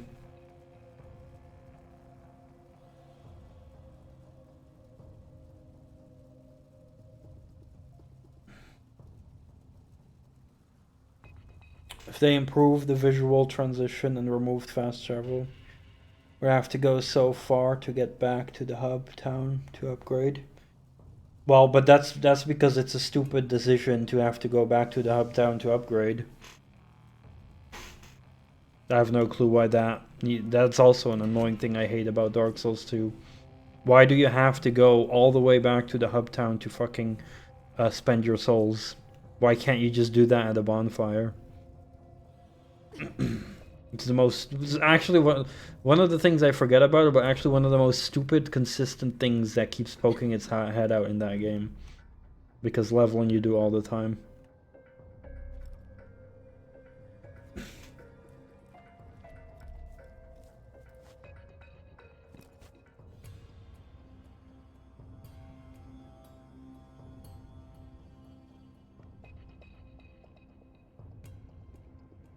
Interlocked? I'm not sure what you mean. That changing one thing affects another thing. Yeah, sure. But there's no reason for not just being able to level up at a bonfire like Dark Souls 1 does.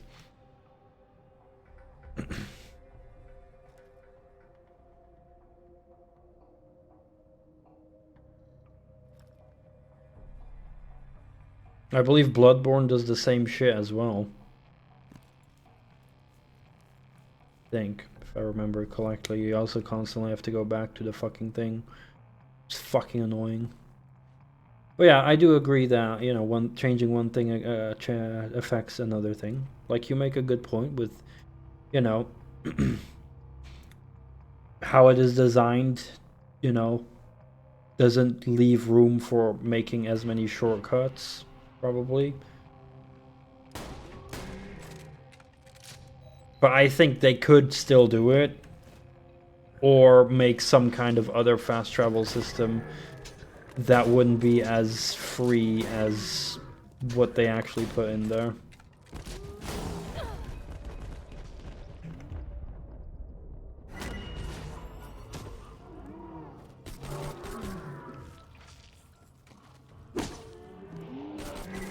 I'm not sure what you mean.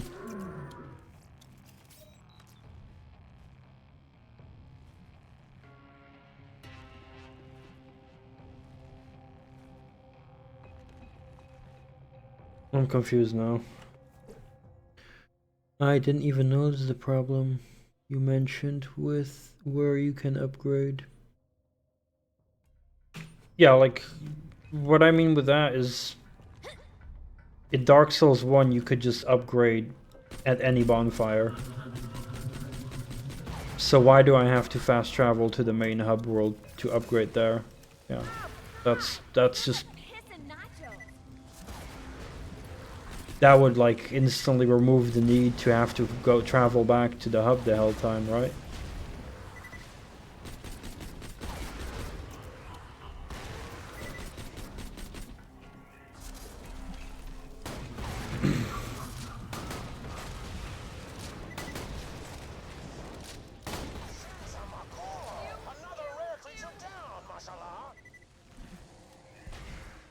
They would remove that. It will remove fast travel and either let you upgrade in different ways.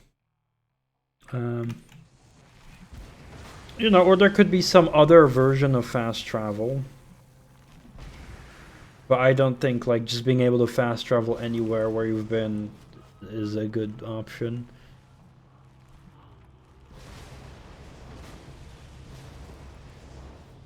Because of how fast you travel back to town. So I didn't even know it was a thing. Oh fuck, for me it was very noticeable. It discouraged me often from spending my boss souls. I was like, oh, but then I have to go travel again. Like, even if the load time wasn't particularly long, it's still annoying. In Bloodborne the loading screens are longer, sadly.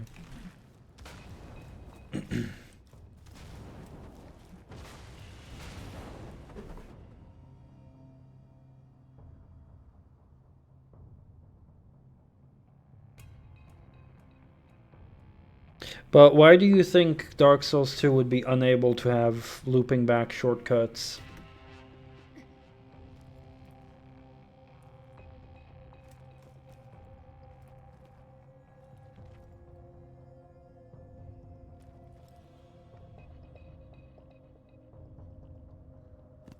Like, do you think it was just a design choice, or...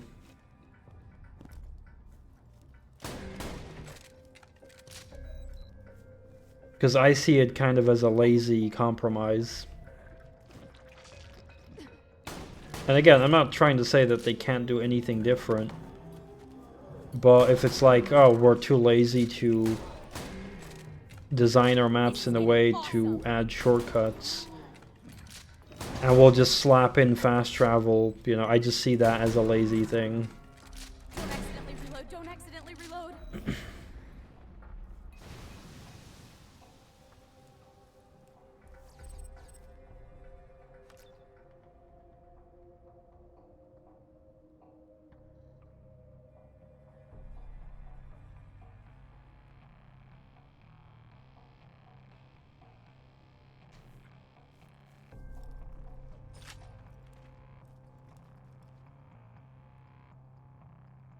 Right.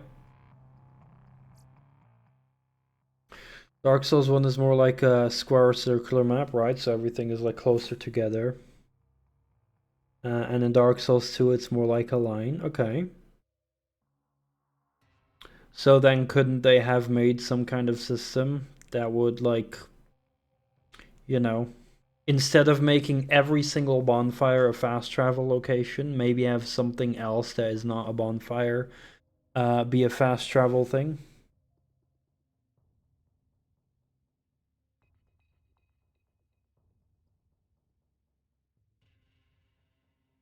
So that like instead of every bonfire being a fast travel point, have every main area that's like far away have like a separate fast travel thingy.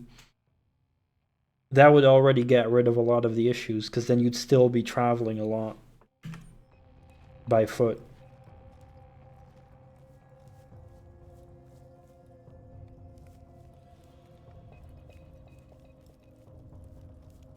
Does it make sense what I'm saying?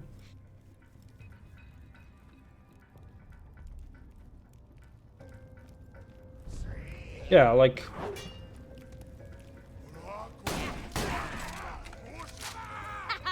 you know, it could be anything, like some kind of other magical area or whatnot, similar to a bonfire,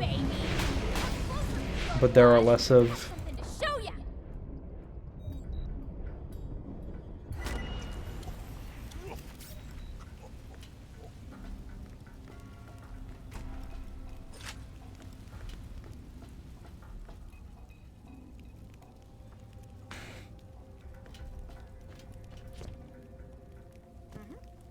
Oh, I appreciate that.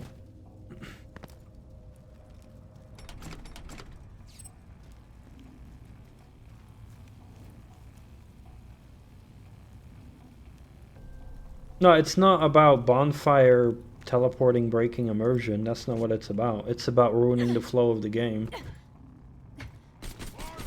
Where I can just teleport to any area wherever I want, to any bonfire right from the start.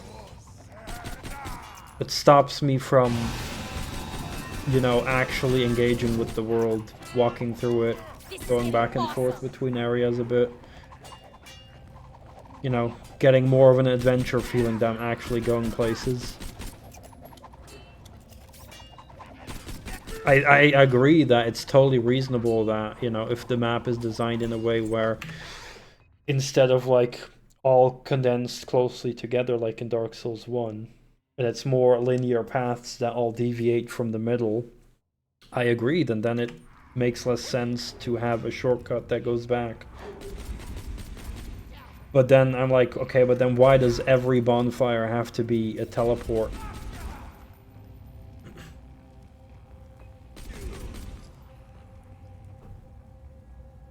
Well, it's not like it's a different experience for me, it's just a worse experience. It's like just taking something out of the game. For me. You know, it just...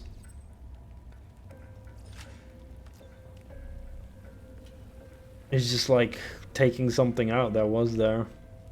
Not making it different, but just taking it out.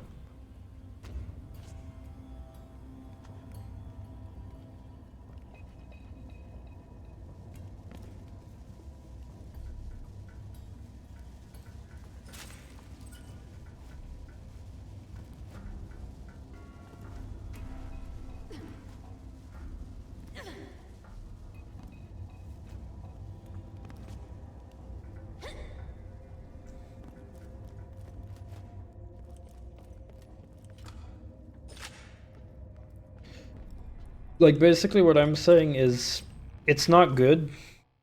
It's not good, like, it's again, like, in the middle type of answer, right?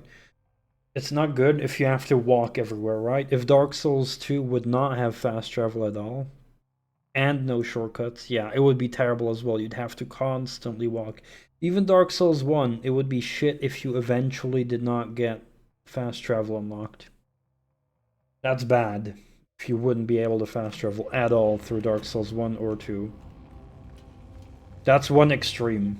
The other extreme, I'd say, is every bonfire is a fast travel point. That's also not good, I think. That's the opposite of between having no fast travel and having every bonfire be fast travel. And I want something in the middle because you unlock it from the start. Because in Dark Souls 1... Actually, Dark Souls 1 doesn't even allow you to fast travel to every single bonfire. Also, only select few ones. As far as I could tell, in Dark Souls 2, you could fast travel to to every or almost every bonfire. In Dark Souls 1, it was only few select ones. So sometimes even, I would have to still fast travel somewhere and then also walk a bit. But yeah, that's basically because you unlock fast travel from the start in Dark Souls 2, I want it to be somewhere more in the middle. So not having no fast travels at all, but also not having fast travels everywhere, because yeah, that just makes it that traversing the world is useless at that point. It's also why many games have like the system of you can only fast travel here if you have already been there, and Dark Souls 2 does that also. You know, you can only fast travel to a bonfire if you have already been there. But I still think that there's something magical about traveling the world as well. My hit-to-miss ratio is sadness.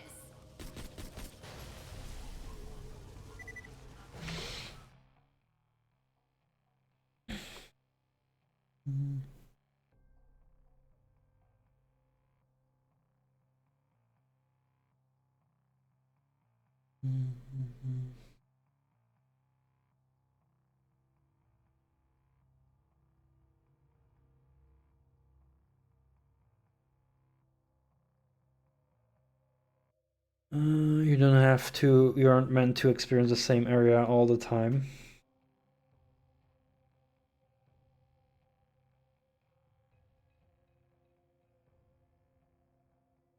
Well, that's the thing. I think it's fine to have different experiences, but like if it's different for this in a way, but the way I see it is just it just takes something out, right? It's like a game providing all kinds of different things. I can see what you mean with it by like I just don't, for me it doesn't feel like it's just different. It feels like it's just taken out. Because like for a big part for me, these games are about world building. You know, it's about like the atmosphere, like they put a lot of effort into the atmosphere and the world. They let the world building do the job with like telling the stories. So it wouldn't make sense from me. It's like the devs have put in all this effort to make a very cool looking area, but then you only go through it once, and that's like a waste. Like, why would you do that?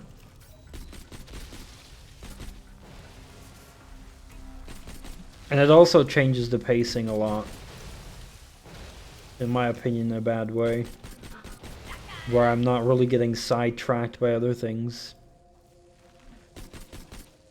Maybe I revisit an area I've already cleared 5 times, and all of a sudden I find like a secret area hidden there. Well, if I'm missing it once and never going back there because of fast travel, then I'm not gonna find that, for example. But, you know. I know what you mean though, but yeah, for me it doesn't feel that way.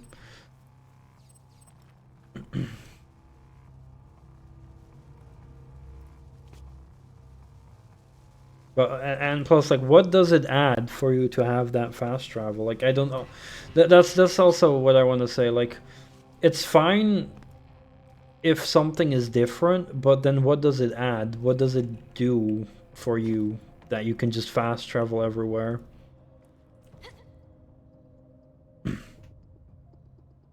Like, I don't see what it adds to the game.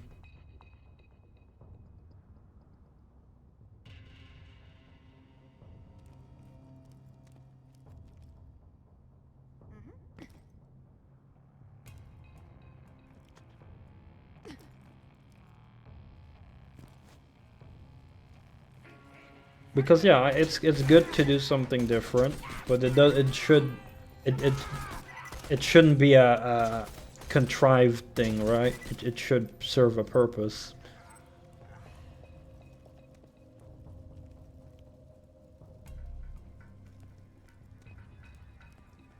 Dark Souls has been criticized for being repetitive.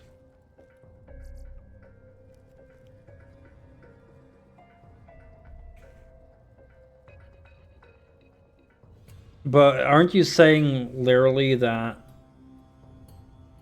it's basically not adding anything, it's just removing something? That's what you're saying.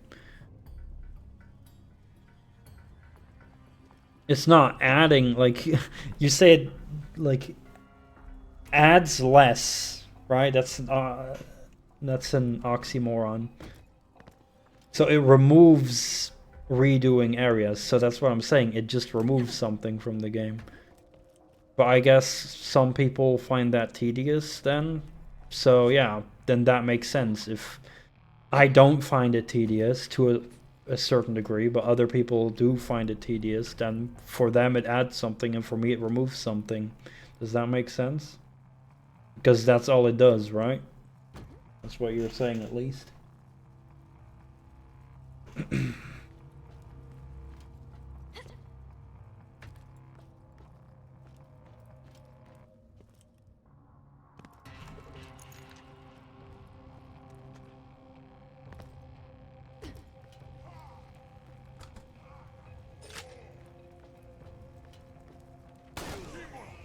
And I would also have arguments that because of that it will also remove more things than it would add.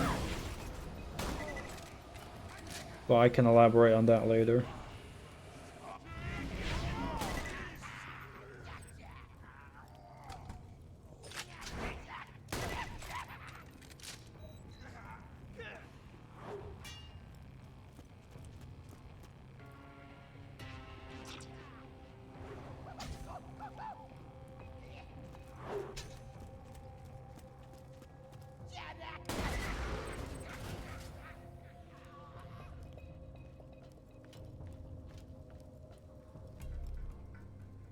You don't think you necessarily add by redoing the same place?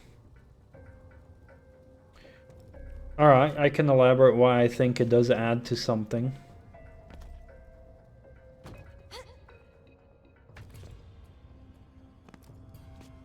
And hopefully, you know, obviously I do think to a degree, right? Because like having to redo an area too many times does get tedious. I do think there is a limit to how much. I think Dark Souls 1 struck pretty well, balance-wise.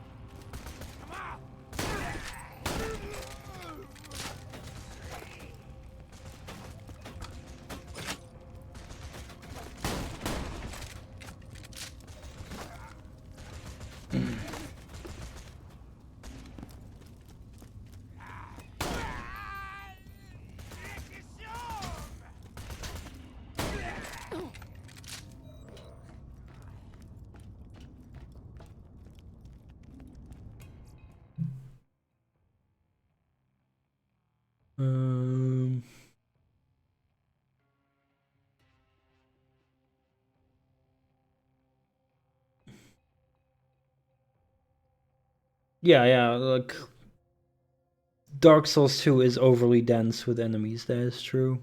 But that's a problem itself. That's a separate problem.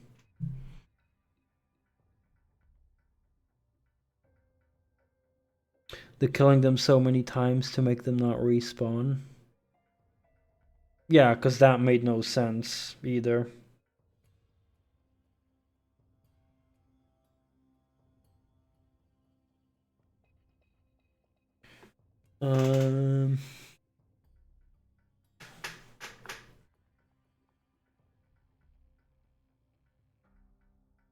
But that was okay. People complained about Dark Souls 2 being too dense in enemies. I agree with that. And the killing them so many times that they do not respawn. Yeah, those I agree with. So adding revisiting the same areas that people... But that's during the same gameplay design process, right?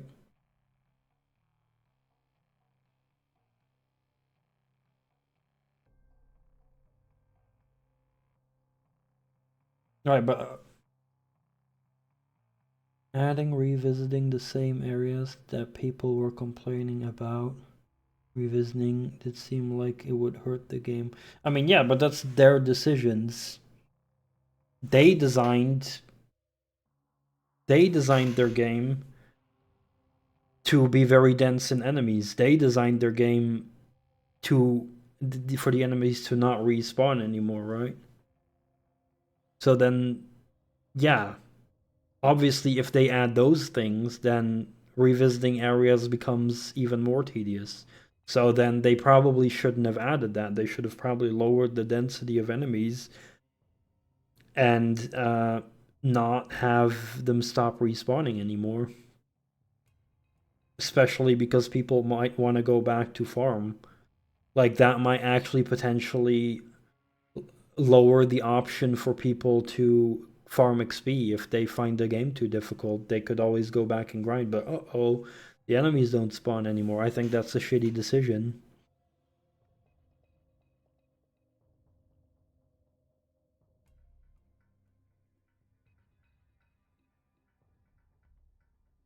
So yeah, that's like but this, what I said earlier about revisiting areas adding something, I think it does two things.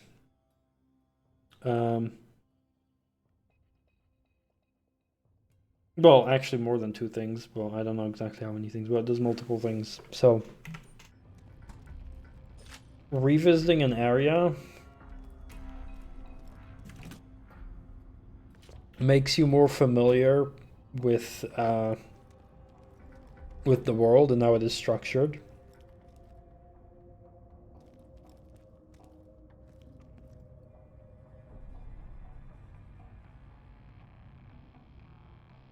No, you're not going to clear the whole game of respawns, but there might be one area that a person likes to farm in.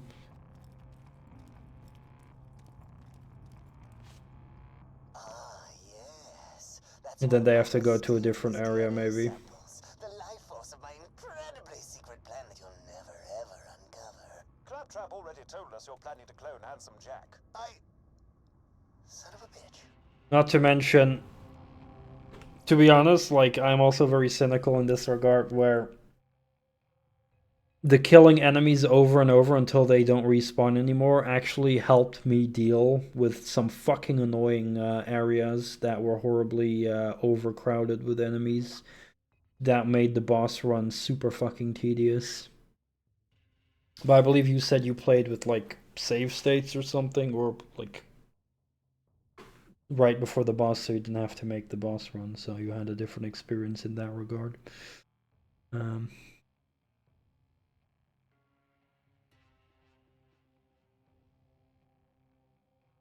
But okay, revisiting an area. So, firstly, it makes you more familiar with the area, right? When you keep coming back to it, you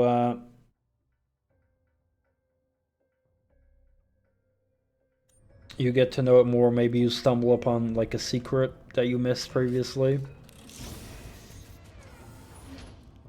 and it gives you a better sense of like how the world is connected, and it adds to you feeling like you're traveling. And revisiting areas also acts as feedback to communicate to you how much you improved in the game, both as you as a player in terms of skill, but also as your character grows stronger.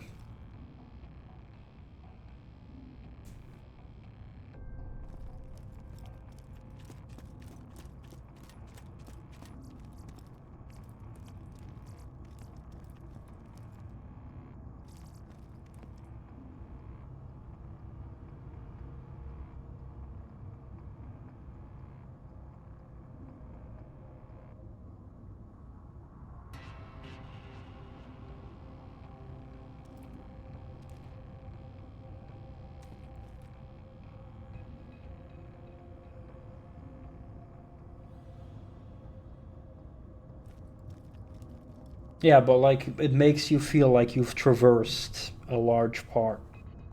I feel if you've walked, if I play Fallout 3 or Fallout New Vegas, doesn't matter. I walk from one end of the map to the other end of the map, and I reach the end. I'm like, boy, I've traveled a lot. Holy shit, I made a journey. If I instead fast travel from one end to the of the map to the other, if it doesn't feel like anything, it just feels like I teleported.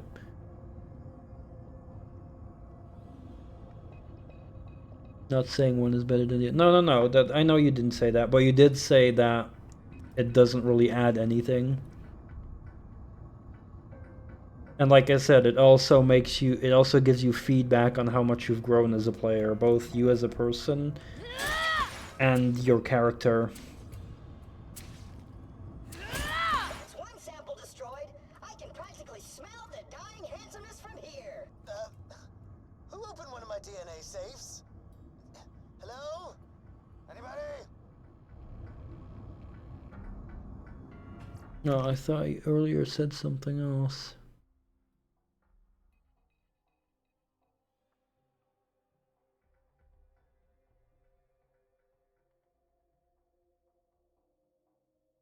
You said earlier, one, I don't think you necessarily add by redoing the same place.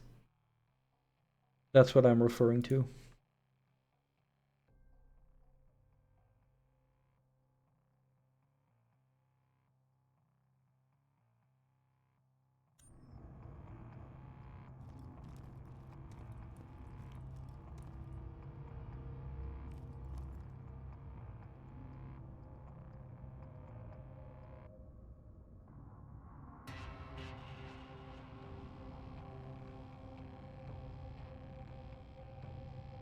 Yeah, I was referring to that when you said it didn't add, but we can also talk about this if you want.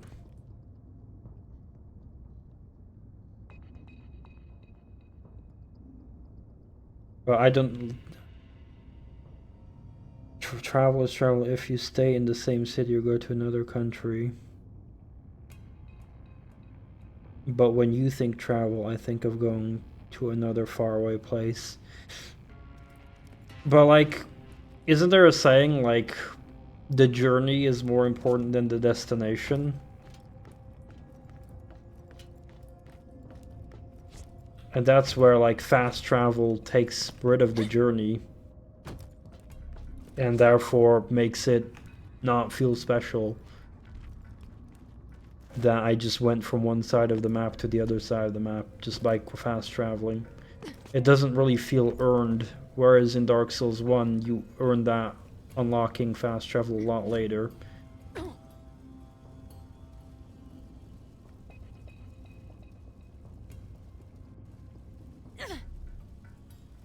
Like I said as well, like in Fallout 3, if I would, or Fallout New Vegas, whatever, any open world game, if I would, and again, I'm not saying that no fast travel should ever be in all open world games, Because it's, you know, there's also a layer of tedium where if you have an open world game without fast travel, it's also tedious.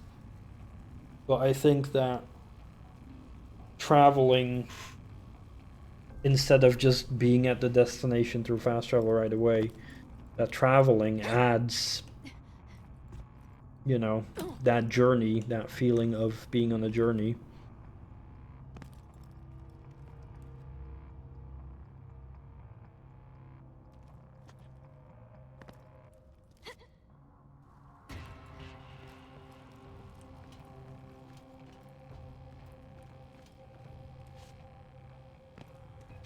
So that's one thing I think it adds.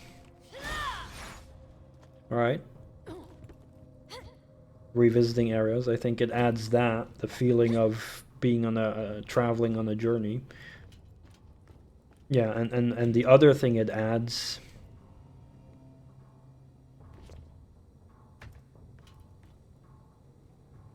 is it gives you feedback on how you have improved and grown as a player.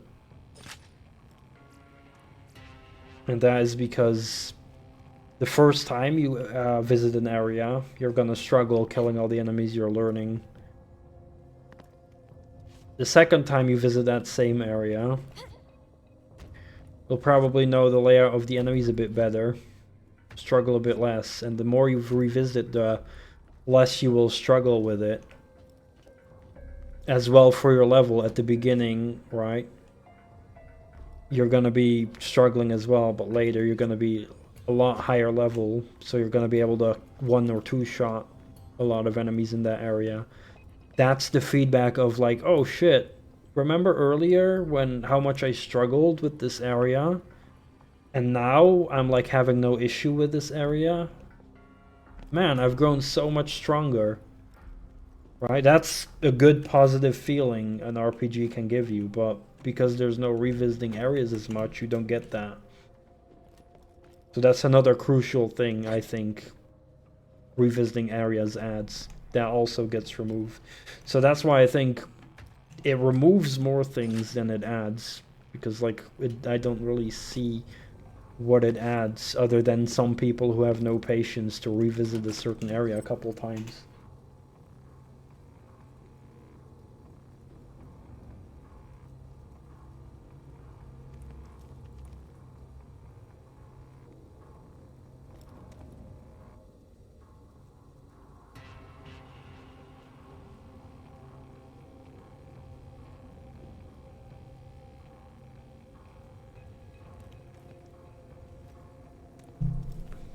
Yeah, I know what you mean.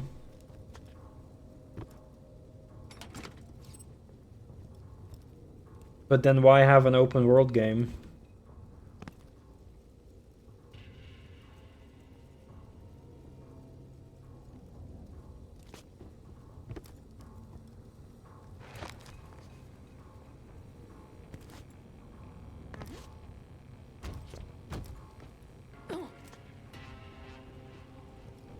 Or at least why have it completely focus on being able to fast travel from every single bonfire? Like I said, I agree. There doesn't have to be a loop back everywhere or a shortcut. But I also think it's a kick in the dick to then make every bonfire a fast travel location right away. Because that just takes shit out of the game for me. The things I just mentioned. It just gets ripped out for me. It's not different. It's just taking shit out. In my view.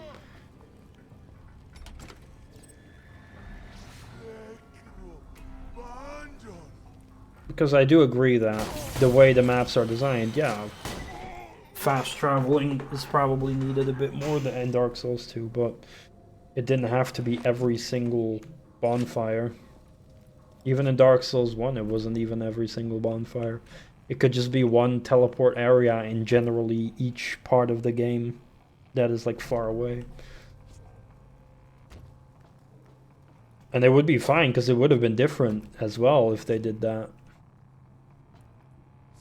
well, at least maintaining some cool things.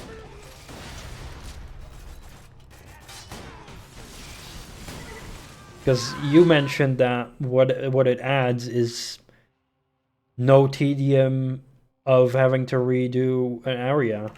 That's the only thing it adds.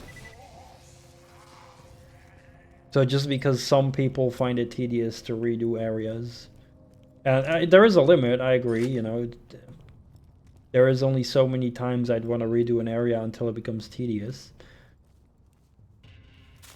But like, you know,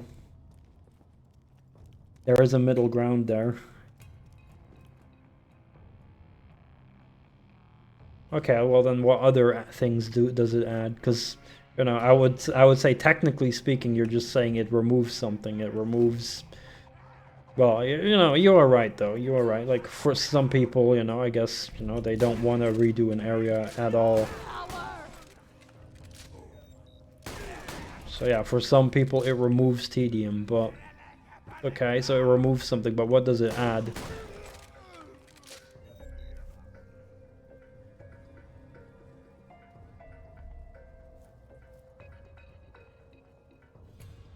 No, I'm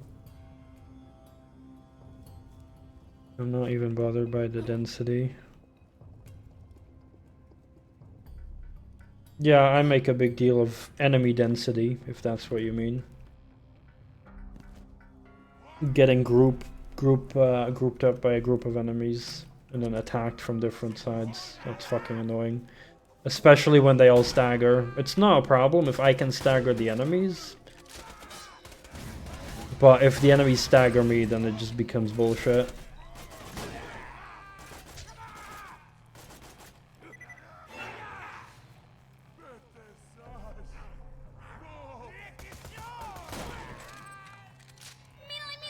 I don't see how it would add more map. Different mode. Just because of fast traveling? I don't know.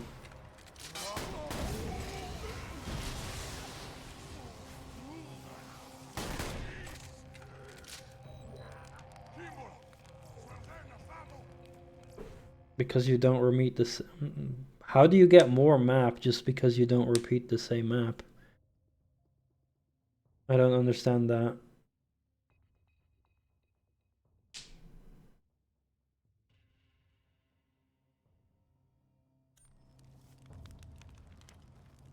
But I already said that it doesn't have to be interconnected. They could just fix it by having less fast travel points.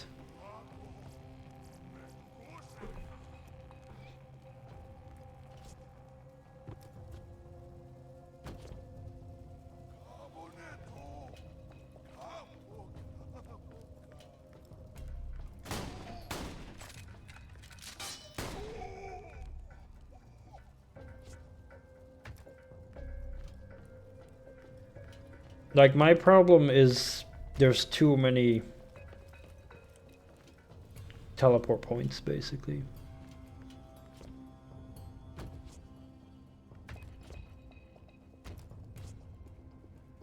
Maybe, yeah.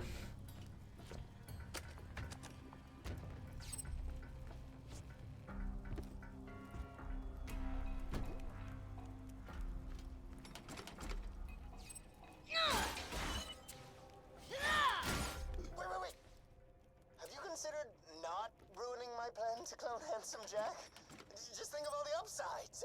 Firstly, you'd, Yeah, I got nothing.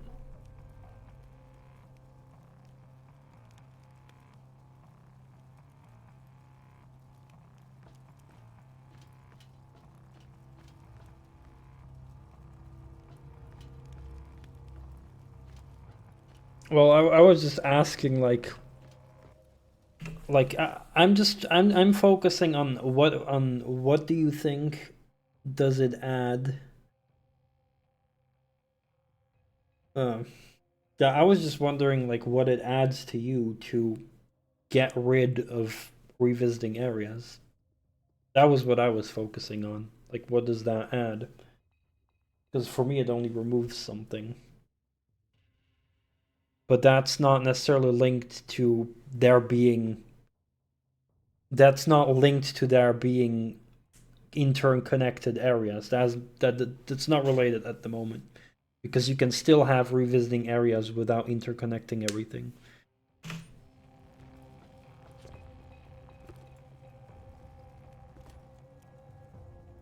So the only thing you gave me so far, as far as I can remember, is that it's less tedious for people to revisit the same area multiple times.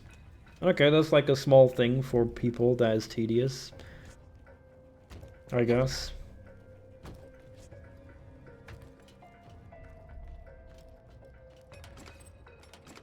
But is that worth the trade-off?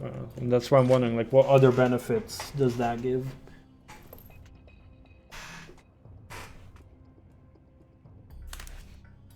For me, it was what I focused on. Because it was like, is it worth to trade in not revisiting area? Or, sorry. So my main question was, is it worth it to trade in revisiting areas for not revisiting areas? Because that's what they changed. And yeah, my point in case was like, okay, well, what's the benefit of trading that in, basically?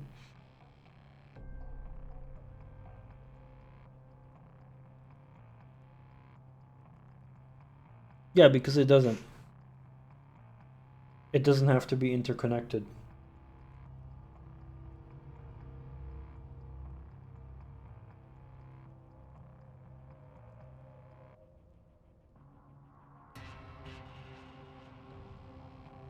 Mm.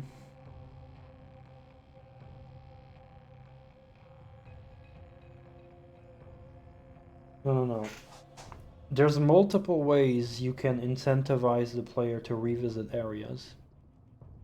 Either by making interconnected level design, which, you know, is not the only way, or by reducing the amount of fast travel areas.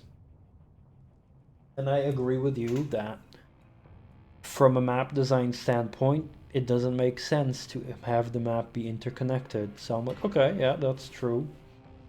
So how about instead, you know, there could be a reduced number of fast travel locations.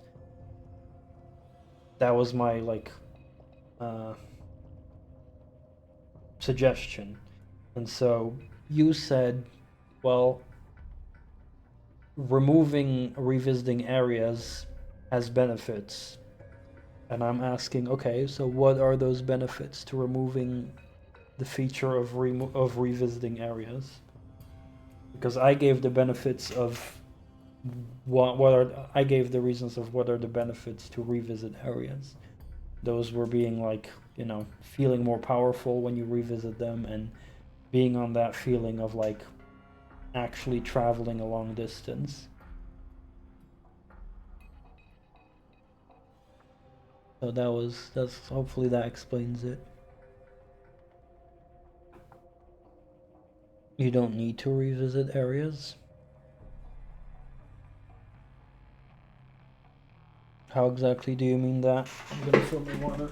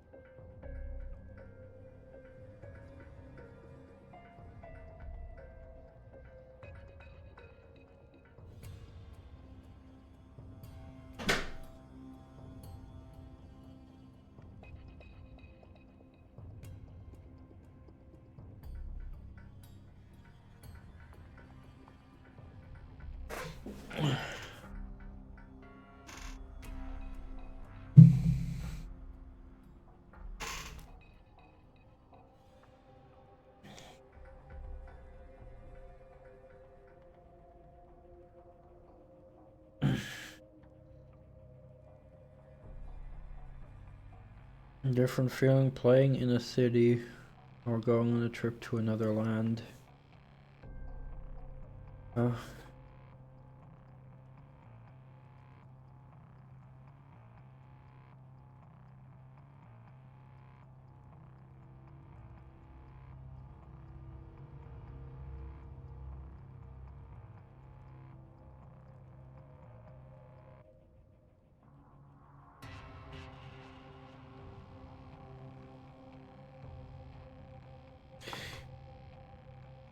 Yeah, I understand that for you it's different, but I just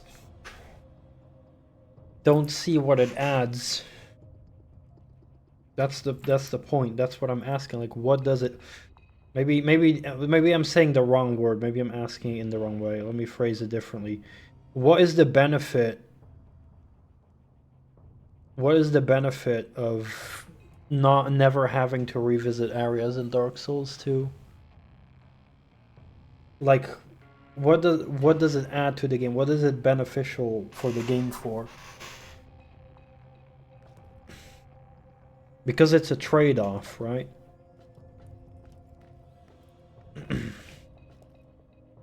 Different mood. So you get a special mood because you're fast traveling? Or am I misunderstanding that?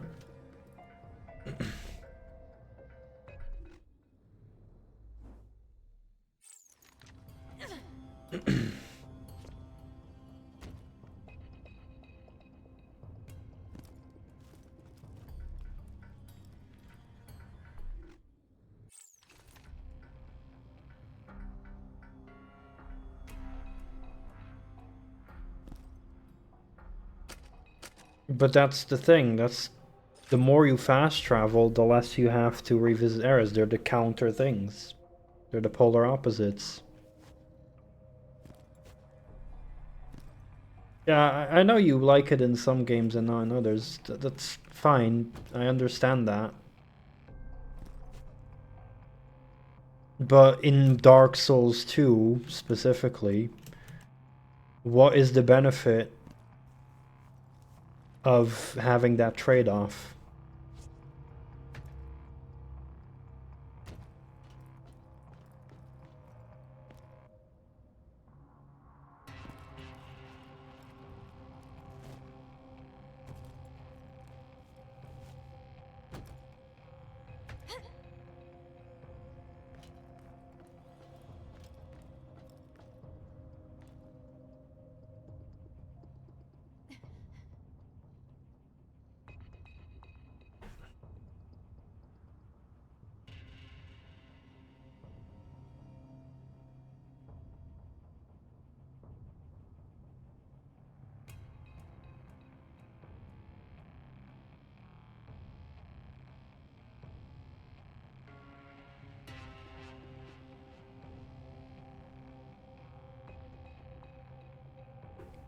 Well, that's where I just don't understand it, I guess.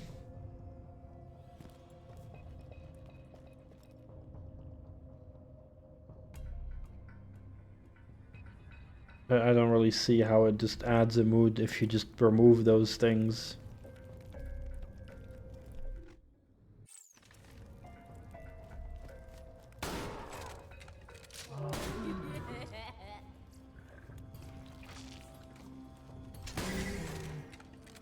Never-ending stacks. No, not necessarily. Maybe I just fail at understanding. That's also a possibility.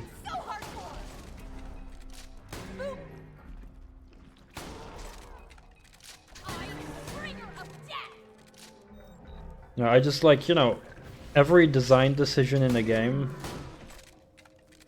if you put something in or take something out, has an effect. It has a benefit and, you know, maybe the opposite.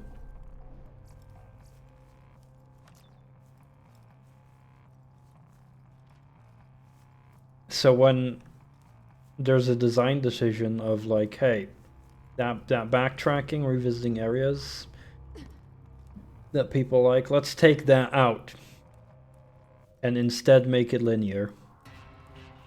It's like, okay.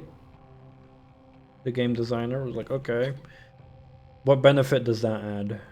And yeah, the only reason I can hear is like, okay, less tedium of some people, you know, some people experience tediousness redoing areas, okay, they want it more linear, and you also add that for you, it adds a mood, which, you know, I can't see how a mood changes on only visiting an area one time, I guess. I don't know, even though you're still just fast traveling, and I don't know. Maybe it's just me, maybe I just lack in understanding it. Could just be me. So, don't feel bad about yourself that maybe you don't necessarily, or bad, maybe you're bad at explaining. Maybe I'm just not capable of understanding this specific thing, so.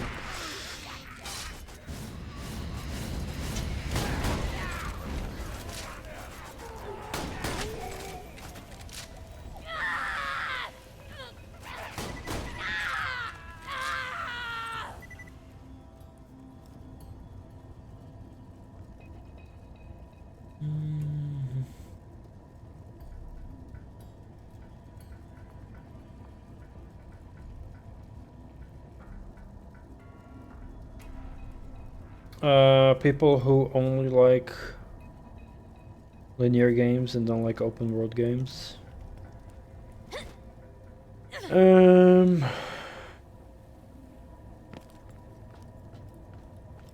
Yeah.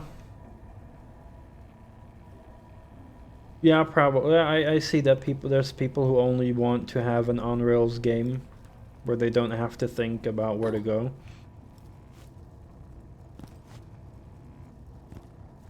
But in that regard, like, Dark Souls 2 is not a typical linear game.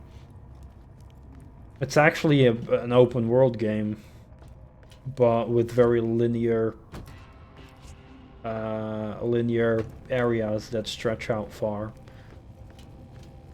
But it's not like a linear, like, I don't know, Call of Duty or something.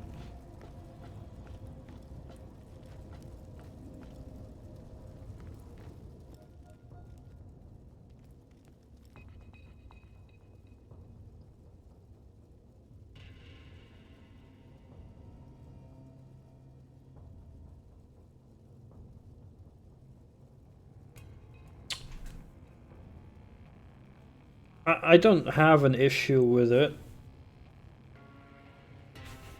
when there's more linear maps in an open game.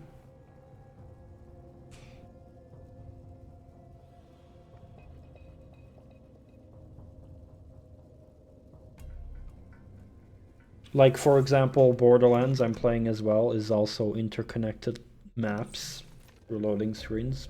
But you could technically also call this an open world, because I can also fast travel to different areas. So this game is not linear in the sense of you only visit each area once. Yeah, exactly.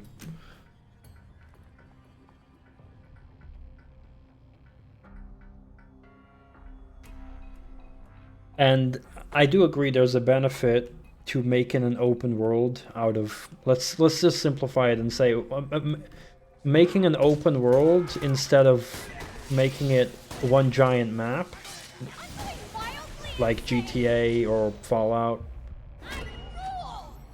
Instead you make an open map made out of corridors. That's kind of what Dark Souls 2 is, right? Simplified. An open world made of corridors.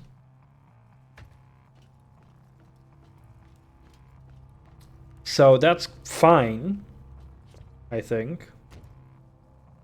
Yeah, so that's fine. Because I think you can then focus your attention on like the areas the player is in.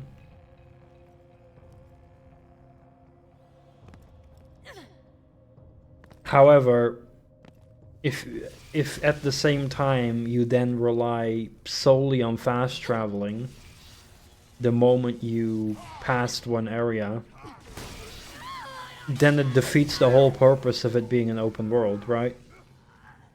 I think my reload button's broken.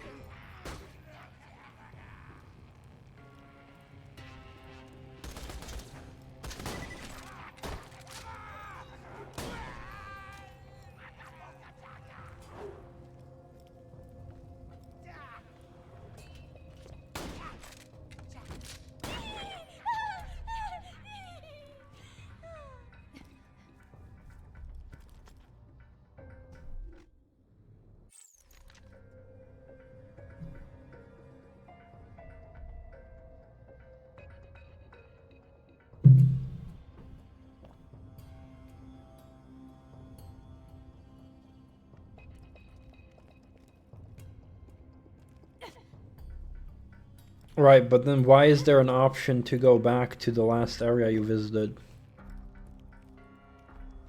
There's no reason to go back there, right?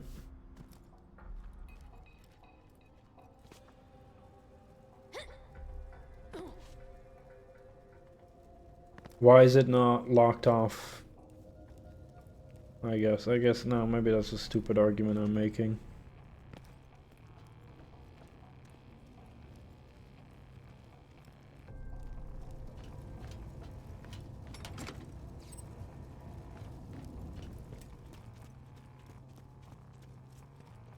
Like, the way I feel is like, generally speaking, right? Like, why make an open world if you're just gonna fast travel the whole time?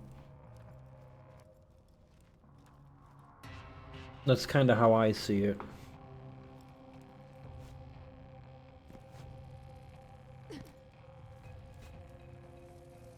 Because, like, the whole point of having an open world, no matter if it's linear or not, is that you have complete freedom to go wherever you want, right? That's the benefit. That you have all these areas to go to.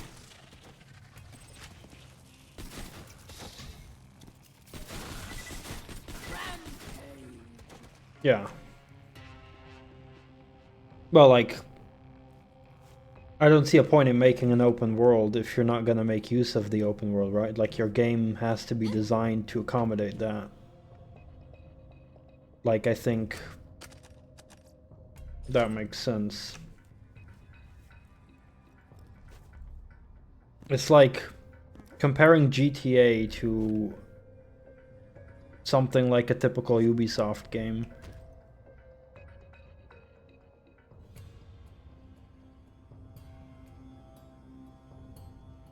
Where the open world, right? A game should be open world if the whole point is to, you know, be in that world, to explore it, and to do things in it. Whereas if you're just fast traveling to the point where you need to be, why can't that just be a menu? Why do you have to make an open world at that point if you're just fast traveling the whole time? Does that make sense?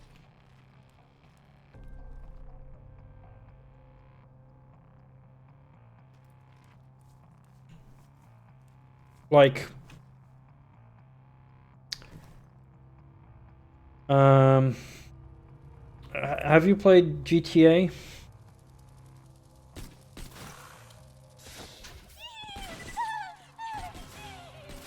Have you played any of the GTA games? Like, fully completed? Or like, what's like the best open world game you've ever played?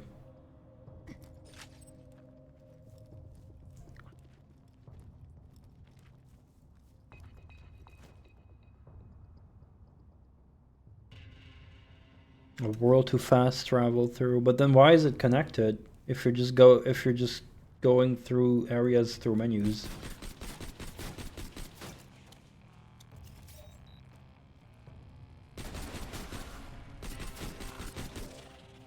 You're taking more advantage of an open world by looping back and interconnecting. Exactly. You don't have to do that. Okay, but then what's the point of making it an open world? Like, again, like, have you... What's, like, the best open world game? And I mean, like, something like GTA or something. Like, have you played any GTA game? Shadow of the Cloud. Okay, I can't talk about that because I have not played that myself.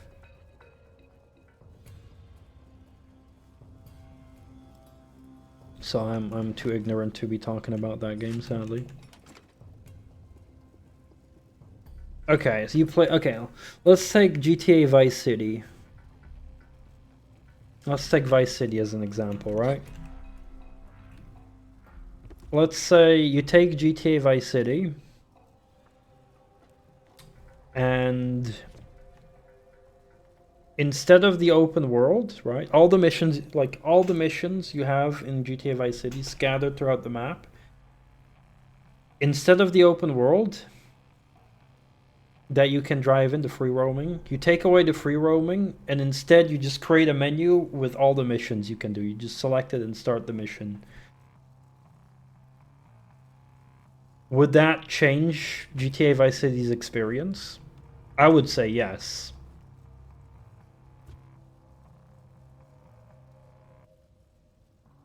Exactly. And that's how I kind of see fast traveling as. If every point is like, if there are a lot of fast travel points. Because all you're doing with fast traveling is basically going into a menu to instantly be at a certain area.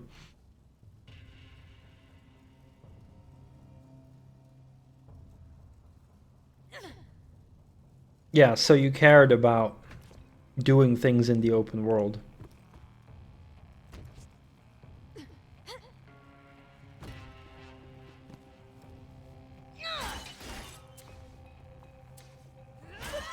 The DNA samples have been destroyed. Now you've just got to shut down the lab's power grid by flipping a teeny little switch. It won't be hard, so long as you didn't lose any fingers during today's festivities. You'll be well equipped for the task at hand.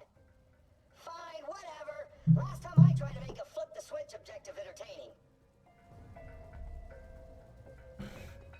But I get, you did say you completed the game, I believe, Vice City.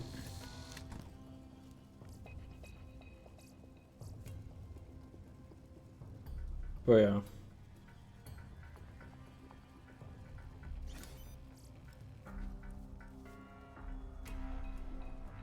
Okay, so that's good. So at least you know then.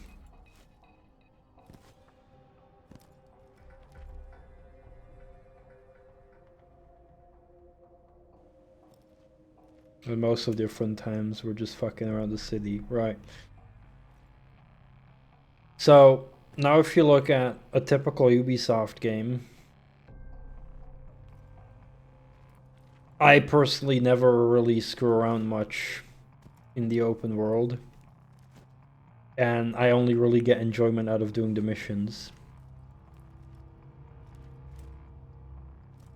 So if I would take any new any like modern Assassin's Creed game and I just like make a menu where I can start every mission right away and take away the free roaming, the game would really not change much.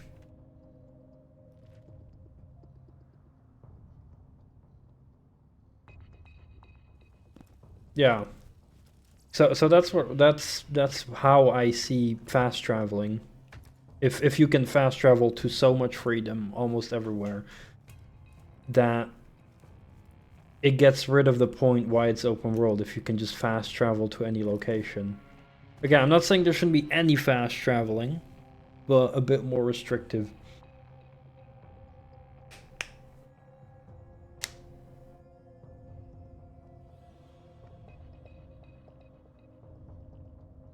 Okay, but what I try to do is show my perspective of like, hey, if GTA Vice City, if you just took like, cause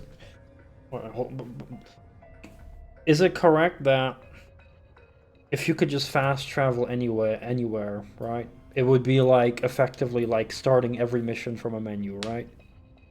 Does that make sense?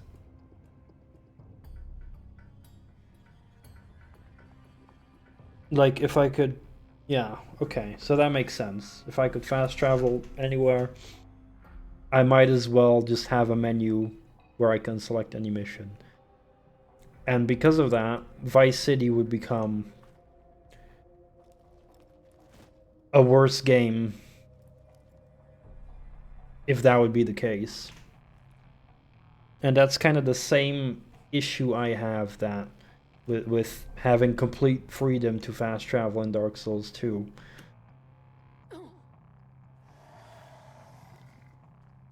Again, I'm not trying to change your opinion, change your mind, but give you my perspective on why, for me, that ruins it. I'll come up with a hilarious urine-based pun, and I'll say I couldn't come up with a hilarious urine-based pun. Still, at least he's dead. Go ahead and get back here.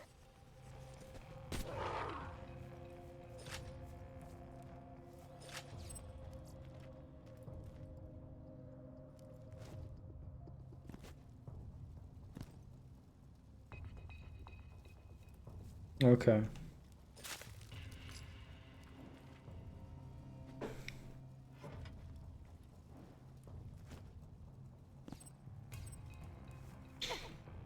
But yeah, like, you know, it's fine that you don't agree with it. That's totally fine. But, you know, I just hope it makes sense that, you know, because of that, you know, it just ruins the whole.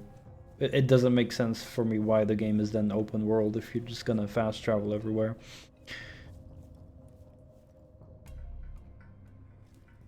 Yeah. Yeah, I'm just, you know, trying to, like, yeah, make my perspective visible of why I think that.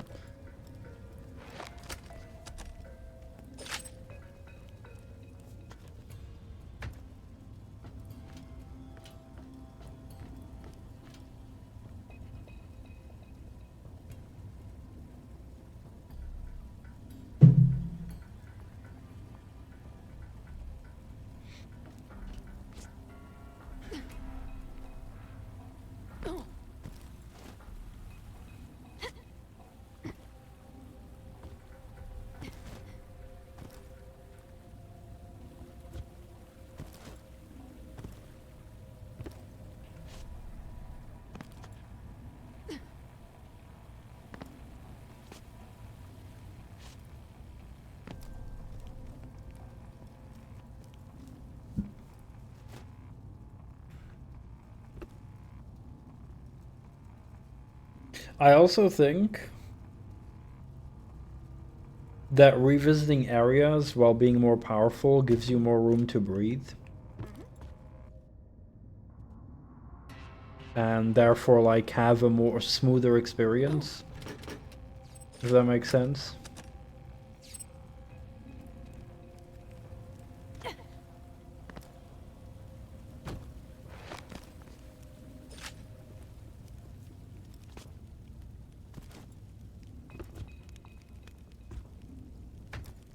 So that might, for me, be a contributing reason why I also lost my cool a lot quicker with Dark Souls 2. Because, like, the difficulty was always up at the top.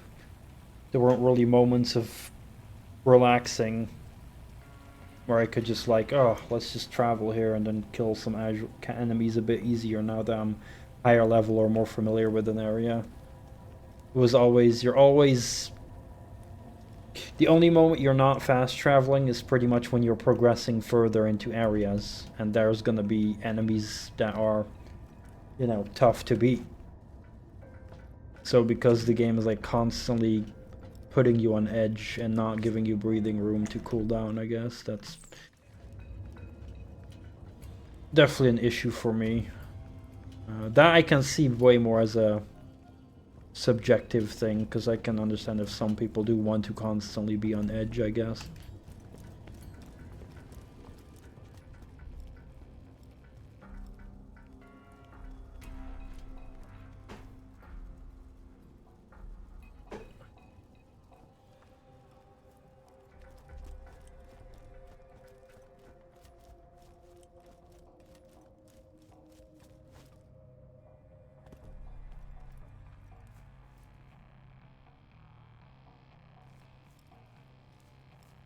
Oh, if I had to clear a couple areas out, and that was fucking tedious though, because it was just I was just repeating the same area clearing. Then it gets tedious.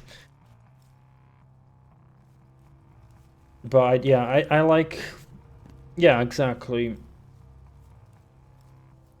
Or high intensity games that have moments of relaxation here and there. Doom Eternal, for example, has like, you know, occasional platforming sections. You like relax a bit, take a breather. Like, yeah, Doom Eternal would probably be a lot less fun if it wasn't cut up by like little platforming sections and other smaller encounters.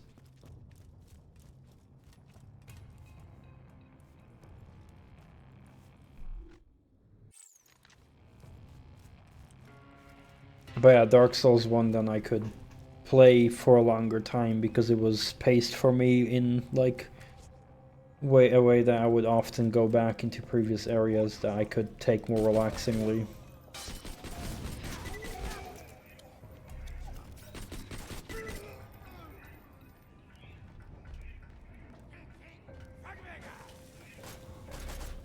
Oh yeah, yeah. I mean, there have been days where I was playing Dark Souls the whole day as well. Well, I do agree as well with like games like Minecraft. I could play like the whole day as well. But I had the same with Dark Souls. Dark Souls 1, I would also play like day in, day out. Even Dark Souls 2.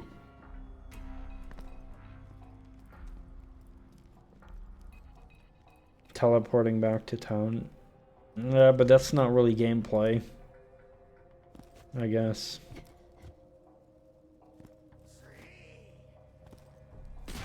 Because that's just clicking a button and you're there. And you still need to watch out for the, like, the enemies are easy to kill later when you revisit areas. But it's not like it's trivial all the time. You can still get killed if you're careless. Oh yeah, Slayer, welcome.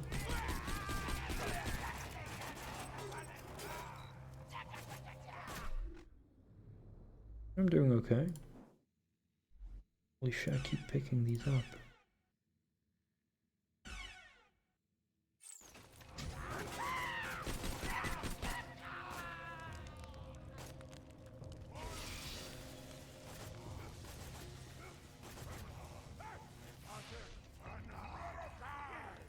Like, it's just like, if I were to teleport back to the hub, it would just be like taking a break. Just going to, you know, a safe hub area, taking a break. But I would actually want it to be not broken. Like, if I want to take a break, I can just pause the game. But I want the game to be,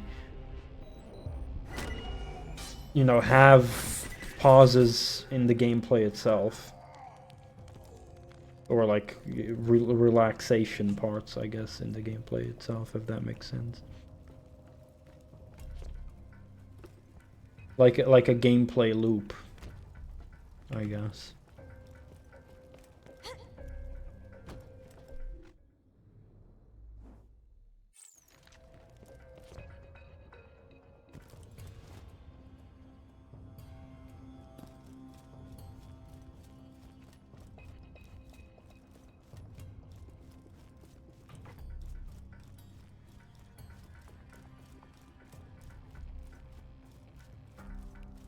But in general, I do agree that very relaxing games. I mean, it's also if they just have the addictive gameplay loop. So any kind of like lots of like survival games or like games that have like crafting and resource gathering. Games like Stardew Valley, Minecraft, Terraria, Subnautica. Those games are like so fucking addictive. Even The Sims, because there's always something to do. It's like constantly queuing up little objectives you still need to do. And when you do one thing, You complete one thing, then like 5 new things to do pop up because of that.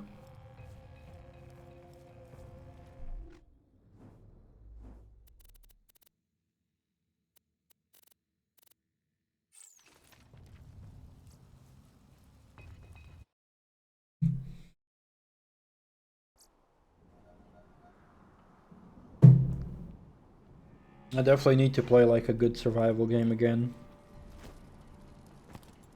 I'm thinking about Subnautica Below Zero. But maybe there's like other good survival games out there as well. I mean, Terraria is always an option. The game that never stops getting updates. I can check in my Steam library if I have any good survival games.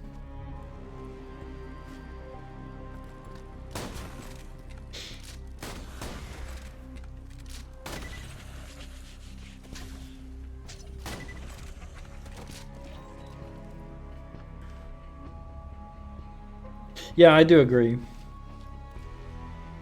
That's the problem. That's why I don't play a lot of survival games, because all of them are in fucking early access.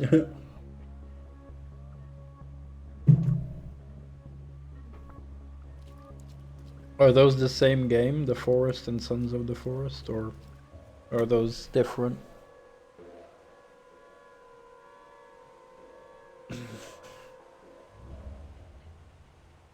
Forest is good. Yeah, I played the first Subnautica, fucking one of my favorite games ever. Now I want to play Below Zero, but I know, and everyone says Below Zero is good, but not as good as the OG Subnautica, because like the progression is just not as well balanced mainly. Breath Edge, no clue what that is.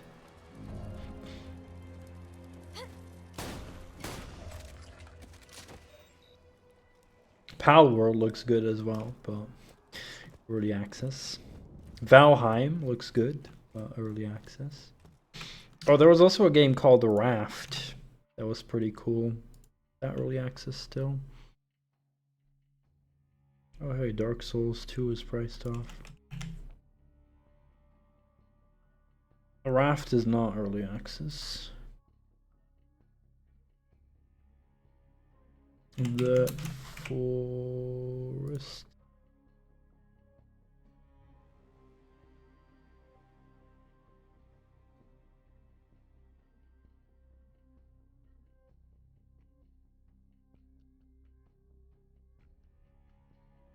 Okay.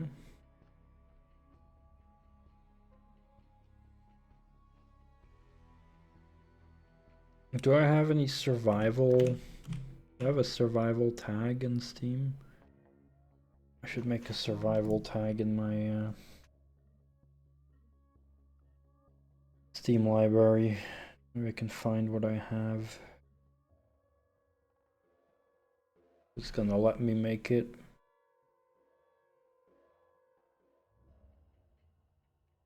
Subnautica in space. Ooh, that sounds good.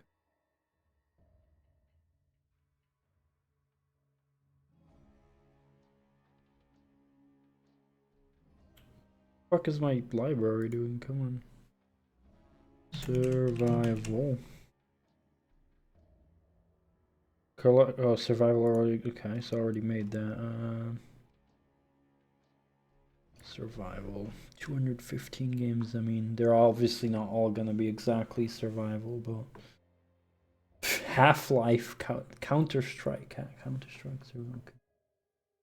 Left 4 Dead, Terraria, Swallow the Sea. I was like underwater. I remember getting that game is cool. Like The Walking Dead, Don't Starve, Fallout. Fallout is not survival. Stalker, I wouldn't call that survival either. Darkwood.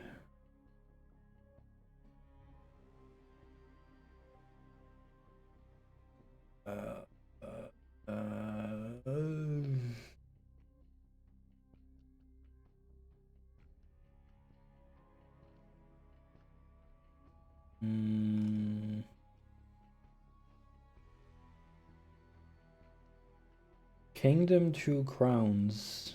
I've seen a lot of that.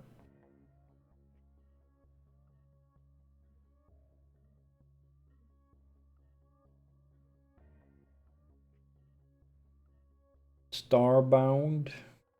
Don't know if that was finished or not.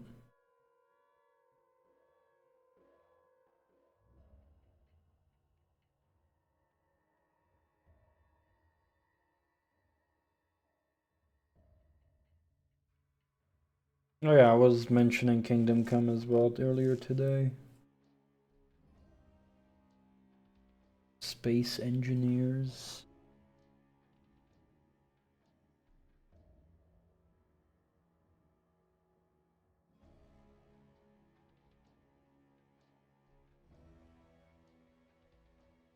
Not finding a lot of typical survival games in my list.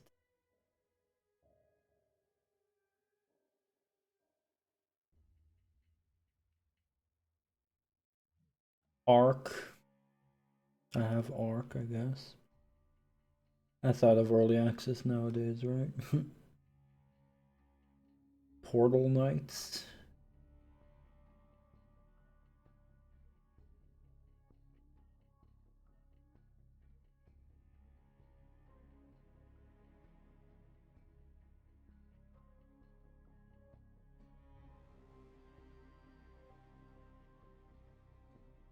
Space Engineers, really? Your sandbox.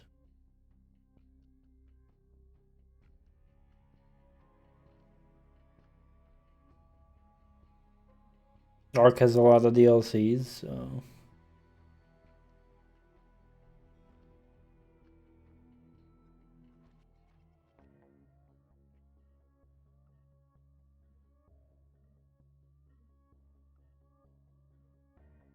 Breath is on my wish list. Oh yeah, that does look like Subnautica in space.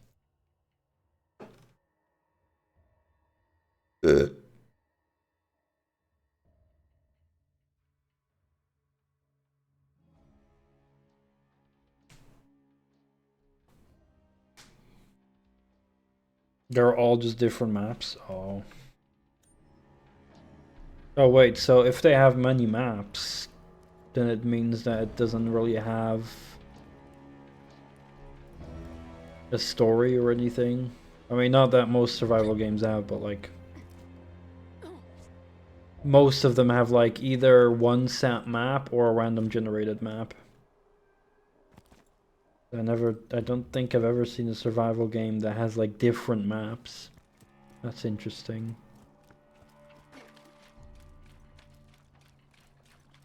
Sandbox, not story like Subnautica. Okay. So the maps are interesting to explore in Ark? Like, comparatively to Subnautica?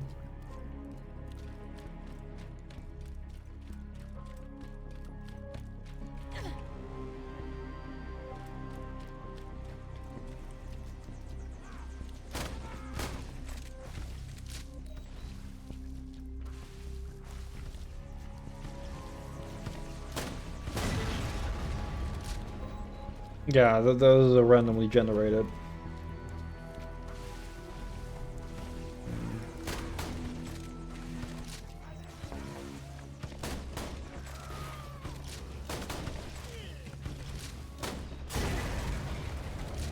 Because here's the thing, if it's like randomly generated, then it's like fine, I can just generate and have my own unique experience. But if there's different maps and they sell them, then I'm expecting the quality of exploration to be high. Otherwise, I don't know what the point would be to play on a different map necessarily as much.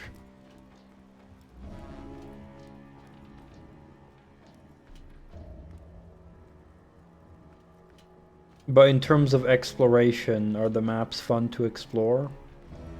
Like, in any... I know Subnautica is underwater, but like, in terms of how fun it is to explore, is it like comparable to Subnautica? Because I loved exploring in Subnautica. That was like super fun. Like so many cool, interesting caves and shit. I was like, oh, what's here? What's there? Yeah, because I know both games are different. Obviously, Subnautica's underwater and stuff. But like, I'm just talking about pure like quality of exploration. Where I'm like intrigued and like, oh shit, what's here? What's there? You know, and I want to keep looking what's further. And finding cool things, because that's what I like.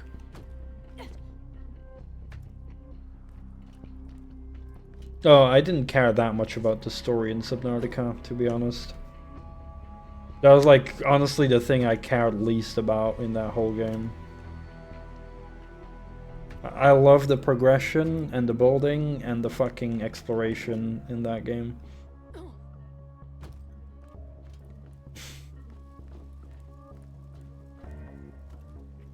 Okay.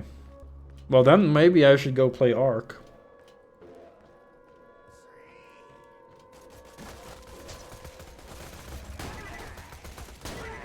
If you guys say it's fun to explore.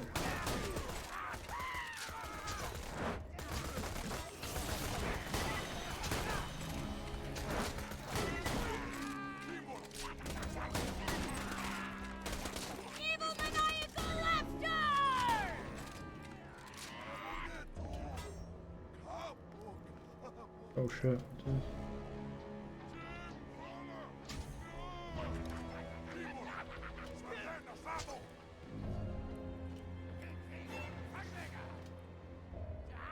Yeah, for sure. That's what I would do.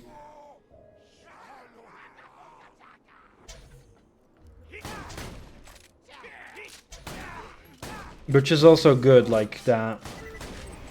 It's DLC that's separated. So I don't feel like I have to buy all the DLCs if it's just different maps. You know, at that point, yeah, it's just better. I can just buy one map and then see if I like it and then play another. Unlike Slayer, who keeps buying more maps for me in Hunter Call of the Wild, all while I have not even completed one map yet. High quality, low prices, and no questions asked. Lovely. A pleasure as always. Caveat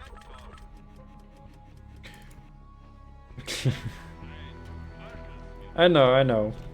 I'm not saying it as a bad thing, but you know me, the completionist. I want to finish one map before I finish another, start another.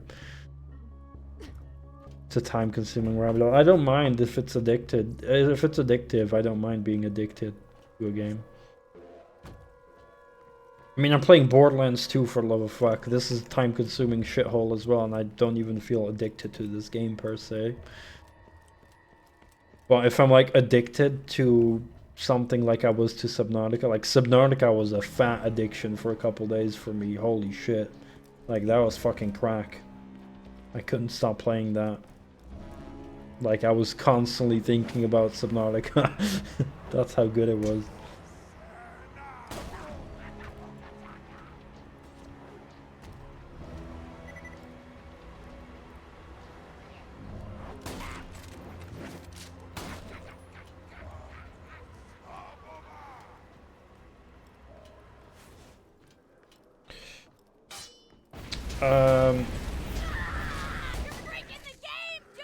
Storyless crafting survival games I've played. Yeah, Minecraft. Terraria I played a long time ago, but I haven't streamed yet, so I will stream it still. What else have I played? I don't know. Not much, I think. Because everything was always early access.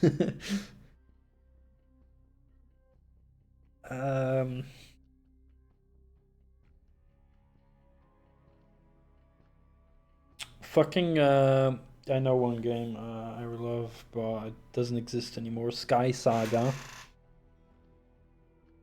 Sky Saga, fucking love that game. But it doesn't exist anymore. It got canned, you know. That was such a good game, fuck.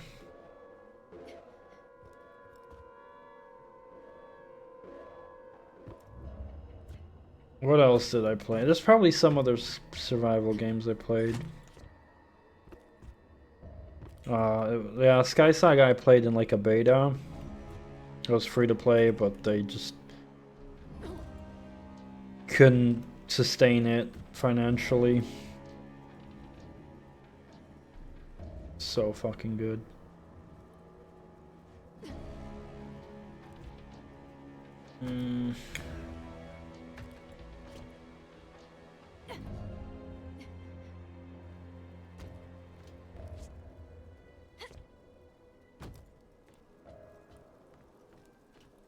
I don't know if Trove counts. Played that a little bit with friends back in the day. But I don't know if that's really survival though. I don't know. Could build some stuff there, I believe, but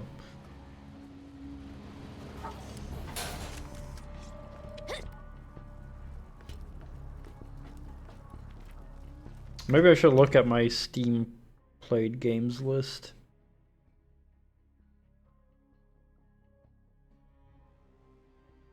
Like sorted by hours. Maybe I can find something I forgot.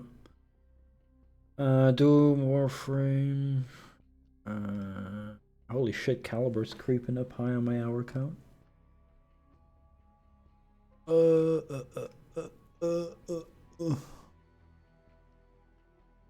Battleborn.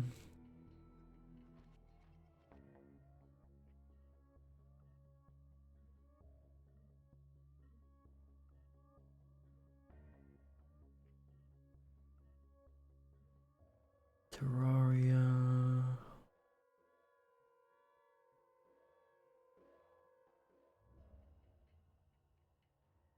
Oh,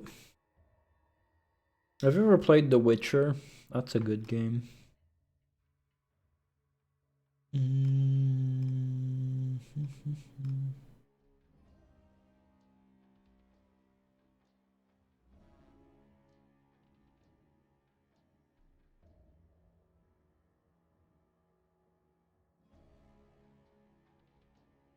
Or just looking through my played games list on Steam.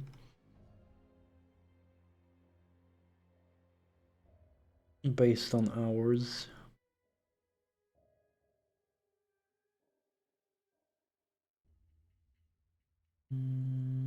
Slime Rancher, kind of. I mean, it did have a bit of a story-ish, but Slime Rancher, excellent game. Have you played that, Moosey? That is fucking addictive as well. That game, and it was only 30 hours, but holy shit. Only 30 hours. But I was addicted to that as well. Well, yeah, I guess it's not really survival, I think, ish. Is it? It's not really survival, but it's like close to those kind of games. Yeah, that was crack cocaine, basically.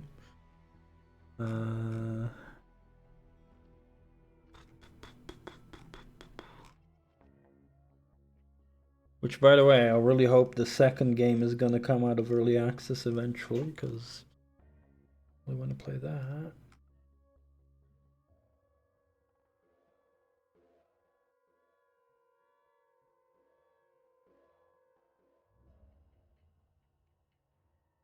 Maple Story 2. That was actually fun. Can't believe that game died.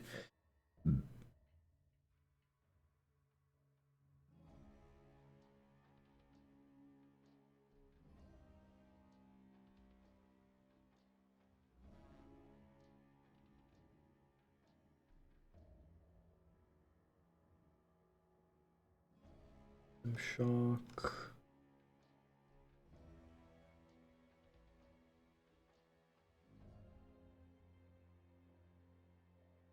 Anti-chamber, that's a good puzzle game.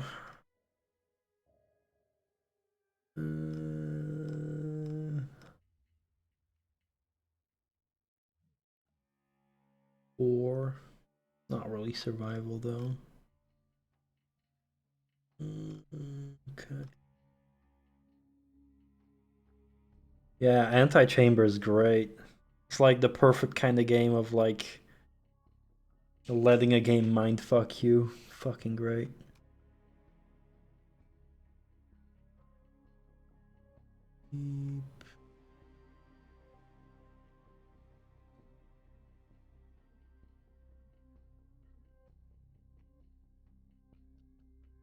Oh, Merchant of the Skies I played more recently. That was a great game. Not really survivable. Like it did have like not base building, but like resource gathering, setup stuff, and trading.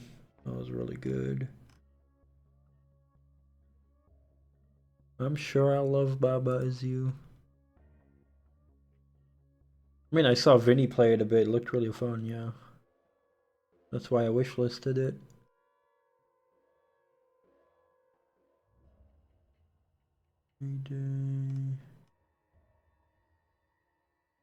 McPixel. McPixel is great.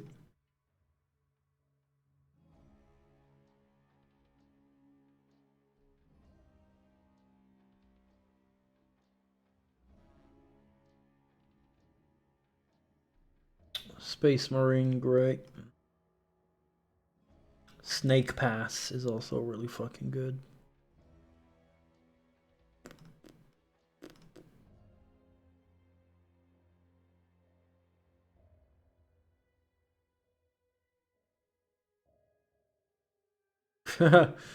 Oh, Defiance. I thought about that game a moment ago. A couple days ago. Holy shit. That's a fucking old one.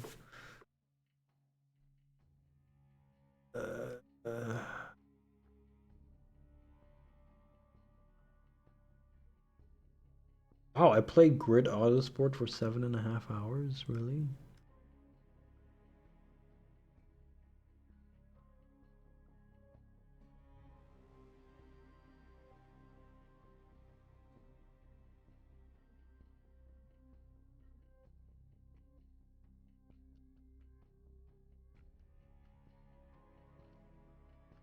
Towns is fun, but was unfinished.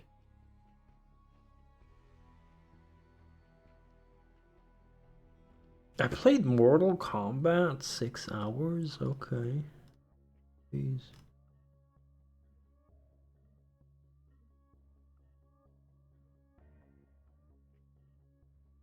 Oh, oh, oh, oh, oh, oh, oh.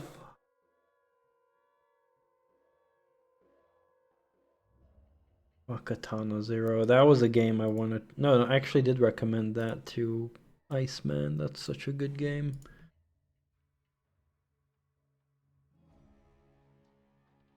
Titled Goose Game. That was the best survival game I played, for sure.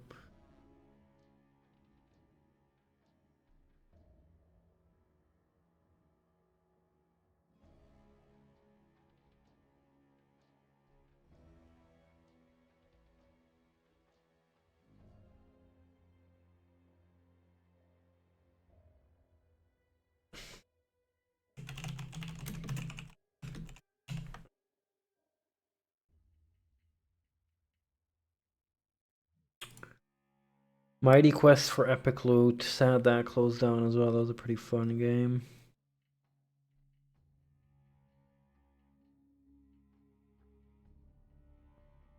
Bad Rats.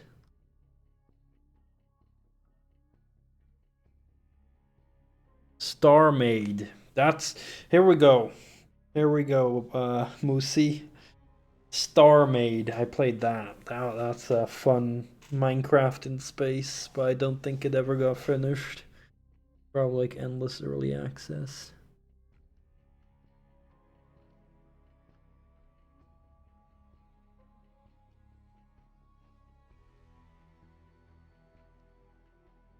Wait, what game are you talking about, Archer? Yeah, Star Maid is still early access all these years, probably abandoned.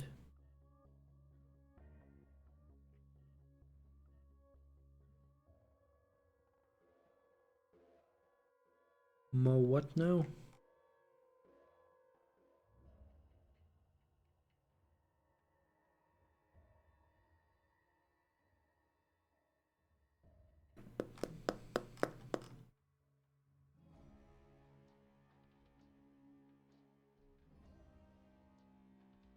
Oh, Mighty Quest for Epic Loot.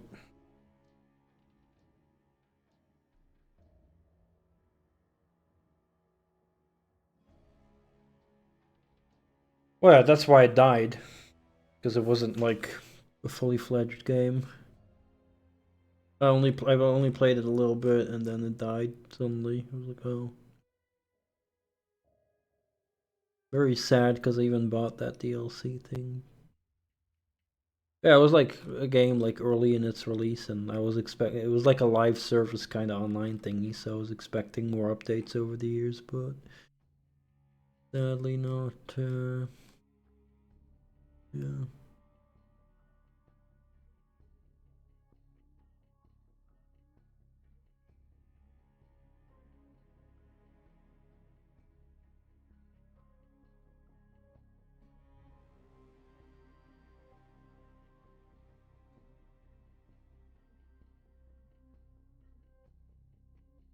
Crossout. That game is fun, but so fucking grindy.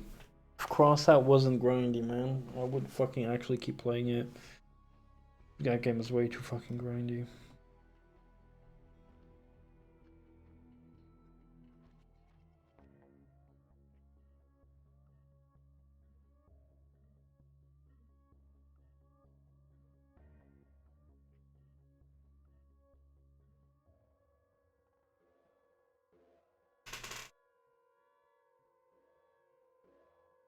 Ah, Moonbase Alpha, the mother of all survival games, Kappa.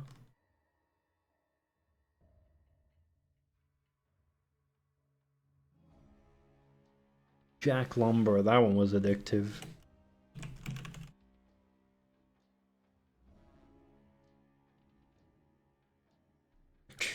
Really? I played Robocraft as well back in the day. Have you played both of them a lot? I only played both of them, like, not necessarily super much, but also not barely, like, you know, a decent bit in both, I think.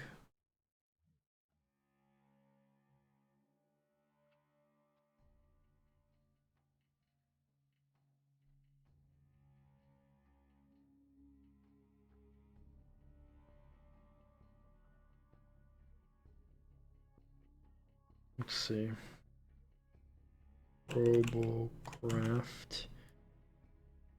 7 hours I have in Robocraft. And Crossout. I have like, well, this is not accurate, 2.3 hours, because I think I played a decent bit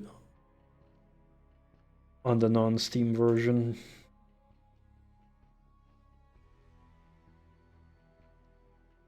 But yeah.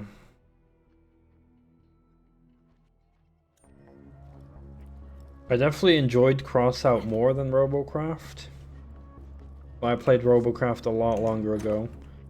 But holy shit, Robocraft got so fucking grindy.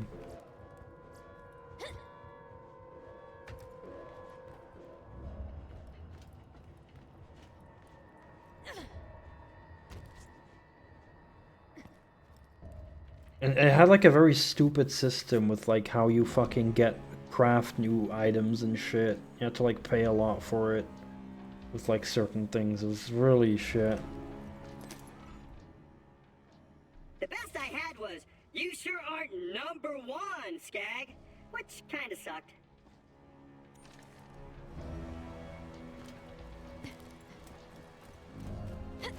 Yeah, I don't know if Moosey is still here, but yeah, the only other survival games-ish I can think of, Star Maid, and I guess Slime Rancher, but that's technically not really a survival game, but it's like a bit similar. It's kind of more like a farming game, but...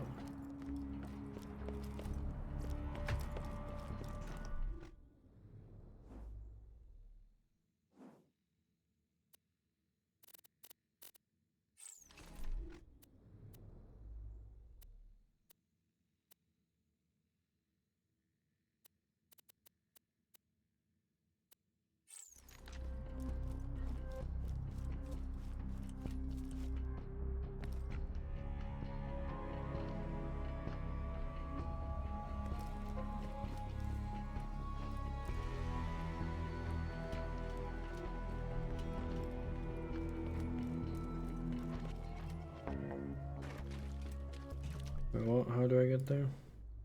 Through here again, I think. Okay.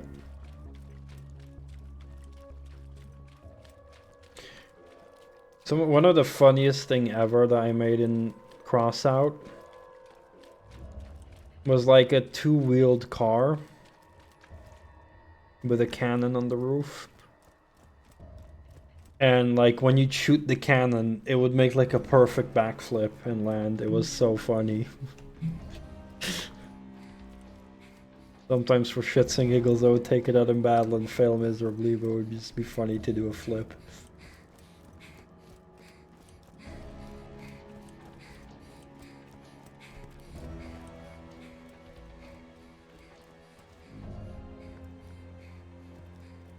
Also, what was not fun in Robocraft though was eventually there'd be like people who would like make these ultra camping glass cannon builds, which was fucking annoying.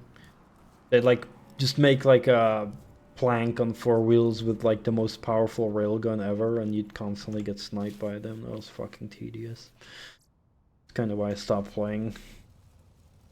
It was like getting shot by fucking Scorpion G's all the time.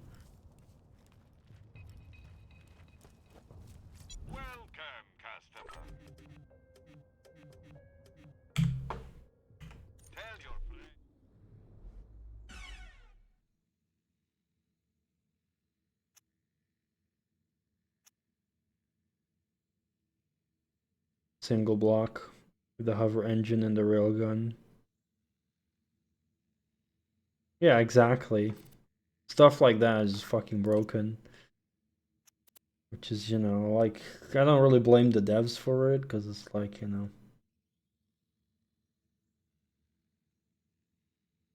what can you do when you create a game that has that much freedom, right?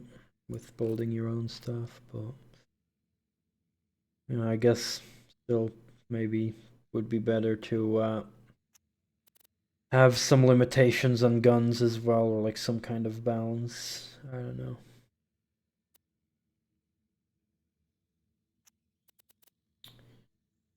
Yeah, well.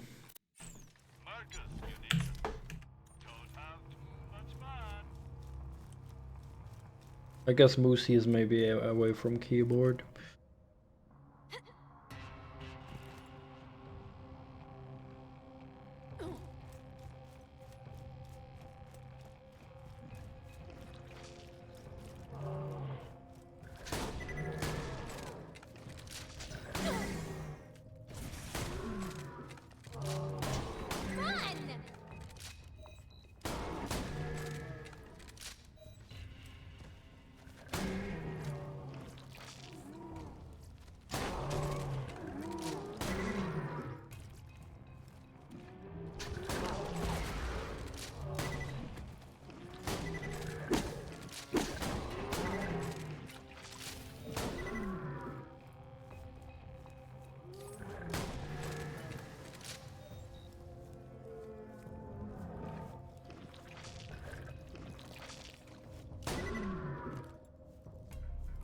Yeah, you know, or like,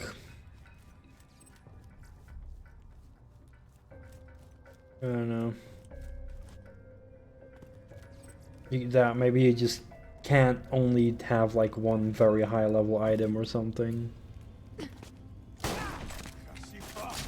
don't know.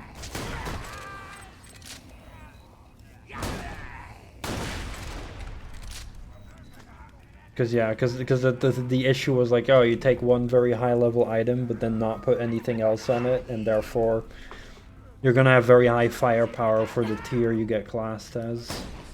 I don't even remember what accuracy means.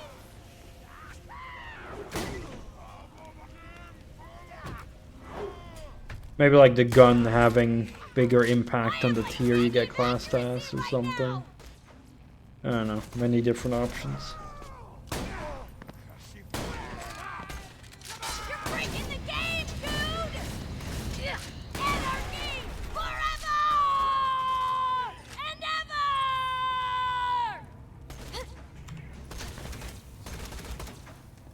ever! Wow, a grenade. Oh. I did suck him.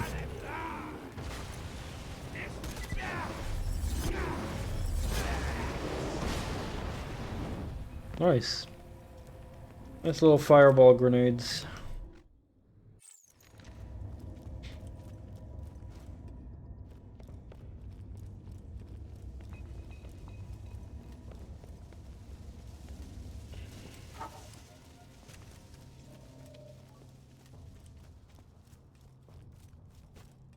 I shouldn't forget to start making my fucking groceries online. I wanna make the Greek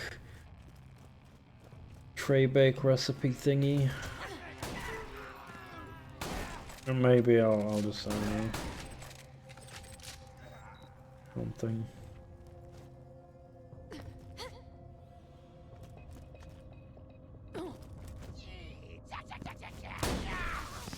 I want to make something with shawarma, because that's like, there's so much good meat priced off this week. Crazy.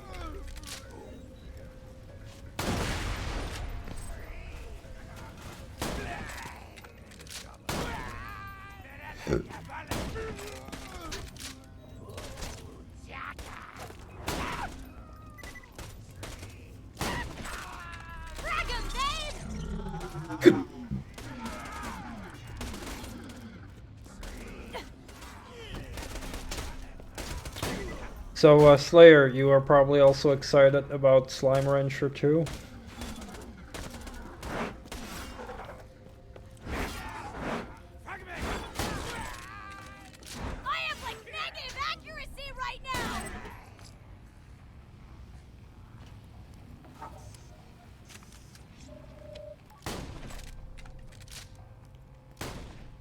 Yeah, same.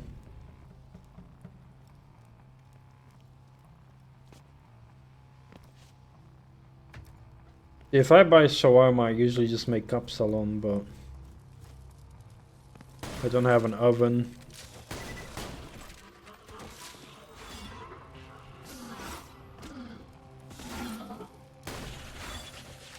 I'm thinking like maybe I can make it without an oven, but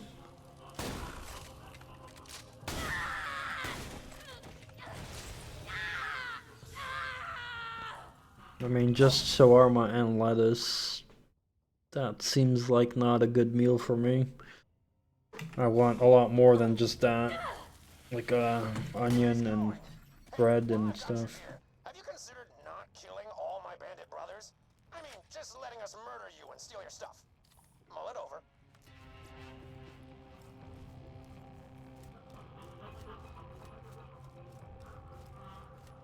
No, I make my dinner when I get up, and then I have leftovers in the evening.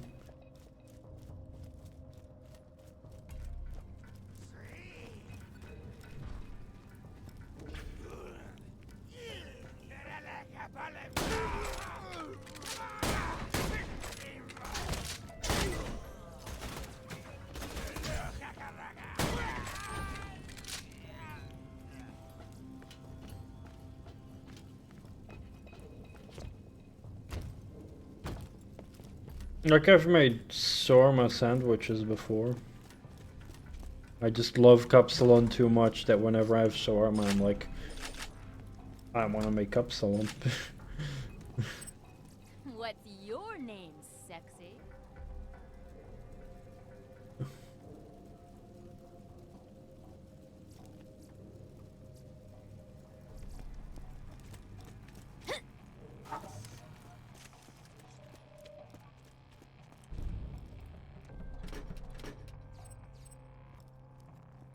Yeah, I'm really hoping for Slime Rancher 2 to get out of early access and get fully released. Yeah, maybe I should buy Subnautica Below Zero somewhere this year if it gets priced off. I'm gonna have to look into Arc. Well, let me make some notes. So Arc maybe, Subnautica Below Zero, Slime Rancher 2. Some extra games to keep track of. I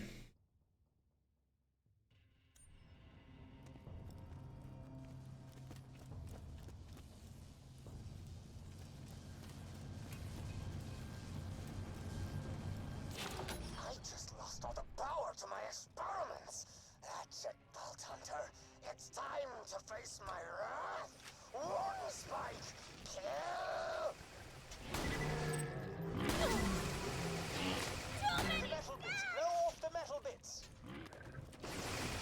What's his face? Jack's head. Uh-oh.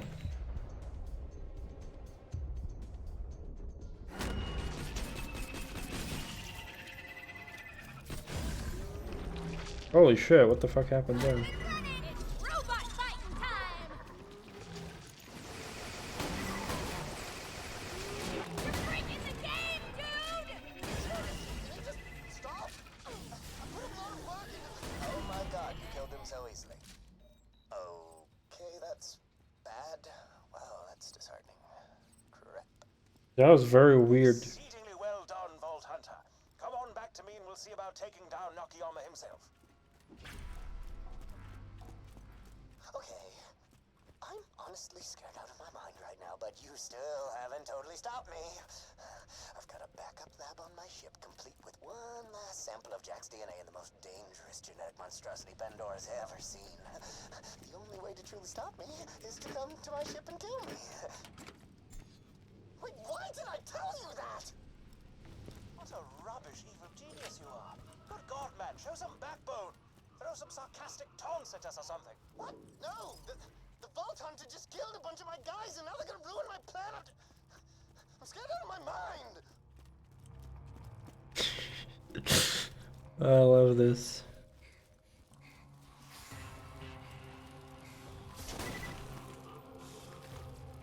It's so funny how like some of the writing in this game is like bordering on cringe, but then other pieces like that I just actually think I really like.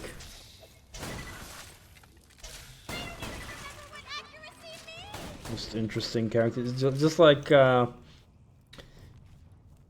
what was his name again?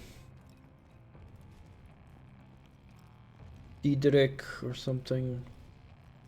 Diederik von Heinrich Zimmerschneit.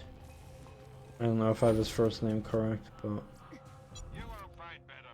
it was fun as well, like narrating everything. Thanks for the scratch. You're my milk goodbye friend. If you shop anywhere else.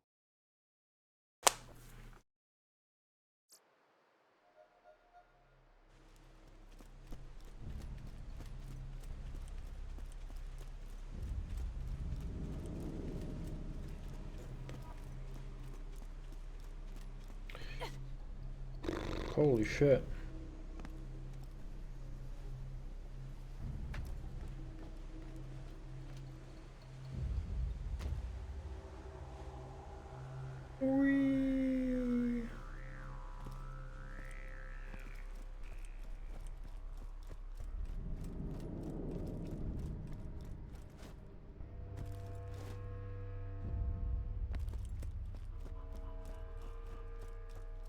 I haven't even killed enough of the fucking plebs yet.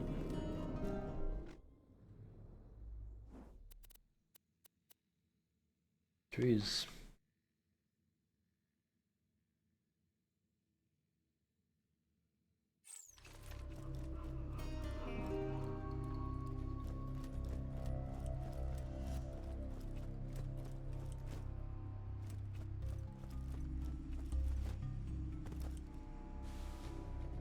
You know what's also a game I gotta check out is Firewatch, which I heard was pretty interesting.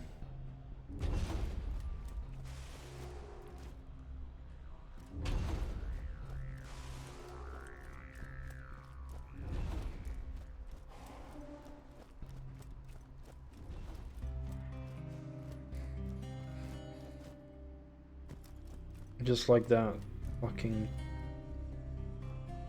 6. How have I been playing this game for 6 hours? What do you mean? It feels more like 3 hours. What the fuck? How does that work?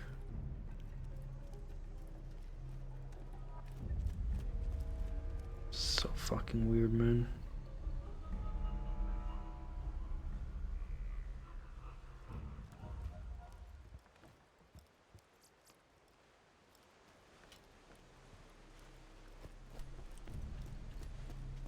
But hey, that means I'm enjoying this game. Now,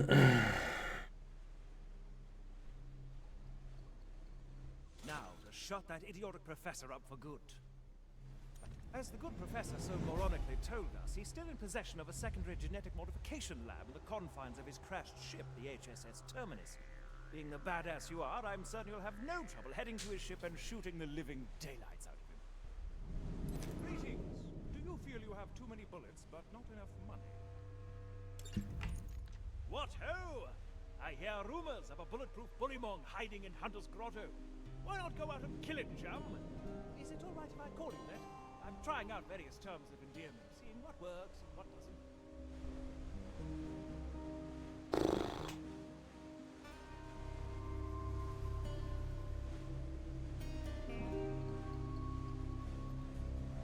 Oh, nice. Feeling like some slight muscle aches in my, like here, above my, cannot English. I have muscle aches here from the sit-ups. That's good. Hello. Things need to be shot and this hunt shall be a bit tricky, I fear. You'll need pheromones to attract a fearsome stalker known as Bloodtail. I've got some pheromone vials nearby. Grab one, would you? Greetings. Do you feel you have too many bullets, but not enough money? Tracking. The very essence of the hunt. I've discovered some very large triangular footprints leading to Candlerack's crag. Follow them and bag yourself whatever mighty beast created them.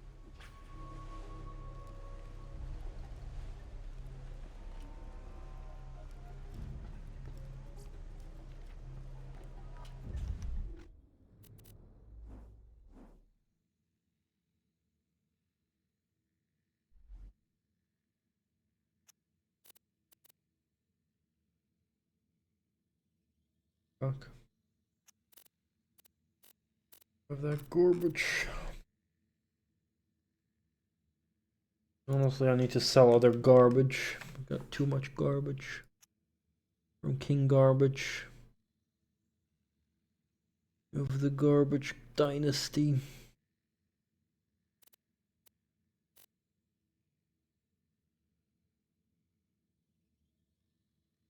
Need to try some of these out though.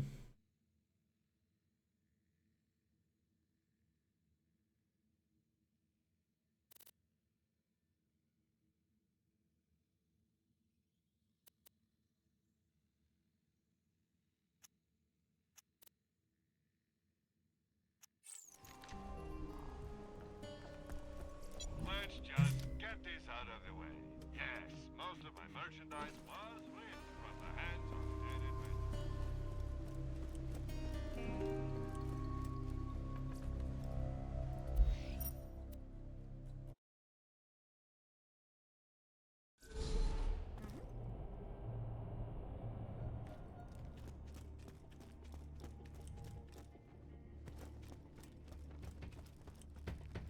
I don't got all day, Skagalick.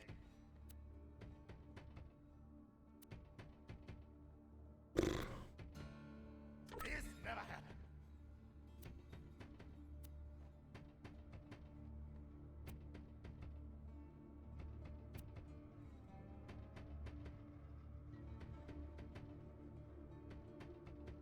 I don't know. I barely need any of the other things. Maybe I can store some shit in the bank. Somebody actually paid for that.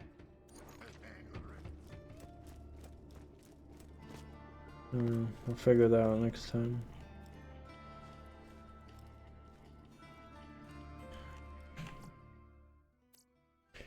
Jesus Christ, I blinked with my eyes and 6 hours passed. I don't know. So much fucking talking, so much fun. And I don't even feel like I'm addicted to this game per se, but I'm really enjoying it. Yeah. Anyway, I'm going to bed. Thank you all for coming over. Tomorrow, Friday, so I think I'll hook up my wheel, I think. Yeah. Y'all have a wonderful night. See you tomorrow. Take care.